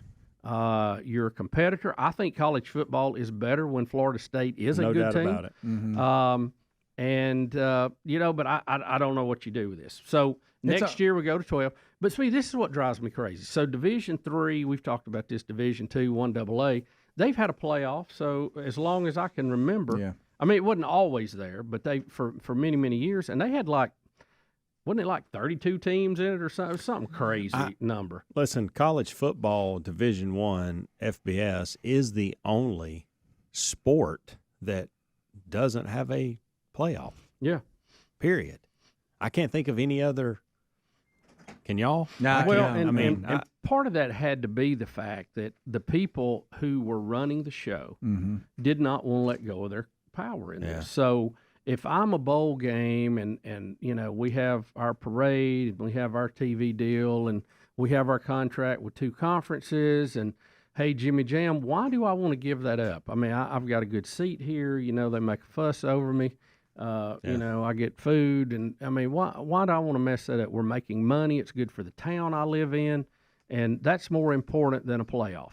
But nobody else was doing it that way. That's what's so crazy about it. Yeah, everything's going to look so, for the better, but so strange next year when the SEC's all messed up, and you got these pods going on, and then you got the West Coast teams and the ACC and Big Ten and Big 12. It's just all going to look different. We're going to need a spreadsheet because right now we've grown up memorizing all the teams and what conferences they're in, and that's about to just all go away. But back to the Florida AG, nowhere in the CFP breakdown does it say being undefeated gets you in. Yeah, it doesn't say that. And her comment about any rational person or college fan can look at the situation and question the result. Well, not really.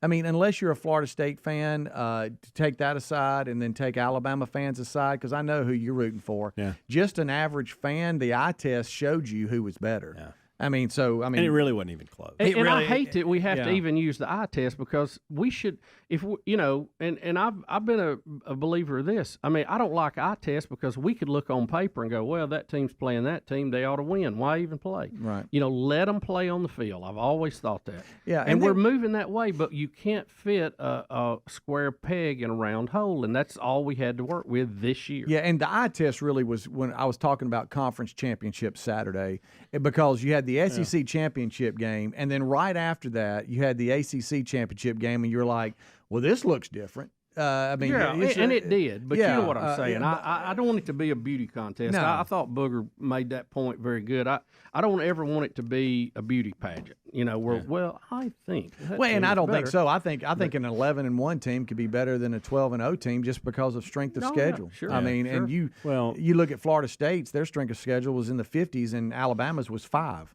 So it's obviously different. And they lost a key player, and that's and that goes back to that. That's what hurt them. If they would have had that guy the whole time, and I even said a month out, even with him, I didn't like them to be in the top 4. But I think they would have got in, and I would have never argued about that. I would have said, well done. But if that quarterback does not get hurt, Alabama's going to the Orange Bowl. You're right. Or some game like that. But it just the look, it just was totally different. Yeah. So, but anyway, I don't expect the Florida politicians to do anything different. I mean, that's what you have to do. If it was reversed, the Alabama politicians would be doing the same thing, trust me. So, and just thank goodness next year we will not be arguing about who's number 4. It can be about who's number 11 or 12, which won't be near as good an argument. We'll take a break. We'll be right back. Rick and Bubba, Rick and Bubba. Have great lyrics and whatever she said, but I'm accustomed to going to see Christian artists. Like last night, Chris Tomlin was a singer-songwriter, but he was also a worship leader, But but some of this, because she described me what happened, and she said, it was basically just, here are the songs. And I said, well, some of that can be from the fact, stage presence is a skill set that has to be developed. And I think that she's like, hey, I know how to sing. God's gifted me. I know how to write songs. I know how to sing other people's songs. And she really hasn't developed, there may be a shyness there or an inability to have a stage presence yet where you engage the crowd, you talk to the crowd. And I kind of think a lot of that just is experience, because that's something that is learned.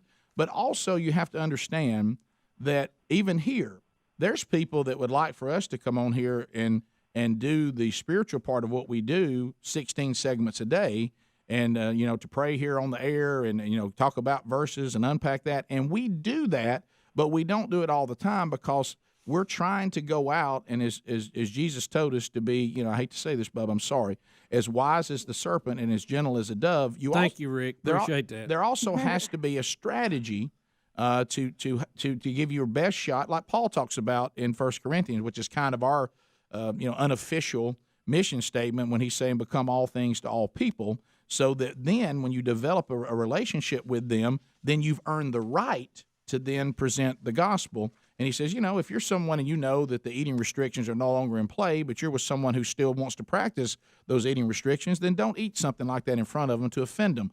Don't go in front of them and show them your freedom in Christ by doing something that offends them, because you got to get to the point where someone actually likes you, or someone you earn the right. When I do men's conferences, I do tell a lot of funny stories from the show, because there's guys in there that have been brought into this environment for the very first time, and they're just fans of the show. So the show is used to then earn the right to then begin to present the gospel, to tell you what means the most to us.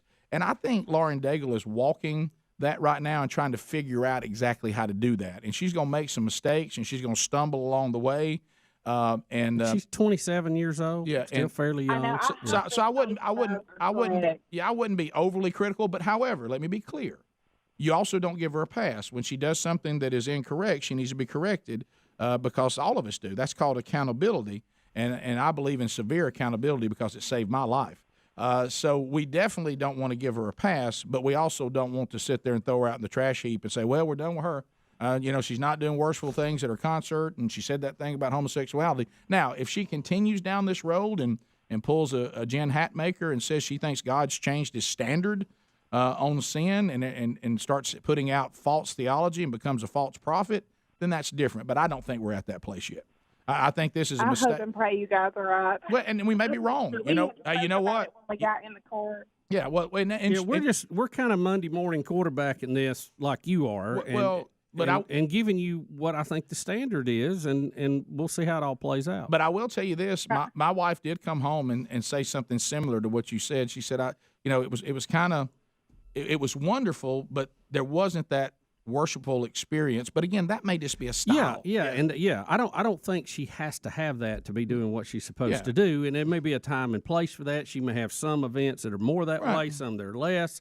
I mean, it's just like Tim Tebow. I don't expect him to kill the fatted calf when he comes to bat. Correct. You know what I mean? He's there to play baseball, but you know where he stands, you know his commitment, and then he speaks about different things at different venues. We should be. I want to be perfectly clear because I know some of the digs we get at us, and I don't want to now treat her the way I don't like to be treated. Okay, she made a mistake on what she said. That's clear. Is anybody in here misunderstanding us on that? Not condoning that at all. Right. That was a mistake.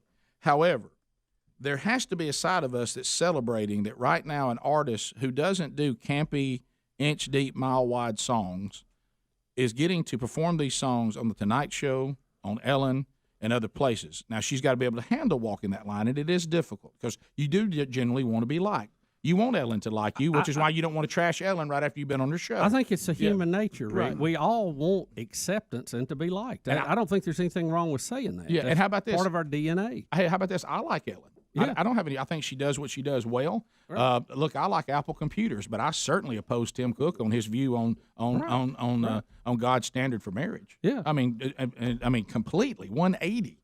But that doesn't mean I hate Tim Cook or that I don't want to get along with Tim Cook or I don't want to get along with Ellen. That I don't want to get along with family.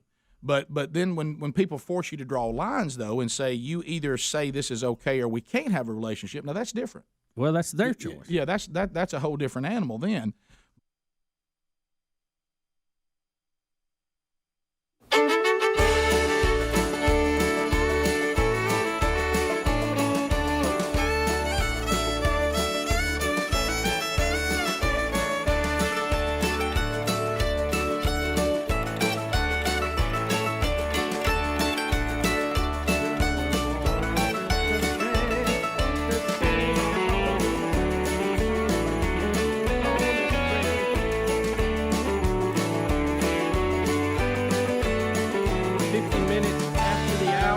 And Bubba Show. Thank you guys for being with us today. Difficult show today. Our hearts are heavy at the passing of Coach Bill Burgess, Rick and Greg's dad. The guys will be back with us hopefully tomorrow. Yeah. And will give us some more insight on all of that. But we very much appreciate all the emails and calls. Been some very touching stories. It's still one of the craziest things today. During the 12 working days of Christmas, we took caller 92. Right. That was reflective of Coach Burgess's national championship at Jacksonville State, 1992. Right. And the guy who won it was a former player. And what are the odds of that? We've talked about it, and we actually had someone who is a mathematician email us, and I don't know. I mean, I'm just going by what they said. Break it down. They said the odds of winning that was 1 in 8,200,000. What? Wow. Based on the number of caller we took. So I don't know how they got that. They didn't show their work, okay? So Ezra's in there with I see your buddy made it. Adler. Yeah. That's huge. Chad Caldwell from Hampton Cove, Alabama. He was a receiver for Coach Burgess, and he won today. That's so crazy. Look at Ezra in there. That's so That's funny. fantastic. You hold Ezra, please don't touch the microphone, buddy. Yeah, please don't. There we go. Leave it alone. A lot going on and in I there. see he gets his hair done where I get mine done. Yes. Yeah. That's so great. That is so great. But yeah, that is so 8 million. How did he get it to? I guess we don't know. He didn't show his work. He just gave us the answer, and I'm in no position to disprove it. So it sounds pretty good to me. 629, we be big. We're going to take some calls here as we wrap up the hour. Yes, sir. Thanks, Adler. I keep needing to itch my eye, and I can't. He just got here. He couldn't have gotten you that quick. He just got he here. Did. No. Let's see here. Let's jump around, and we got Mike. Gave away. Okay, let's go to Mike. Yesterday, if you'll remember, Mike actually won, but he gave away the opportunity and the gift to someone else, and it ended up being who the guy said was Tommy from Auburn. Actually, was Steele was his real name, Steele Jackson. He was the recipient of the Man Church package, and then the bonus giveaway of the DeWalt electric battery chainsaw. And Mike is called in now. Mike, what's going on? Hey guys, so last night I'm sharing. First of all, prayers for the family, Rick and Greg's. That's a tough loss there, but I know, like they said, he's in heaven, and you can't ask for anything better. Amen. So yesterday, I'm at home last night talking to my kids about it, and my wife says, "I heard you." I said, "Did you?" She said, "Yes." She said, "I pulled up to the garage. The garage door wouldn't open, and I hear from Killen." And she was trying to call me when I was talking to you guys, and she says, she looked over at my daughter and says, "Your daddy's probably trying to call in and win." And she hears my voice and hears me give it away. And when you said chainsaw, she goes, "Don't give that away." No, don't do that. Yeah. But here's the crazy thing. The day before, she says, "I might as well go ahead and tell you. I've already bought you and Avery tickets yesterday for that." Oh, really? I had no clue.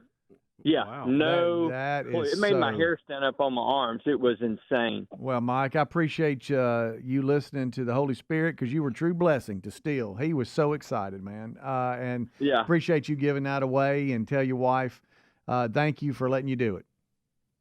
Absolutely. All right, buddy. It's God. It's not us. But yeah. Amen. Y'all Amen. have a great one. All right, you too. Let's go to, let's see here. We got, what in the world? Got a question for Bubba. It looks like it's Elaine about Star Trek. Oh, gosh. Star Trek. I want to say it right. Elaine, go ahead. Let's go try it again here. Is because what I wanted to know. Elaine, start over real quick. We had a problem with the phone there. Go ahead. Oh, okay. Yeah, Bubba consistently says Star Trek. Mm-hmm. And, you know, he kind of loves all things sci-fi. So I just wanted to know, Bubba, do you know that it's Star Trek and you're just saying it that way because you've done it that way so long and you're kind of purposely saying it wrong? Or do you not know that it's Trek, not Trek? No, I know it's Trek. And I really don't even think about it when I say it. And, you know, Star Trek is... I kind of felt like he knew. I felt like he knew. I loved but, the original Star Trek more than even the later Star Treks and the Star Trek movies. Yeah. I'm just laughing of you to love it and say, you know, because that was the impression I got, that you do love that kind of show and you're into it because you do you mention it so much on the air, and so that's, I was just curious. Look, you've been how long have you been listening to this show? Oh gosh, probably consistently for over 10 years, but I mean, you know, on and off for 20 years. Well, we appreciate that, but I think you probably realize over the years, one, hey, I ain't right, and two, I can't speak. Yeah, and that's so really, good. I question why I'm on this show every week. That's not like Spatula. You know, that's not hard. You know, that's why I just wondered. It's just careless. It's just careless speech. Well, she can say all she wants, but you are intelligent. Bubba, you are intelligent. Yeah, maybe it's not hard for you, lady. Maybe it's not hard for you. Right. Okay. That is still one of my favorite drops, and the fact that I was not on the interview makes it even more funny. Yes, part of the latest best of, as you hear Ezra in the background. two of the biggest interviews that I really wanted to be a part of was Captain Kirk and Pete Sampras. Yeah. And I wasn't there for either one of them because of one thing or another. Let's go to Donna, who is calling in from Gulf Shores. It's part of Sunny 105 there. I'll turn my mic off. No, you're fine. I love that. Donna, go ahead. It's cold down here. Yes, it is. My husband went to Jacksonville State. Oh, cool. And he was so excited when the national championship came. And he said, "We're going. I'm getting tickets. So we head off up to Florence. It started snowing. Mm-hmm. My gosh, that was the coldest ball game. Well, we nearly got frostbite. And the band couldn't even play because their instruments were all frozen and everything. But Coach Burgess was so happy when they won. He came dancing out on that field, and it was just amazing to watch. That's great. And I just wanted to share that little Burgessism. Yeah, well, thank you. That's great. Donna, thank you for sharing that. And another Burgessism is that you get excited when you win. Sure. You care during the game, but Rick, always talked about how Coach would never bring the losses home. That's right. He would never bring the losses home, and he passed that on to his grandson, Taylor Burgess, as well, who's also had some major success in football. And I always took that I respected that so much. Because there's a lot of people that can't separate that. Yes, you go home with your family and spend time with your family. That's right. And you don't bring that loss home with you. And I thought that was such a cool just way of approaching the game. Yeah. That's right. That's Ezra agrees with that. Okay. You know, another story, Bubba, that has been brought up a lot in email, probably maybe even leading the pack, is when the Burgess boys caught the woods on fire behind the house. Oh, yeah. And Coach Burgess was already dressed to go to an event, and all of a sudden he had to run out in the backyard and stomp the fire out. Put and out now a he's got forest fire, black soot all over his shirt and everything. And Yeah. they had to go back good. in, and he told them to sit on the couch and not move. And they knew he wasn't there, but they didn't move. Yeah, well, you don't do that. It's my dad was that way too. And I've told the story. I got a gun when I was 8 years old, and we didn't have all the locks and cases. He said, "Don't touch it," and I didn't. And that was good enough. Yes, yeah. That's all you need to be I'm told. still nervous when I touch that particular gun today. Right. So many Coach Burgess stories. And really, to be honest with you, it's a celebration of life because he was truly a man's man and so many to so many people. He so many things to so many people, a dad, a pop, a husband, a leader, a coach. And we're enjoying getting your emails and your calls today as we celebrate Coach Burgess, who stepped into heaven last night, or actually early this morning, if you want to be technical, at 1:11 a.m., just after midnight. Rick and Greg sent us a notification that he had passed away, but he had family around him, as they said, and they were able to spend most of the day there at his bedside. So just, celebrating him and telling stories like we're doing now. Well, and I know Rick and Greg want to get back. They, obviously have had some things they've got to take care of. That's and right. We'll have more today, but I feel fairly sure they'll be back tomorrow, and if not, they'll be back Friday. But just keep the family in your prayers, and just a lot of mixed emotions. We miss him, and we're going to miss him, but we're also glad he's in a better place and the suffering's over, and I think everyone can take rest in that. That's it. Amen. Thank you all for being with us. Catch you next time. Rick and Bubba, Rick and Bubba.